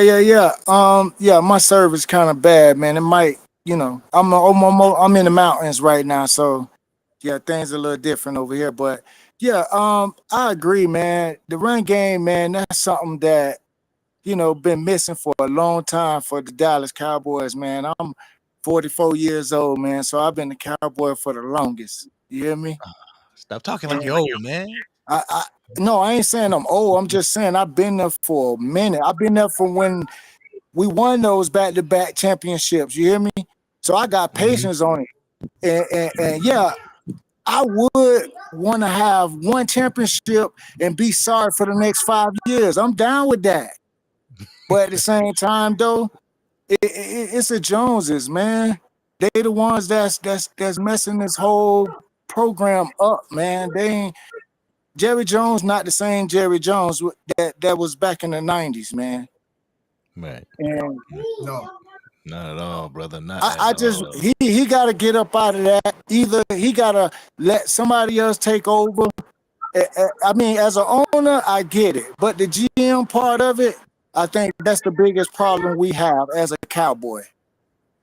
Yeah. You know, yes, that made me mad sometimes too, and I agree with a lot of people when some of them people that say that Dak ain't it, but he signed to us now. So if they don't re-sign him, I don't listen. I'm there now. I'm behind Dak 100%. You hear what I'm saying to you? So even if I don't like him, I'm still there because I'm a Cowboy.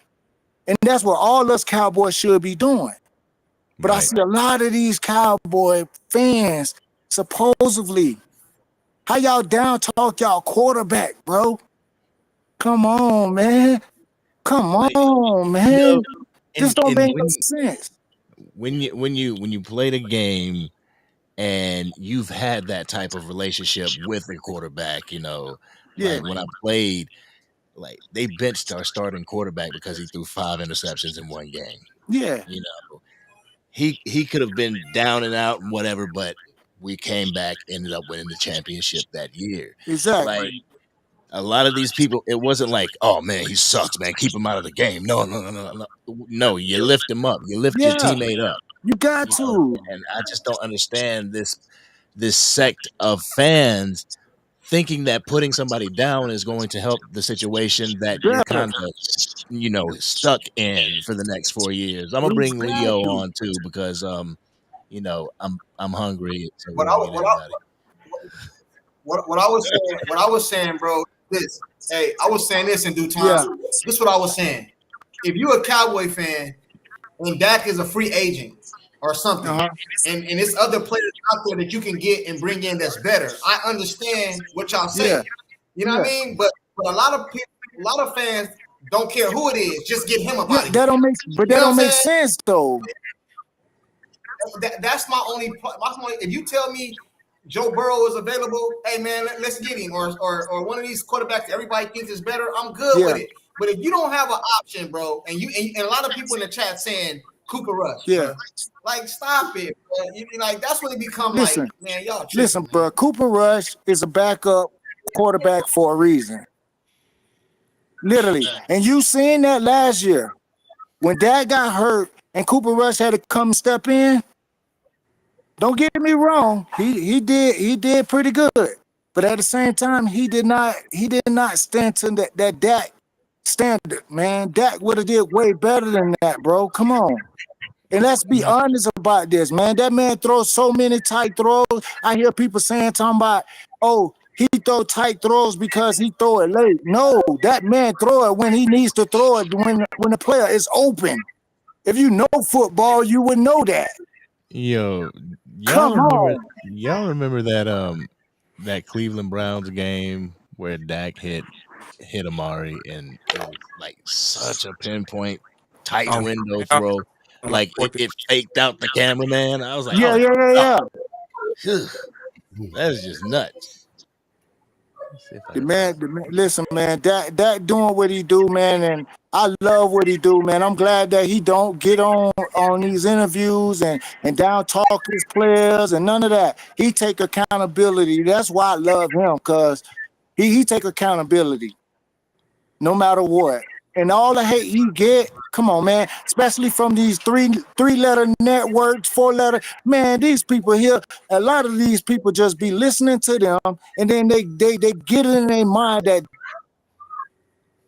that is a bad player because of whatever reason. Joy Taylor, Shady McCoy, all them, they hating, bro. They always hating. They always hating on him. Stephen A. Smith, he ain't no big brother to us. Hell no. He all about his money. I'm talking about them Dak. bro. No, all them Dak haters, fuck all of them. I mean, excuse my language, but F all of them. I don't care. If you don't like that, you don't like the Cowboys, man. That's our leader. That's our leader, bro. If you look at the chat, Yeah. a lot of stuff they say in the chat is stuff they done heard on TV. They just come Exactly. That's what I'm saying. That's what I'm saying. If you're a real player, then you'll know this. If you know how to play the game, you know how the game is being played. Come on, man, you'll know this. You got to do your own research. You can't go off what other people say about a player. Come on. Who's to say this man, $60 million, that's too much to be paying him, and him. Come on, bro. They ain't never put no weapons around that man at the time when he needed it. Come on, man. But if I say Shady McCoy hating, they'll say no, but then I would say I understand because Shady McCoy on the field used to get busy. Shady McCoy, he got 2 championships, and did he even play? Hold on. I was getting there. My bad. But he used to get busy. He used to get busy when he played, though, right? But when he talk about his Super Bowls, he didn't do jack. He didn't do jack. He didn't do jack. Like, he the last person to even be talking on that. See what I'm saying? Yeah, he should have carried the team. He should have carried the team. He should have ran up to Super Bowls, bro. Barely says anything about any of the Super Bowls he's got a ring for. Come on, man. Man, he all no, but what's no, that's not true. That's not true. Because what's the dude name he on the show with? Acho always introduced him. Super Bowl champion. This and this and this. No, I'm talking about as a reference point. I get what you're saying, but when you think but he talked like it. Yeah, he talked like it. I just want to say real quick because I know angry. I know you hungry. You got it right. We hope angry. You're gonna be angry Cowboy fans soon. Angry Cowboy fan. But I just want to say this as someone on the outside looking in. You know what I'm saying? That sometimes I as an Eagles fan, I always when I deal with Cowboy fans, there's a difference. There's Dallas Cowboys fans. And then there's Cowboy fans. Yeah. Difference between the two. Yeah, you know I agree.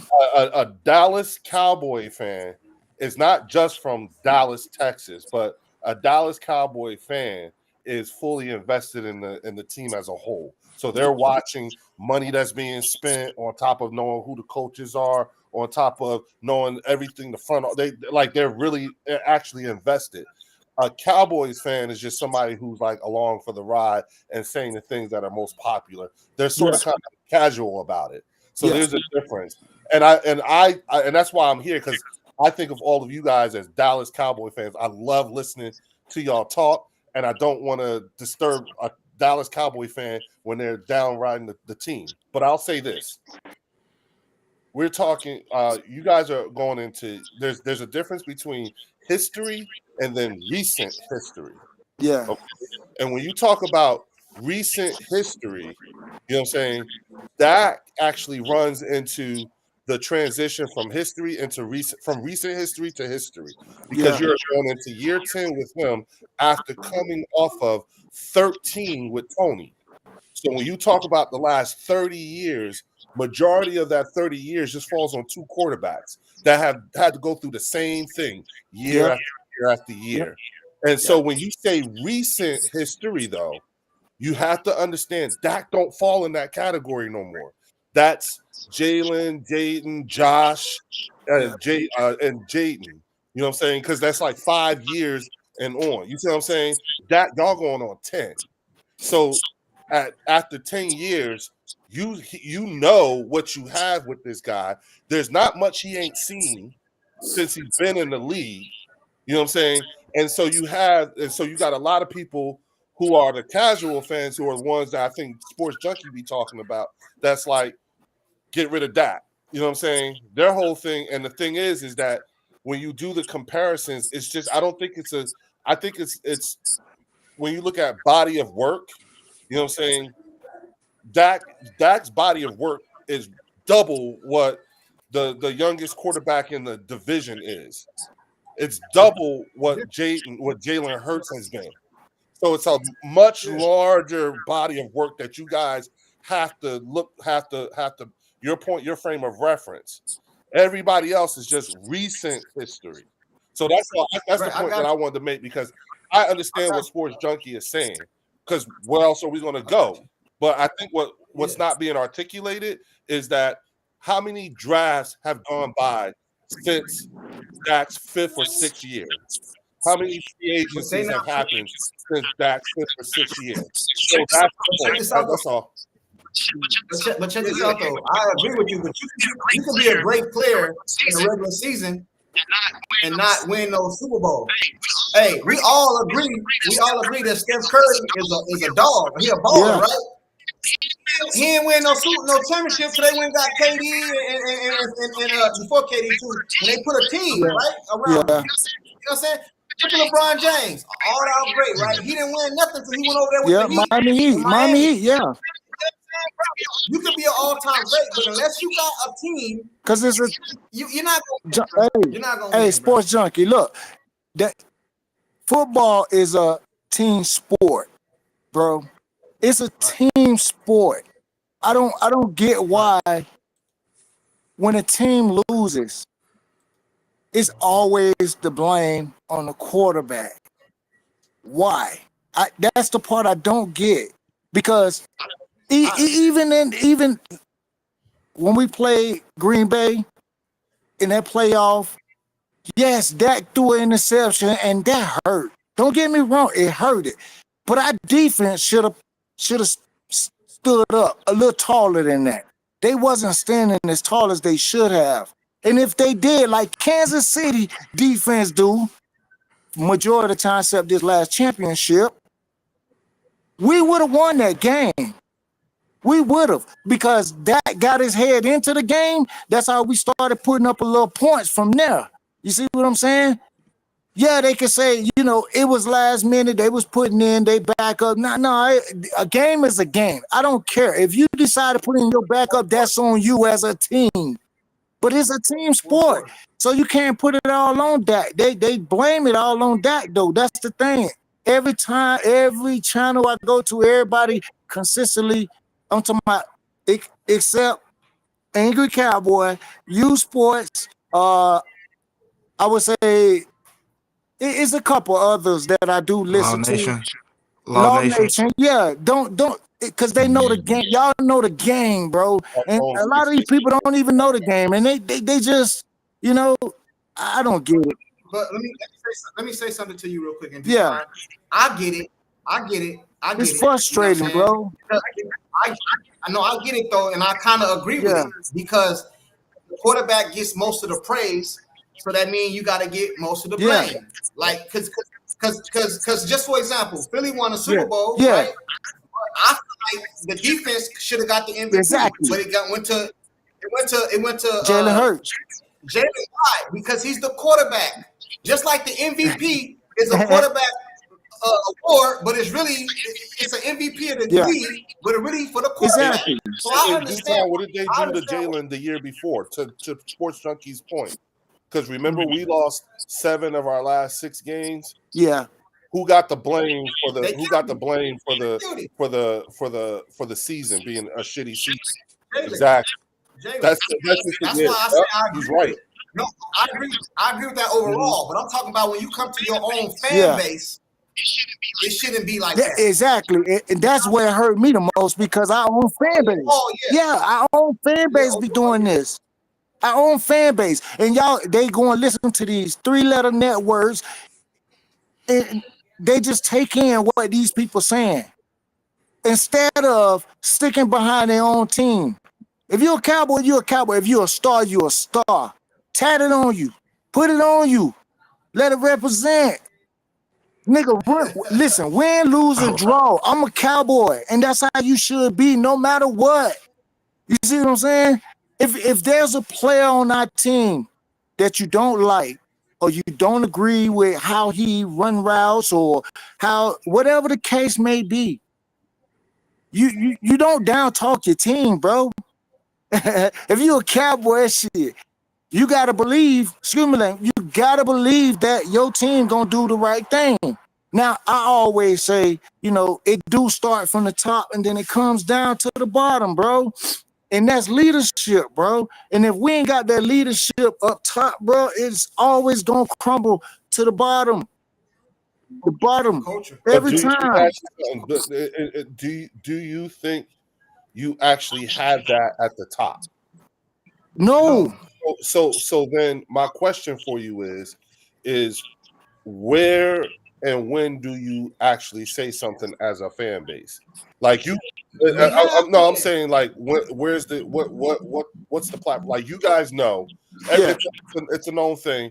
Like Philly fans are known for cussing out their own players, Yeah. and all that stuff, right? That's our thing, all right. Yeah. But what is the platform, or where or how do you express that? When do you? And I'm just asking, just because I said it's year 10. Yeah. You know what I'm saying? So when because well, see, that's the thing, and that builds my frustration is the fact that, like, let's take it like zombies. You know, whenever you're taking a zombie out, you aim for the head in order to you're done.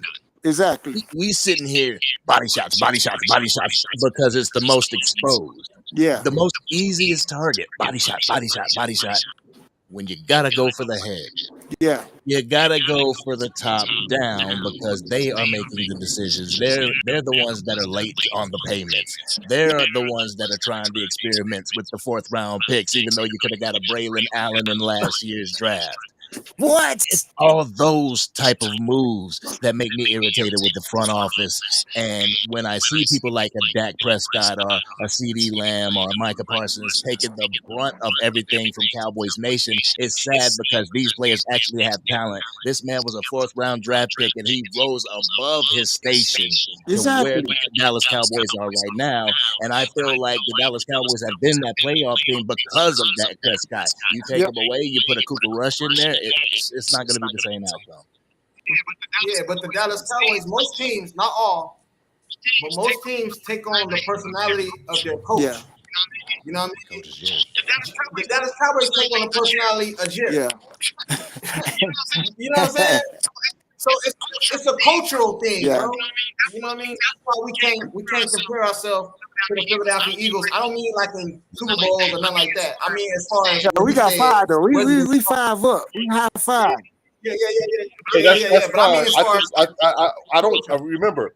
I'm like you said, I'm an Eagles fan, so I honestly don't want nothing to change. I just don't mind having a football conversation. You know what I'm saying? I think y'all are some of the smartest. Hey, but before we go, I gotta get out of here. Before I go though, I want to say something to the Philly fan. Yes, sir. You know, y'all won a Super Bowl last season. So it's a new season now, bro. So that over with. So now we starting from here. Our shit talking going forward in this season. All that last year, y'all won. So we're back to 0. Yeah, we're 0. Yeah, we're talking about we're not back. No, we're not back to 0. No, Each of my the season. Yeah, season. The shit talking begins. Yeah.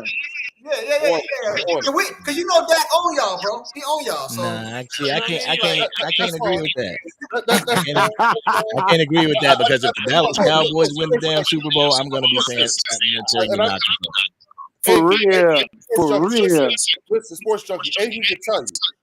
I mean this, and I say this so humbly. Okay, when you get an opportunity, Google me. When you get an opportunity, Google me. Yeah, Google my name. Remember my face. I'm him. I'm that guy. Okay, the one that pops up. Okay. I'm so cool, and the reason why I'm telling you to do that because I'm so cool. You good? I'm cool with being at the point that I didn't know that the shit talking starts. And you'll see why. When you look me up, you'll see why I'm cool with it. You know what I'm saying? Right, Angry? I'm good with it. I'm good with it. No. I'm just trying to put that out there so we beat y'all in the season. I want to hear what we won a Super Bowl last year. I gotta mute you, bro. You're not aware of the new changes. It's been so long. You don't know what it's like to be up here anymore, and it's tough. It's tough when you it's been. If you were young, you were really young the last time. It don't matter. I'm trying to tell you how old I was. I'm just saying there's a lot that's happened here, and It's okay. No, it's cool. You're right. You are absolutely and right.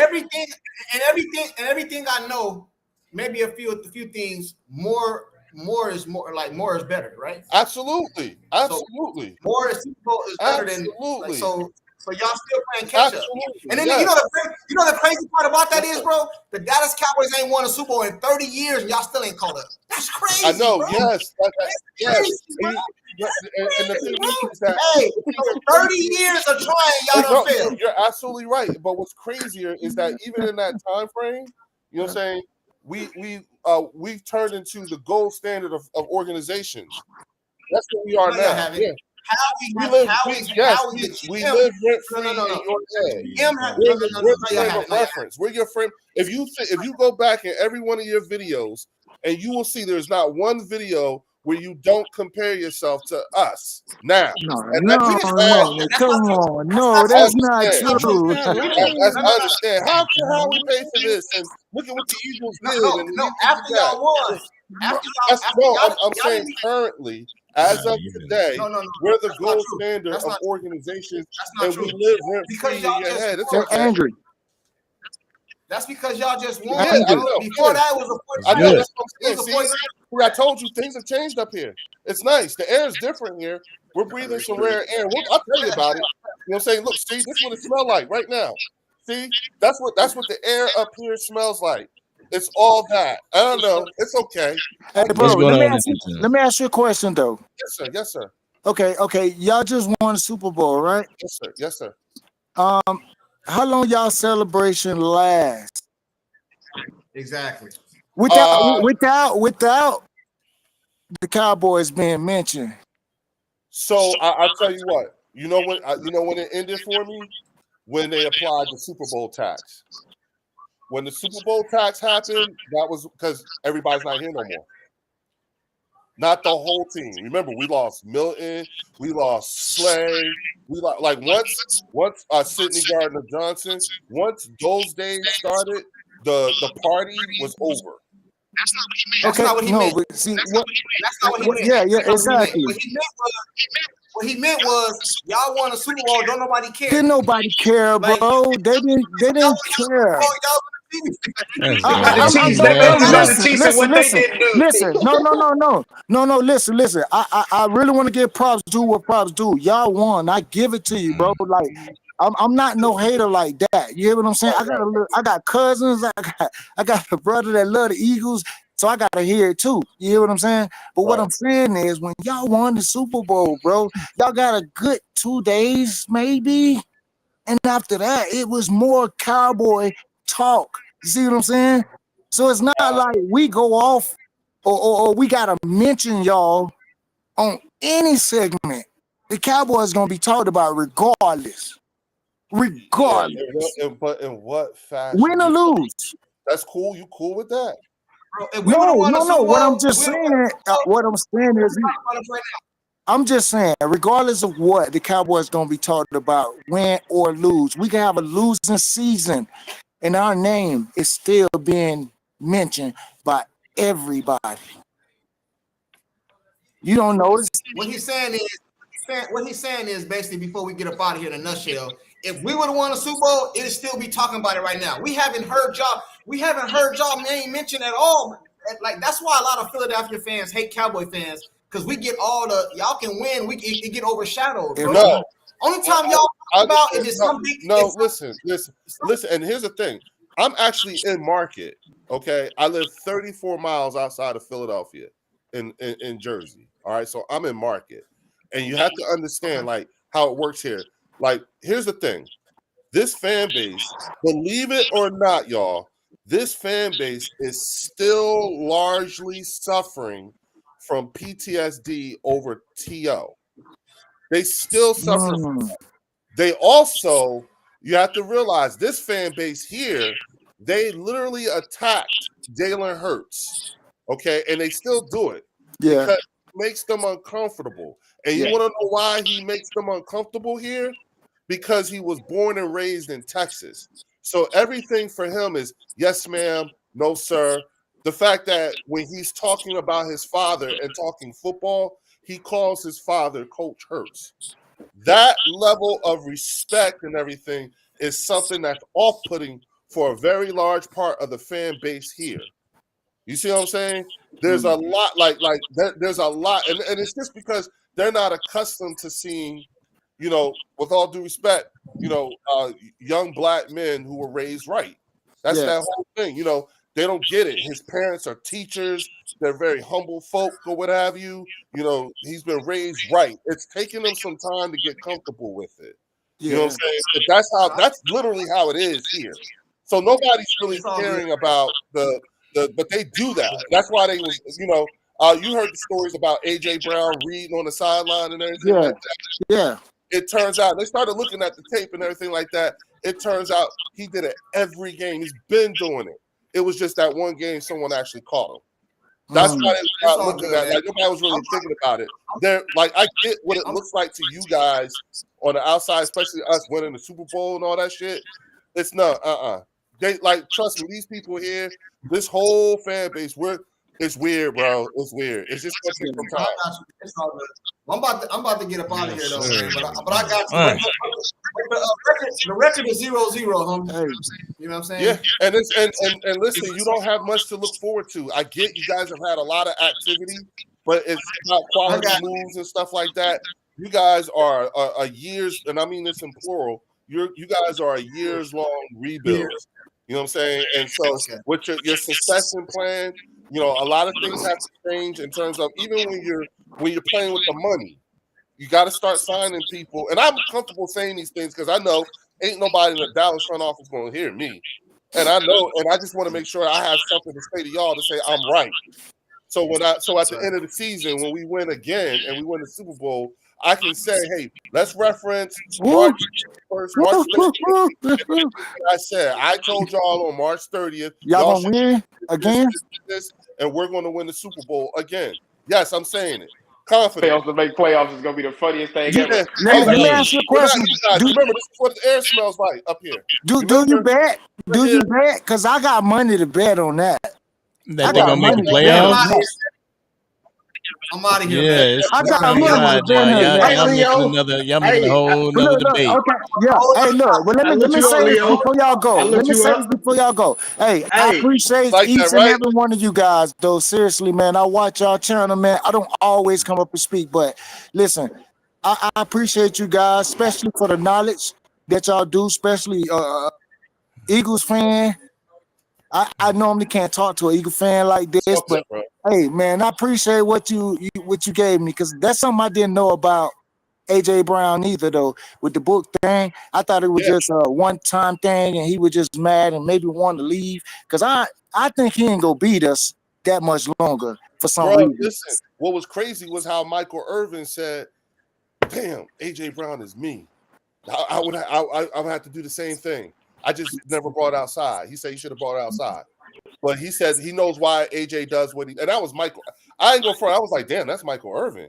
You know what I'm saying? But he said he understood and he explained the reasons why. And he says it's a good thing AJ has something to get his head back, to keep his head from going all over the game. You know what I'm saying? And it just so happens because Devontae and all those, like, man, he's been doing that all year. Yeah. Okay. That's they caught him on and everything. Yeah. But I was like, oh, okay. Yeah. You know what I'm saying? So, my man, you like that, right? You saw that? You saw that? All right, man. I'm a veteran too, though. That's why when I saw that, I was like, damn, yeah. Thank you for your service, dog. Hey, I told you, you're going to be proud of me. Sports Junkie, you're going to be proud of me, bro. Appreciate it. Man, I ain't gonna never be proud of you. Am I wrong, dog? Am I wrong? No. You're not. Hey, real spill though, Junkie. Yeah, real spill. Yeah. I'm really that dude, dog. I'm him. What you mean? Hey, when you do the Google search and everything like that, look, I'm telling you. What? Yeah. He's legit. I'm that guy. I got receipts, bro. So that's why I said, because of what I'm into and the things that I do, I'm cool. Believe me, I'm cool. This is what the I know, bro. I know you cool. That's why bro. What other Cowboy people let Eagles fans come up? Me and Angry rock with everybody. Yeah, that's true. Always. They always do that. We ain't never tried to censor you. No, man, listen.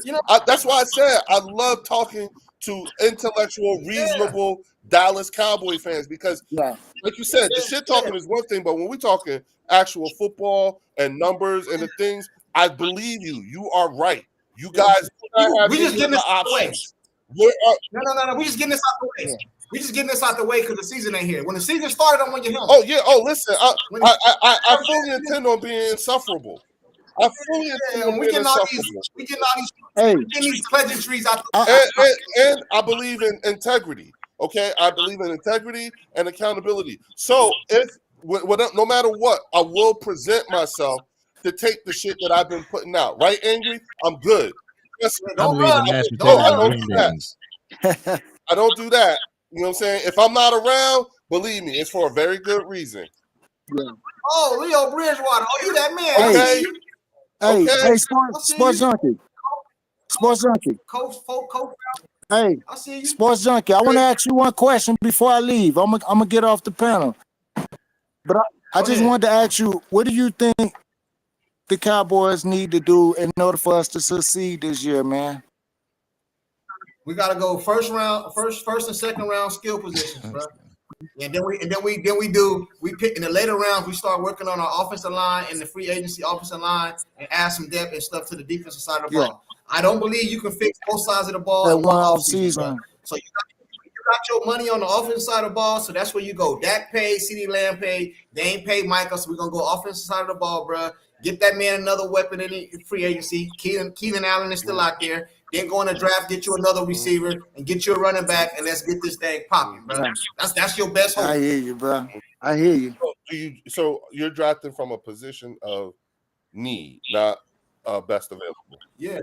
We're not the Eagles. We can't draft best the Eagles can just go. They just want. Well, they did let go a lot of people though. Yeah, no, but look at the compensation though, dog. Like, damn.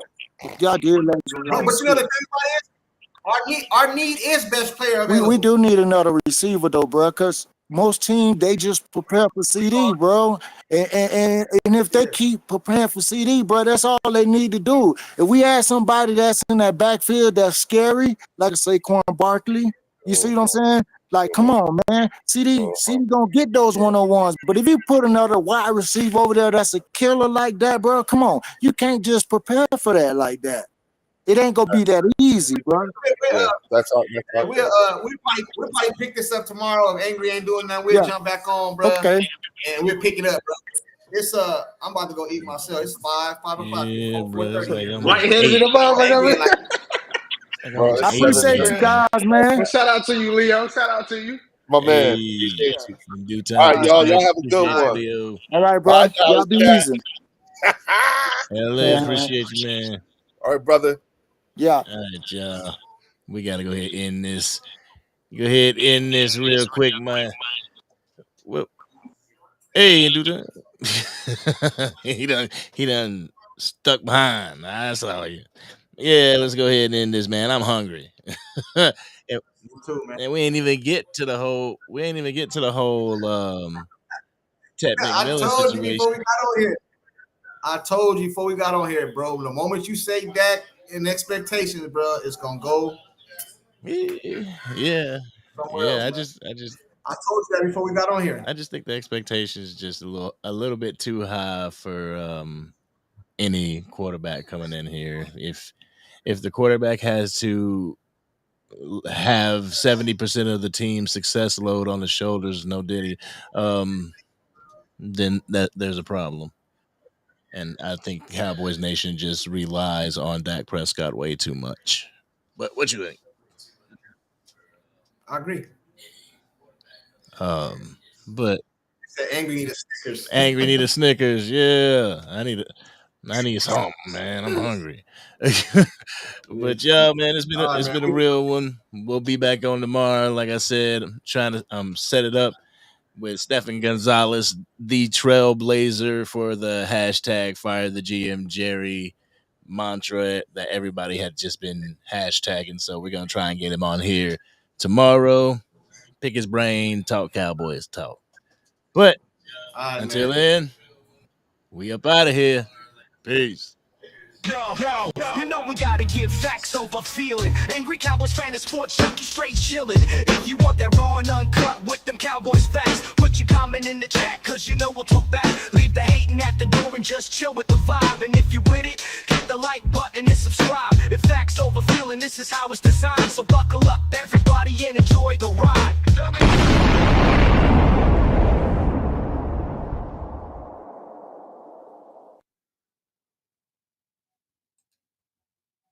So what? I'm hangry. So what? Yeah, I'm about to go get something to eat. This is y'all end credit screen.